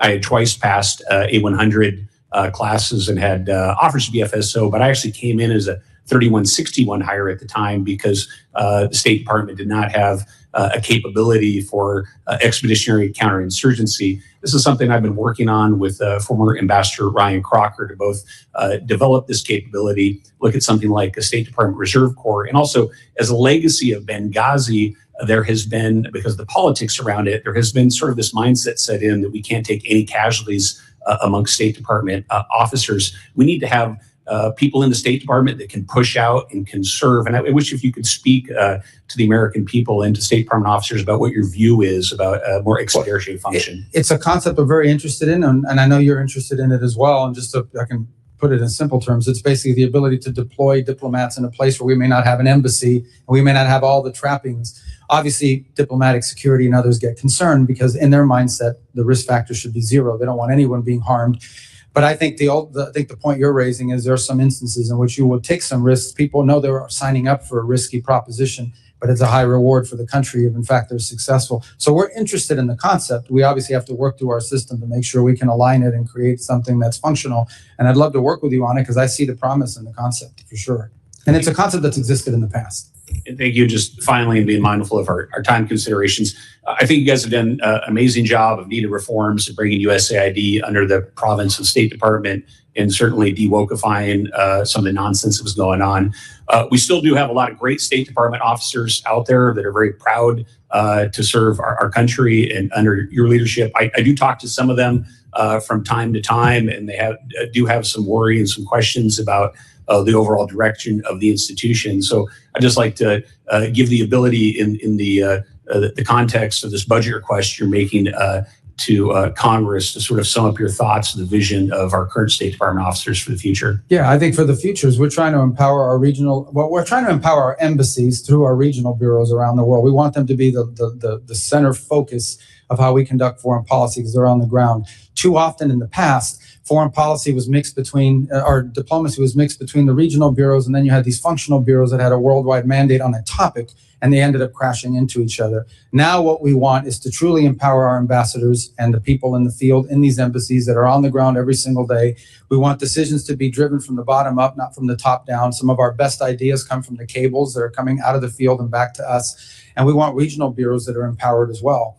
To be able to coordinate all this when the lines cross between different countries in the same region. We're also encouraging greater regional integration. So for example, our Western Hemisphere ambassadors are now all are about to start a monthly conference call so that they're all coordinating with each other on regional affairs.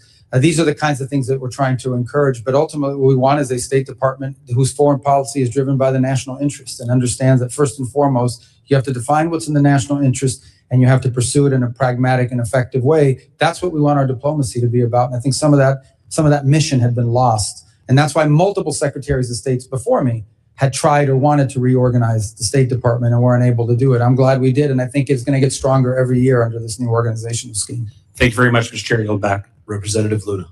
Secretary Rubio, thank you for being here today. I was wondering if you could let me know if you are familiar with the name of Neville Rorsingham. Yeah, he's I think an American millionaire living in China who's funding all of these left-wing radical loons. Correct. When you were on Senate Intelligence, you had actually sent a letter encouraging the Department of Justice to look into him for a FARA violation. For those people who will see this clip later on the internet, can you just briefly explain what FARA is? It's the Foreign Agent Registration Act, and it means if you're operating on behalf of a foreign country, you have to register and declare yourself as such. To provide some context for those looking at this, Mr. Singham's in total given $1.3 million to an organization called Code Pink, as well as over $278 million to various nonprofits since 2017. Secretary Rubio, it's in my opinion, observing what's been happening on both sides, really contributing to the political divide in this country, that many countries are engaging in influencer operations to include psychological operations on the American people with the intent to undermine not just our foreign policy from the administration's perspective, but also to pit us against one another. Would you concur with that statement? There's no doubt. Absolutely. Are you aware of any countries in particular that are currently engaging in this? Well, I don't think there's any doubt that we see evidence of it from the CCP. We've historically seen some of it as well from Russia historically in the past in a different way. I think you're starting to see some of it from Cuba. And I think some of these are linked with one another. In fact, that group that you just mentioned actually traveled to Cuba, stayed at a very fancy and expensive hotel that is sanctioned, and I think are now being looked at by the appropriate officials to see if they violated U.S. law in the trips that they're taking. But there's no doubt that when you have people showing up with pre-printed signs 24 hours after Nicolas Maduro was arrested and extradited to the United States, that's not an organic movement. Someone's paying for that. I think one of those organizations would be the National Network on Cuba, which is a pro-communist, anti-American organization comprised of dozens of member organizations to include Code Pink, the Communist Party USA, Democrat Socialists of America, Socialist Worker Parties, and various organizations to include Armed Queers of Salt Lake City, which Tyler Robinson, the individual who murdered our friend Charlie Kirk, has loose ties to and association with at the time of the assassination. I just want to point out that from my perspective and in talking with you personally, I can see that you are very much of the mindset of peace through strength, but also pursuing peace first before you hit people with a big stick. So I appreciate that perspective because it is refreshing and not common in Washington, D.C. But with that being said, I heard a lot of talk today on Russia specifically. I understand that peace talks are very much so alive and well, and that the United States, for the first time ever, at least with this administration and you heading as the Secretary of State, have been instrumental in those talks. I would like to, though, ask you, for the first time in 20 years, recently, we had the Russian Duma come here to meet with members of Congress. What is the end result when Congress fails to open up dialogue and at least maintains communications with another superpower like Russia? Well, I think there's two things to discuss. One is the war in Ukraine, which we'd like to see end through a negotiated settlement. And separate from that is a bilateral relationship with a country that possesses, if not the largest, the second largest nuclear arsenal in the world. At a minimum, we have to have relations and conversations with Russians. We just do, whether we like what they're doing or not, because given those factors that I just pointed to. I've had multiple conversations with the Foreign Minister Lavrov, and we have to, because that's mature diplomacy and it's important. It's the same with China. We have to have communication with them, and there are issues in our bilateral relations that have nothing to do with Ukraine. So now I think our relations with them will be friendlier and easier to pursue once the war in Ukraine is wrapped up, and we've made that point in this engagement. But I think what we've learned, and certainly I think has been affirmed to us in the last year and a half, is you're much better off having someone to talk to on the other side than not. And this is a president who's willing to meet with and talk to anybody. He doesn't view talks and engaging a foreign counterpart as a concession, the way it's been treated in the past. Sometimes it leads to something, sometimes it leads to nothing. Sometimes that vehicle of communication proves incredibly valuable in a potential conflict or crisis. I'd like to end by saying this. I completely agree with you. I think that it is our job and responsibility in Congress to maintain open dialogue and discussion. But I do think that you guys will be successful in this peace deal. And so I want to be the first to congratulate you on that, because I think that sometimes in this instance, having the courage to step up and do the right thing and lead by example is a big thing. So with that, Chairman, I yield the rest of my time. Representative Miller. Thank you, Mr. Chairman. Mr. Secretary, it's good to see you. You were the first person I worked for when I started in politics, and this is very unique for me. But first and foremost, I just want to say thank you for the job that you've been doing. People back home, they comment on your stability, your bearing, and how you represent our country on the world stage. Thank you for doing that. And look, you're sitting here today and for several hours, and our colleagues on the left, for the vast majority of them, they want to get a political stun. They don't want to hear your answers. And that's why they wouldn't let you and afford you the ability to speak, because they know that you would school them in every which way possible and actually tell them that 2 + 2 = 4. And for a lot of them, that's hard to understand. So I respect your ability. But look, you have been, asked a ton of tough questions. This is your time if you would like it. I know you've spoken a lot today, but if there is anything that you would like to correct the record on by any of our colleagues on the left or even on the right that may have misspoken, I'd like to give you this time if you would like it. And just one last thing.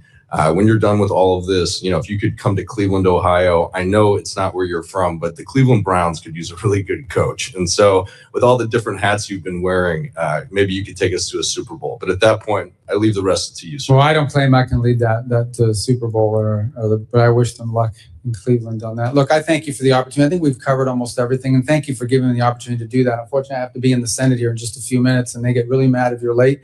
But I just want to touch off by saying, look, every element of our foreign policy and everything we do, including aid, is now synergized, and it's about the national interest.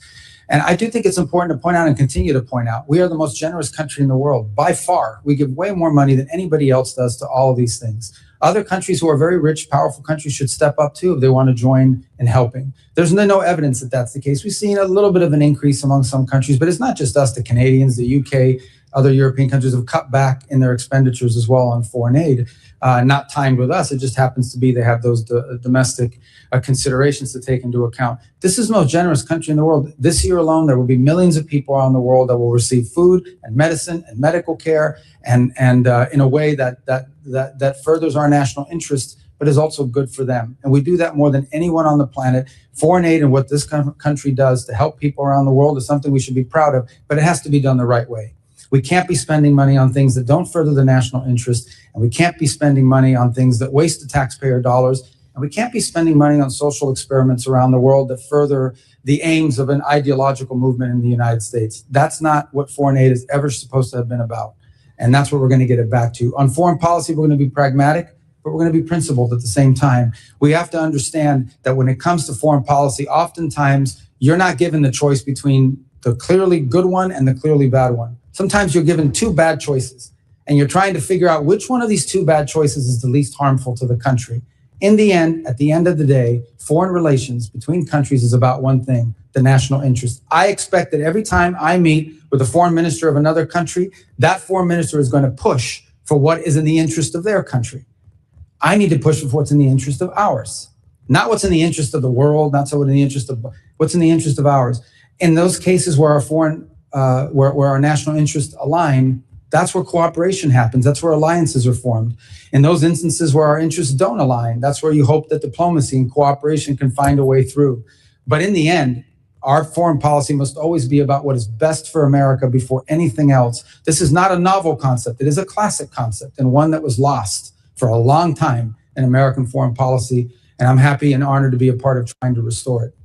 Thank you, Mr. Secretary. Mr. Chairman, you're back. Final member, Representative McKenzie. Thank you. Thank you, Mr. Chairman. Thank you, Secretary Rubio, for joining us today.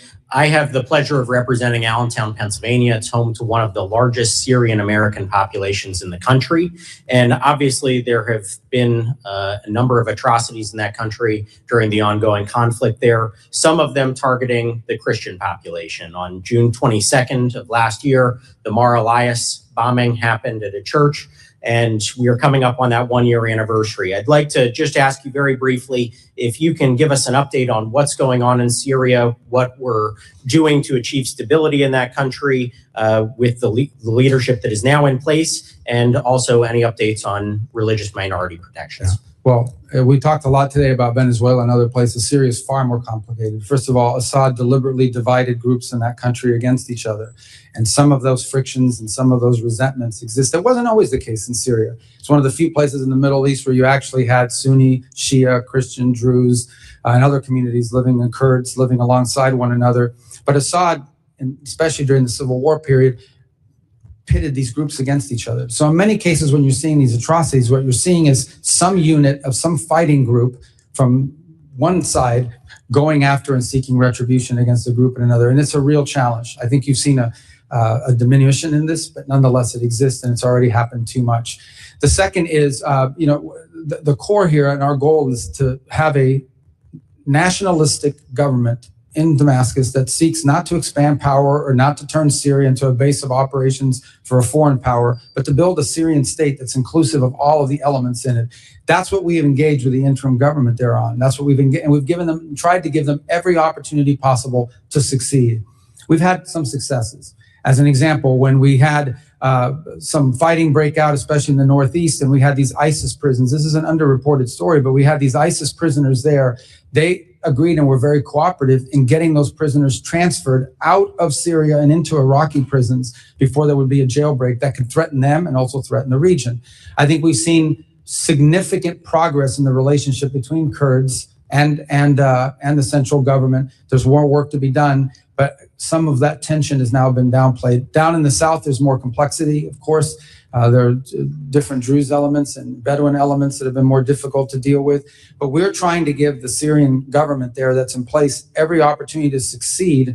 And obviously, there's a trust but verify component to this. I will say this, and I want to be, everything we've asked them to do, they have tried to do or have done, including counterterrorism cooperation.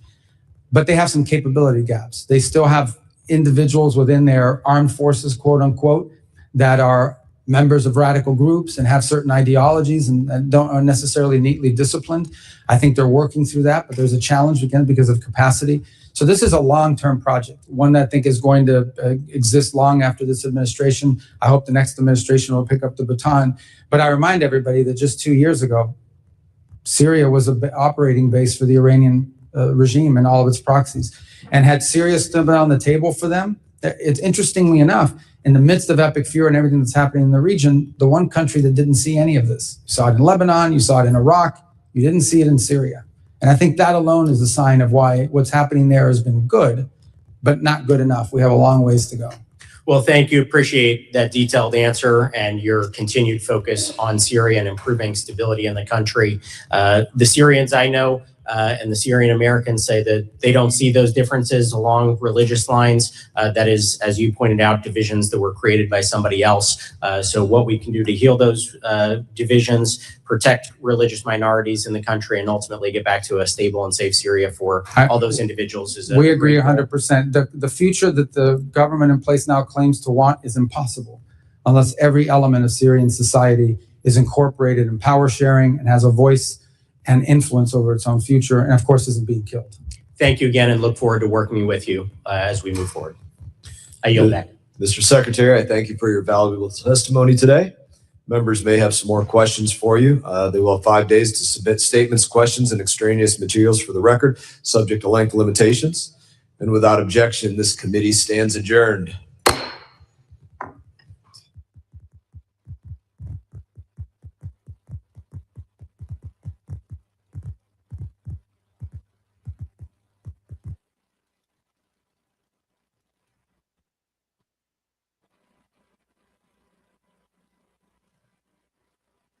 Brief. We appreciate your attendance.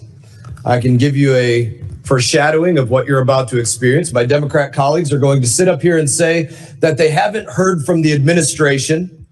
I'm going to thank you for the 30 times just in this Congress that the State Department has briefed the full committee, the subcommittee, roundtables, other times that you all have been here to brief us on a myriad of issues. I want to thank you for the over 20 briefings that you've given to Congress by yourself with General Kane, Director Radcliffe, Secretary Hegseth, and others since the start of Operation Epic Fury. Some of my colleagues in here will say that we are in a war of choice with no real threat to the U.S. I want to say to you, thank you for choosing to kill those who have been attacking and killing us for over 47 years. Specifically attacking us over 350 times in the 30 months prior to Operation Epic Fury. Under senile Joe Biden, they voted to, my colleagues over here voted to say use any and all means to prevent Iran from obtaining a nuclear weapon. So I want to thank you for bringing the heat to Iran, even though most of my colleagues on the left now say that Iran poses no threat. They pretend as though they have never been attacking us.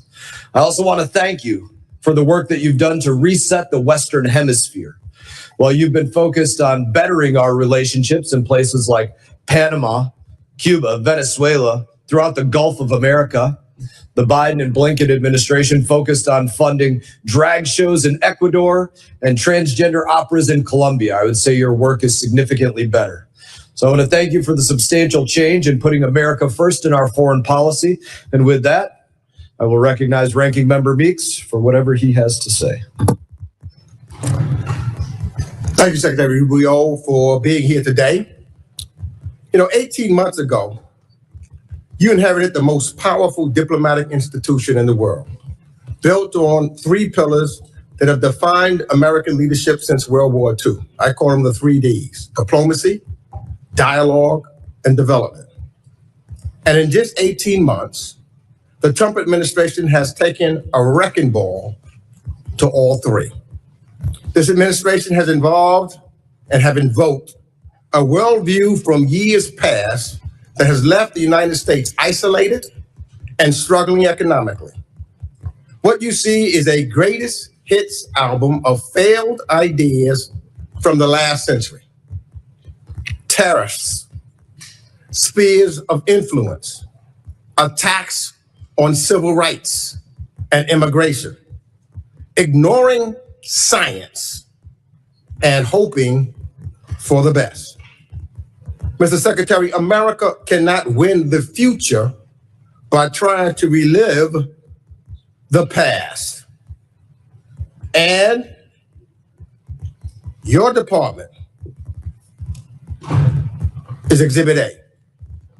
We've seen the systematic dismantling of America's diplomatic corps.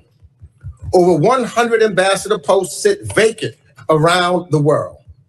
1,300 career professionals, people with decades of expertise in energy, counterterrorism, and nuclear nonproliferation have been fired. Efforts to ensure U.S. diplomats represent the diversity of America have been squandered. While China increases its diplomatic presence globally, we have cut ours to the bone. America cannot win the future by retreating and ceding the field. On trade, this administration revived Smoot-Hawley, and we all know how that ended. Trump's tariffs raised costs for American people, harmed small businesses, and alienated our allies. We cannot build a 21st century economy on 20th century failures. Mr. Secretary, after decades of forever war in the Middle East, President Trump promised the American people no new wars, only to send a new generation of troops back to the Middle East. We've traded dialogue for bombs yet again. And where does that leave us today? The Iranian regime still has its missiles, its drones, its proxies, and its nuclear material. There is an Ayatollah still in power, only he's younger. With the IRGC more entrenched and more hardline. The Strait of Hormuz is closed. It wasn't before you started this war. It wasn't before we lost 14 American troops, before American bombs killed 168 Iranian schoolgirls, before Americans were forced to spend over $100 billion on this war. You helped spin the perfect pretext for this war and then failed to prepare American embassies and citizens when the bombs started falling. Those who have defended and enabled this war share direct responsibility for the economic pain American families are bearing as a result. Our allies knew this war was ill-advised, and that's why they are sitting on the sidelines while Gulf energy infrastructure and American bases take incoming. Trump said America first. Now America's alone. In our hemisphere, talk of reasserting dominance has meant illegally abducting foreign leaders, installing one autocrat in place of another, bombing boats without due process, and blockading civilian populations.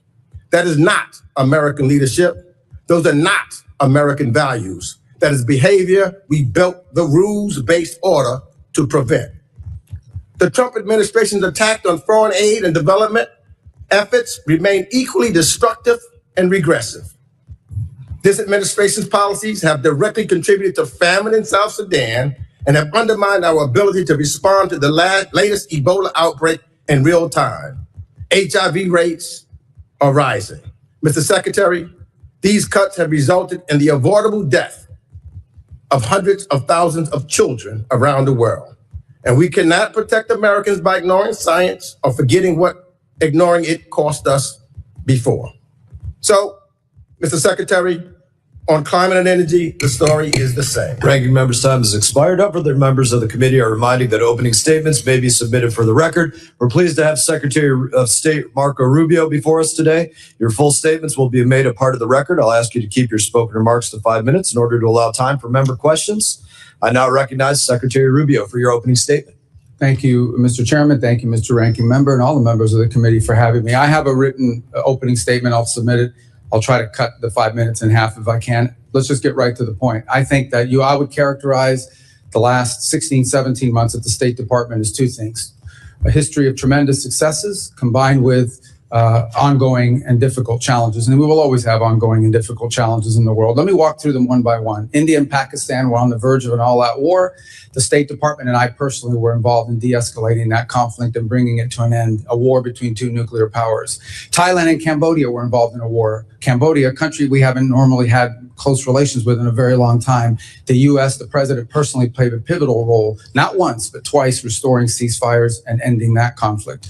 Obviously, the war in Gaza was brought to an end. Not only that, but all the hostages that remained were released, both the violence and those who were alive. Armenia and Azerbaijan, that conflict ended. Not only did it end, but it ended with an agreement that I signed the MOU on yesterday, creating a new prosperity route, the TRIP route, which will provide extraordinary opportunities for both countries, especially for Armenia, while respecting their sovereignty, to really benefit from that. The Shield of the Americas was stood up. That means over 14 countries in the hemisphere, 14 countries in the hemisphere have signed up to partner with us on counterterrorism, counter-narcotics, and security matters. And we believe that that number will grow over the next few months as elections change leaderships in various countries. We held a rare earths ministerial that was attended by over 30 some odd countries from around the world, all who were signing up for an American-led effort to ensure that critical supplies of rare earth minerals around the world are available for our emerging economies, and we don't remain overly dependent on China. We also announced the Pax Silica proposal, which is growing, but it's at 14 members now. These are 14 countries that are cooperating with one another to protect the supply chains critical to AI and AI development in the future. In Venezuela, we now have a functioning and open embassy. We have people traveling there for the first time. It's not where it needs to be, but it is a long ways from where it was 5 months ago, and poses not nearly the threat it once posed to America's national security. We're not satisfied with where it is, but we've come a long way. We are certainly better off than we were 5 months ago. On Nigeria, where many were very concerned about violence against Christians. We are now actively in counterterrorism cooperation with the Nigerian government and Nigerian security forces, including a joint operation a couple weeks ago that took out the #2 leader of global ISIS operating from inside of the country, and that continues. The Pacific Islands, small Pacific Islands under constant pressure and threat from China, have received more attention from this administration than they've received in the last 10 years combined, and deliverables are coming along the way. The Quad, an important alliance in the Indo-Pacific between India, Japan, Australia. We've had multiple meetings of that group, including a meeting just last week in India, and a follow-up that's going to occur later this year, including a leaders meeting before the end of the year. As I speak to you now for the second consecutive day, and for the first time in many, many years, the leaders of the legitimate government of Lebanon and leaders from the government of Israel are seated at the State Department for the second day in a row. And hopefully today we'll produce a joint statement and an action plan on a track for security in that country, independent from Hezbollah, independent from nefarious influence. They had similar meetings last week at the Pentagon at the military level.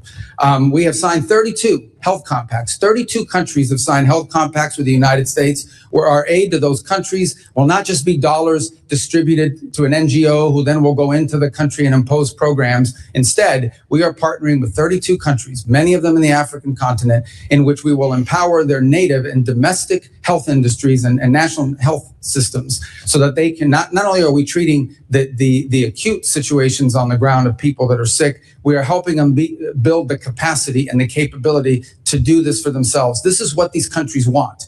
They do not want to be perpetual aid recipients. They want to be able to take care of their people one day, and we are helping them as part of our aid to build that infrastructure. I could go on, but let me just say another point. We are better today than we have ever been at disaster relief. Today, the United States can respond to disasters around the world on a humanitarian basis faster and more effectively than they ever have because of our reorganization. And the proof is our response in Jamaica, our response to 2 typhoons in the Pacific, our ability to quickly deploy within 24 hours and bring aid directly, coordinating with the governments to people, is better than it has ever been, because we cut out bureaucracy, we cut out the middleman, and we went right to the point. We still have challenges. On Sudan, remains a very frustrating situation. We've remained deeply engaged with the Quad in these negotiations. As many of you are aware, unfortunately, Sudan has turned into a proxy war between multiple countries, and the divisions between the UAE and Saudi Arabia have truly complicated our ability to bring that to an end. What we're focused on there now is identifying 2 cities, or 4 cities, 2 on each side, that will serve as points of distribution for humanitarian aid. But the inability, the real frustrating thing about Sudan is that one side or the other will agree to something, but then they will not comply. But we remain focused on that, and we have people that work on that full time. We even had a donor conference just about a month and a half ago where we hundreds of millions of dollars in pledges for not just humanitarian aid, but reconstruction. We're focused on that. It's an ongoing challenge. On DRC and Rwanda, they signed a peace agreement. Unfortunately, compliance has not been good. We've had to impose a few sanctions. On the Rwandan side, we are starting to see some compliance. It's moving, not moving fast enough, but we're hoping to see compliance at some point in the middle part of next month in withdrawing the Rwandan troops from there. Of course, we still have the M23 problem that has to be addressed. So this is a host of issues we could go on. Obviously, the ongoing challenges of Iran remain, as I'm sure we'll speak about extensively in your questions today. So I apologize. That took 4 minutes and 55 seconds, but I tried to talk as fast as I could. Thank you. Thank you, Secretary Rubio. I now recognize Ranking Member Meeks for 5 minutes of questions.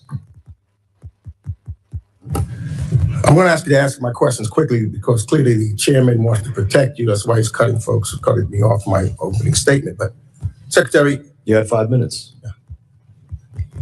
Secretary, you have the honor of serving both the acting National Security Advisor and Secretary of State.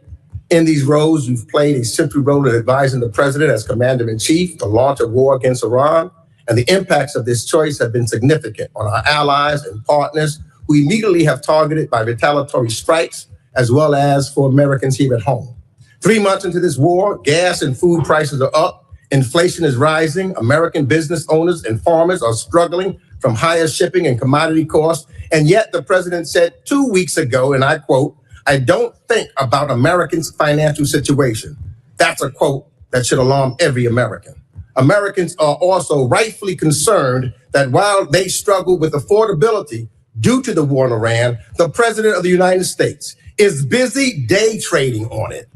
He disclosed purchases of stocks in energy and defense companies in the first quarter of this year that were made just as those companies' profits were soaring from the war in Iran. On March 23rd, the same day he reversed his threat to strike Iranian energy, infrastructure, and energy stocks rose. He brought stocks then in Phillips 66, Exxon, and Chevron. Secretary, I have a few questions. And again, given the amount of time that I have, I will ask you to give me yes and no answers.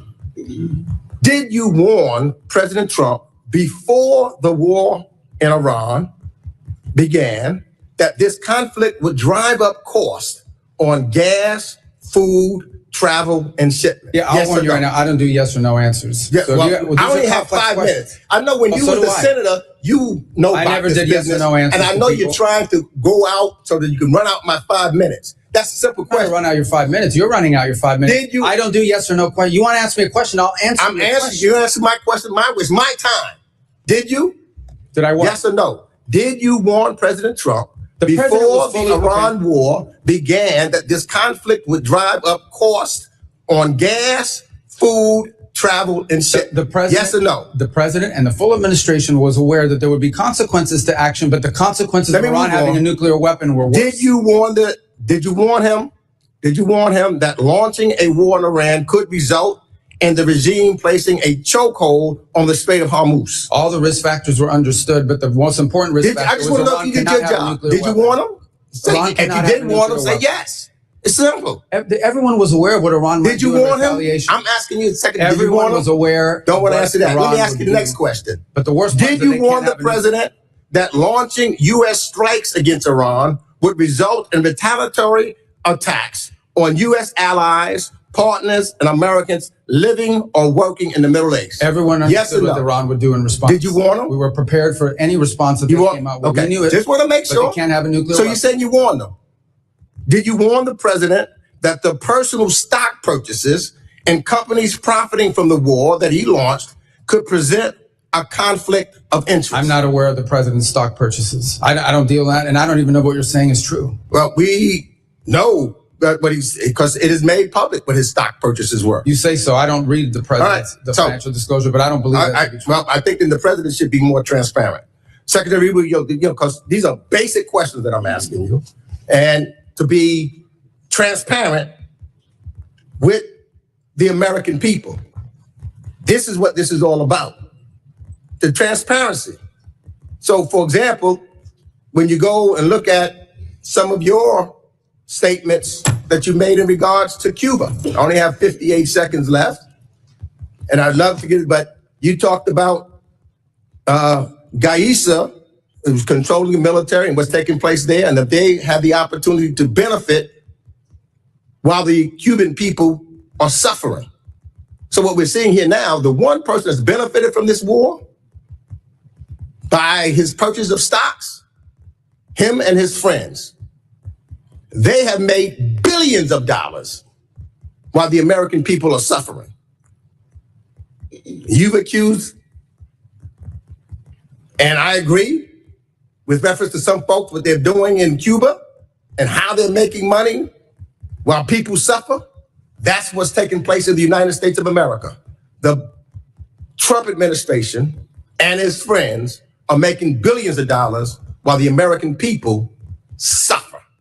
And they continue to suffer. Breaks my heart, but ranking member's time has expired. Representative McCall is recognized. Thank you, Mr. Chairman. Let me thank you for your service.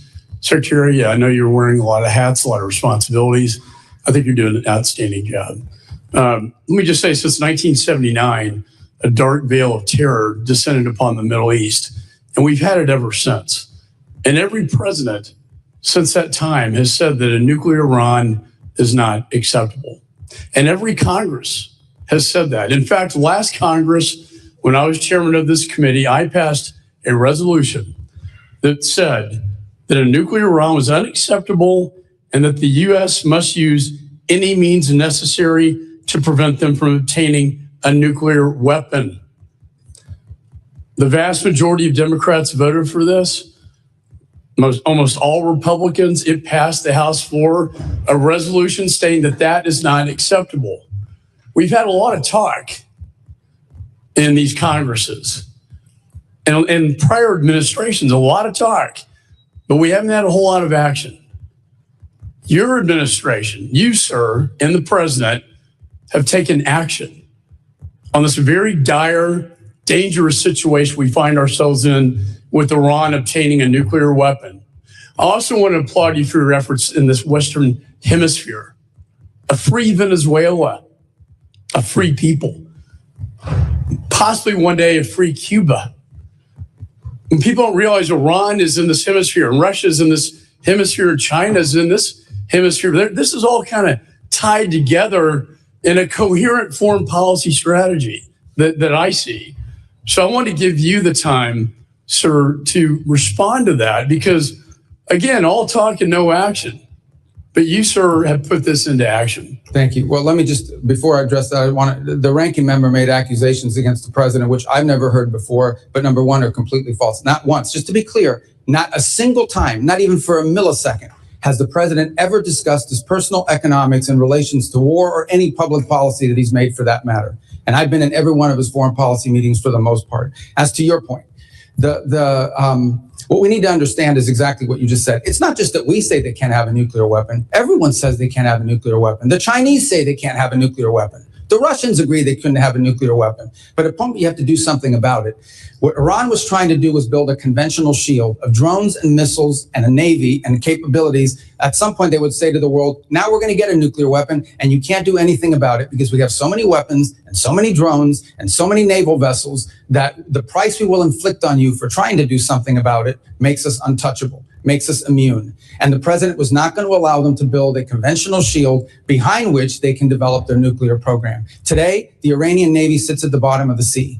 They do not have a Navy. It no longer exists. They have no Air Force either. Their missile launchers have been significantly degraded. Their defense industrial base has suffered upwards of 80 to 90% of attrition. It will take years for them to rebuild it.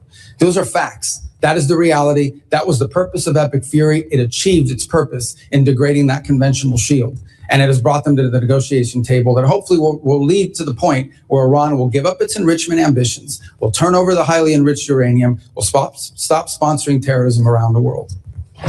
You know, and I think the goal should be the fulfillment of the Abraham Accords. We know why October 7th happened, because Israel and Saudi were getting very, very close, in Iran's perspective, dangerously close to a normalization agreement. And what did Iran do? They lit up their proxies. They lit up their proxies to stop that from happening. I do foresee a free Iran. I do foresee a free Venezuela and a free Cuba, but you have to start somewhere. And I think we're taking the steps so that future generations will thank us for these actions.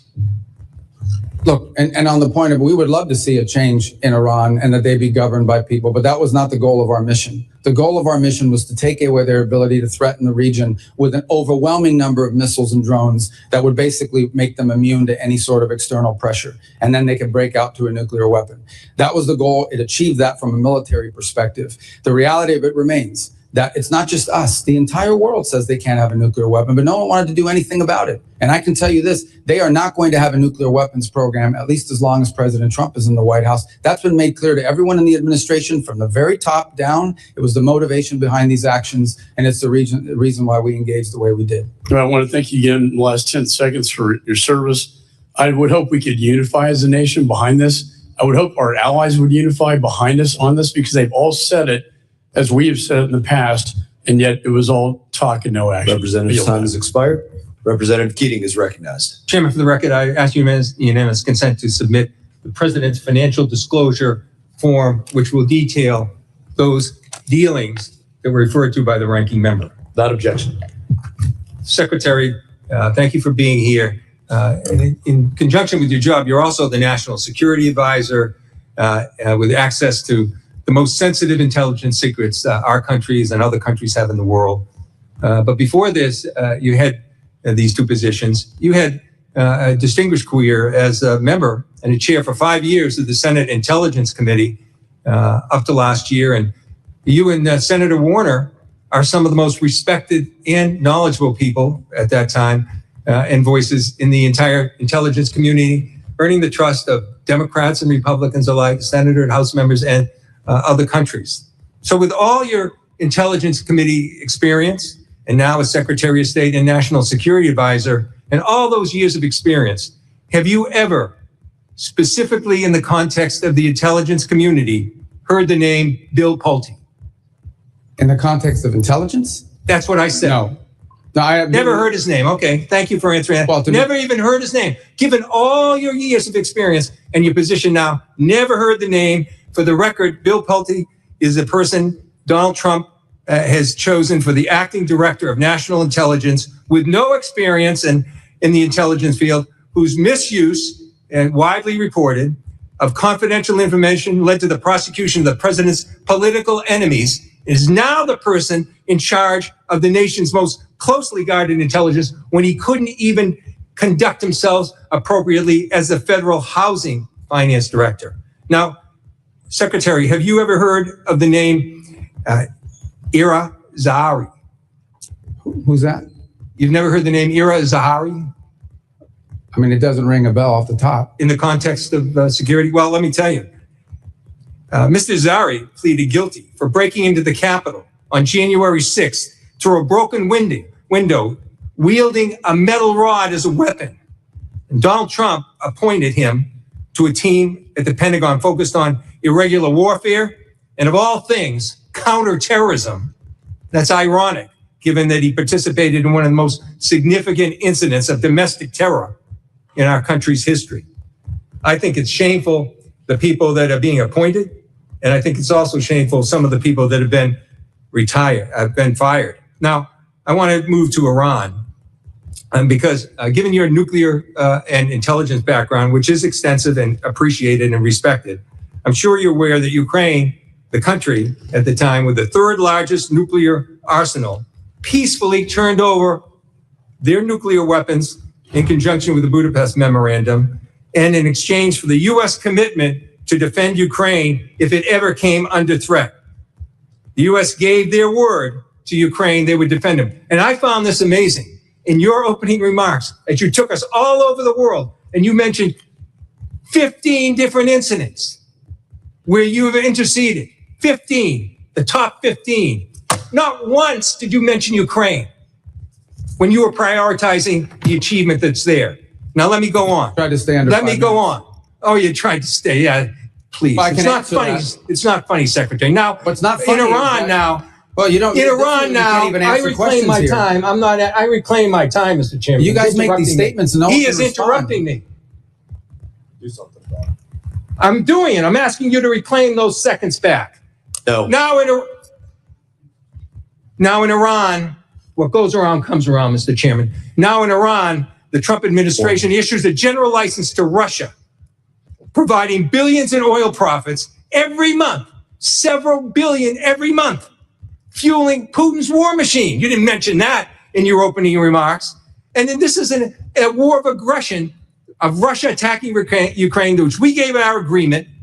And this is to a country that's assisting us in Iran, Ukraine, and helping a country with a war machine that are aiding Iran against us and putting our service members in jeopardy. Look, we have an opportunity as members just today to vote on the Ukraine Support Act. I hope we do it. And I am confident that we have bipartisan support. But I hope this administration would act on its own. They could do things themselves that you didn't mention, like rescind these general licenses, complete a bilateral drone agreement with Ukraine, provide direct military assistance that has access to the Ukraine, implement comprehensive sanctions packages. Representative's time has expired. Representative Smith of New Jersey is recognized. My time and squandering it. That's not how a chairman should act. Representative Smith, you're recognized. Thank you, Mr. Chairman. Mr. Secretary, if you need a moment to respond to it. Well, I also didn't mention Cuba because I literally hand wrote what I was going to say to you guys, and I told you I was going to submit the written for the record. And I think everybody understands Cuba is a priority for me. Just on the Ukraine front, I'll address it now if it's okay with your time that I could do so. I think it's well documented that we've been very involved in trying to get the two sides to the table. We've invested a lot of time in it. Unfortunately, so to this point, neither side has been willing to make concessions, particularly on the Russian side, necessary in order to bring peace about. We remain ready to play any role we can in that context of bringing a peace about, because we think the war in Ukraine, devastating war, has no military solution. It can only be solved through a diplomatic route, and it's been unfruitful. I would characterize it as the ongoing challenges. That said, let's be clear. We are not, to be fair and to be frank, we are not impartial mediators in that war. Okay, we don't provide weapons to Russia. We only provide weapons to Ukraine. We don't impose sanctions on Ukraine. We only impose sanctions on Russia. So we have clearly taken a side. We continue to sell weapons to Ukraine, by the way, through the Pearl program, unimpeded by what's happened in the Middle East or anywhere else.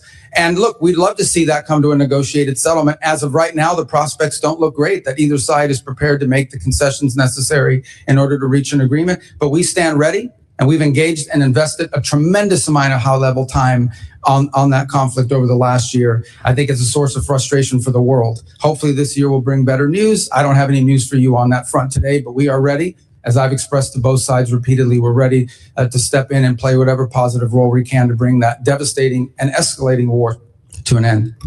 Mr. Secretary, thank you very much. And just let me say, Claire and Sebastian Lai and all of us are deeply grateful to you and the president for everything you tried to do to get Jimmy Lai out. Obviously, it's an ongoing concern, and I know you will continue to push for that. But I know you did everything. The ball was in Xi Jinping's court.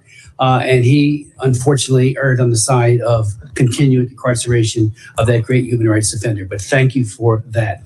Let me say on the Iran deal, I remember sitting right here and on the floor of the House talking about how egregiously flawed the deal was 10 years ago when the Ayatollah was able to get the language dealing with ballistic missiles out of it, because he said it would be stupid, his words, and then they built ballistic missiles like never before.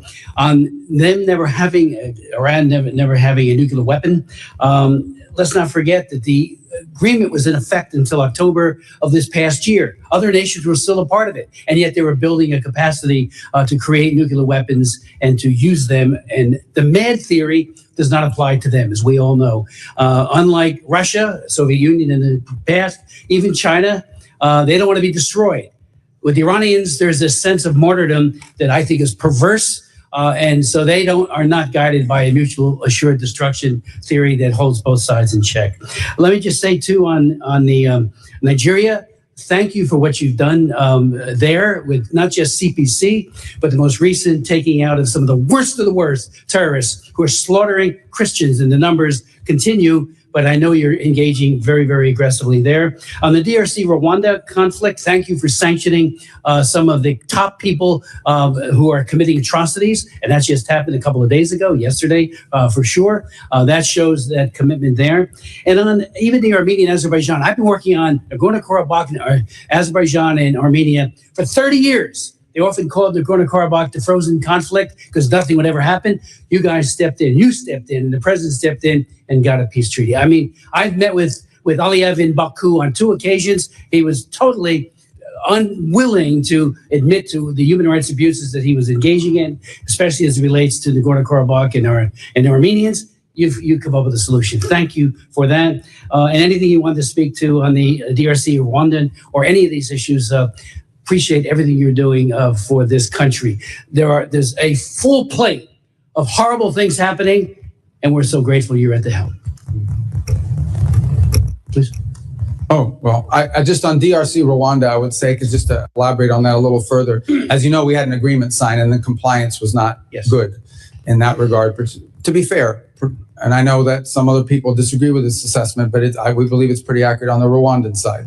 And so we initiated some sanctions, targeted sanctions on Rwanda. They've come to the table. They've made some commitments. They are complying with the commitments, maybe not at the rate or speed that we'd like them to, but there's been some compliance on pulling back of troops. What we'll watch very closely, of course, is we don't want to see Rwandan troops change uniform into M23 uniforms and claim that they've pulled out. We got to watch that very carefully. And we also have to deal with the M23 issue there. But those are both DRC, Rwanda, and Sudan are 2 areas we remain very engaged in trying to find a solution to. Representative's time's expired. Representative Castro, you're recognized. Thank you, Mr. Chairman. Thank you, Mr. Secretary, for coming in today and for your testimony. I want to start with Iran. I'm hopeful that the president and the administration are able to reach an agreement that ends the war and also reopens the Strait of Hormuz. If there's a deal subject to congressional review under INARA, I'll approach it with a fair mind, and I hope that all of us will as well. I just ask that you keep the committee briefed on the details of that agreement, and I believe that it's in America's interest that this war end, and I sincerely mean that. We are at war alongside Israel against Iran. Iran has struck Israeli nuclear facilities at Dimona, and American service members are deployed throughout the region, as you know. Congress needs to understand the full risks of the conflict, including the nuclear risks. On May 4th, I wrote to you with 29 colleagues asking for details about these risks and Israeli nuclear weapons. On June 1st, your Bureau of Legislative Affairs responded and said, quote, "We refer you to the government of Israel for your questions about Israel's capabilities." I have to say, Mr. Secretary, that's a very bizarre response. 30 of us wrote to you and to the State Department asking our government for an answer, an assessment about a foreign nation's nuclear capabilities. In your opening statement, you referred to India and Pakistan as nuclear nations. We've also spoken in different sessions, both in closed and open sessions, you know, as a U.S. Senator, former U.S. Senator, about the nuclear capabilities of other nations, Iran, China, Russia, France, the UK, both adversaries and allies. And so I wanted to ask you the question today, will you tell us, the Congress and the American people, whether Israel in fact possesses nuclear weapons? You know that's a question that they've never acknowledged to have a nuclear program. People can have, as you know, an open source and other reporting suspicions about what they possess. If we're speaking frankly, I think most of the world assesses that they do, but they've never acknowledged that publicly. And as a feature of our foreign policy for a variety of reasons, we don't discuss it in that way either. Well, I guess a few things. This is the first time, especially for an extended period, that we are at war with an ally, Israel, against Iran. And we have service members deployed. And we don't, if they in fact possess nuclear weapons, and you're right, in open source reporting that has come across, we don't know what their red lines are for using those nuclear weapons. And so I guess I'm shocked that our government wouldn't make an effort to know, to understand, and then to give our oversight body the information that we need to make decisions about the war as well. That's a fair observation, and I would answer that if perhaps you make that request and you're open to it being answered in a different setting other than a public classified setting? A classified setting? Yes, and both classified and sensitive. And if we could, I think we would, you would get a better response to your question if the context in which it was answered were framed differently than a public letter for a variety of reasons. If we're being mature and grown up here, I mean, foreign policy, and I know that you are, and you, from the tone of your question, it's clear that it's a serious question. These things require delicate balancing acts between different equities, but I think you can get probably a more fulsome answer if we were to be able to respond to that inquiry in a different context, if that makes sense. Mr. Secretary, I'll certainly take you up on that, and I appreciate your answer. Thank you for that. I have another question on Lebanon. The president and you are working to end this war with Iran, and according to reporting at least, one of the main sticking points is Israel's continuing military campaign in Lebanon against Hezbollah, which the president has called on Israel to stop. The president confirmed last night, in fact, that he in fact told Israeli Prime Minister Netanyahu to stop the war in Lebanon. My worry is that Israel's insistence on continuing this war against Hezbollah will jeopardize the president's efforts and the American government's efforts to reach an agreement with Iran. And so my question is, do you agree that Israel should stop its military campaign in Lebanon and support the president's negotiations for a peace agreement with Iran? I'd love to answer that question. It's going to take more than the 42 seconds, and I know I've seen already that people get pretty pissed off here when their time gets eaten up. But if I can answer that question, maybe the next person will let me continue, because that's a really important question. So let me just start by saying this. Let me walk you through this. We had an agreement.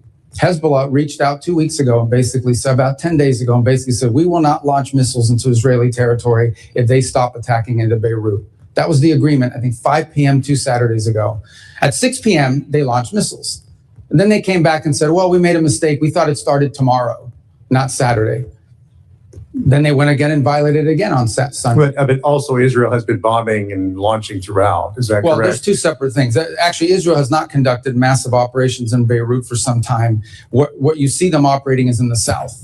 And what they are, what we've always said, and it's part of the joint statement, we've always said is Israel has a right to act in its defense. So as an example. Well, but so then why did the president have to tell Israel to stop? Time has expired. Representative Wilson's recognized. Thank you, Mr. Chairman. Indeed, Mr. Secretary, I want to thank you and recognize that we appreciate the U.S.-Israel alliance, and we appreciate very much the response that's being done against 1,100 missile attacks that have come out of Lebanon, as you've just identified correctly, and they need to know that, and how they don't know that, I don't know. But any attacks that are done by Israel are in response, not initiated. With that in mind, you are serving at a historic time with success of dictators on the run. Dictator Assad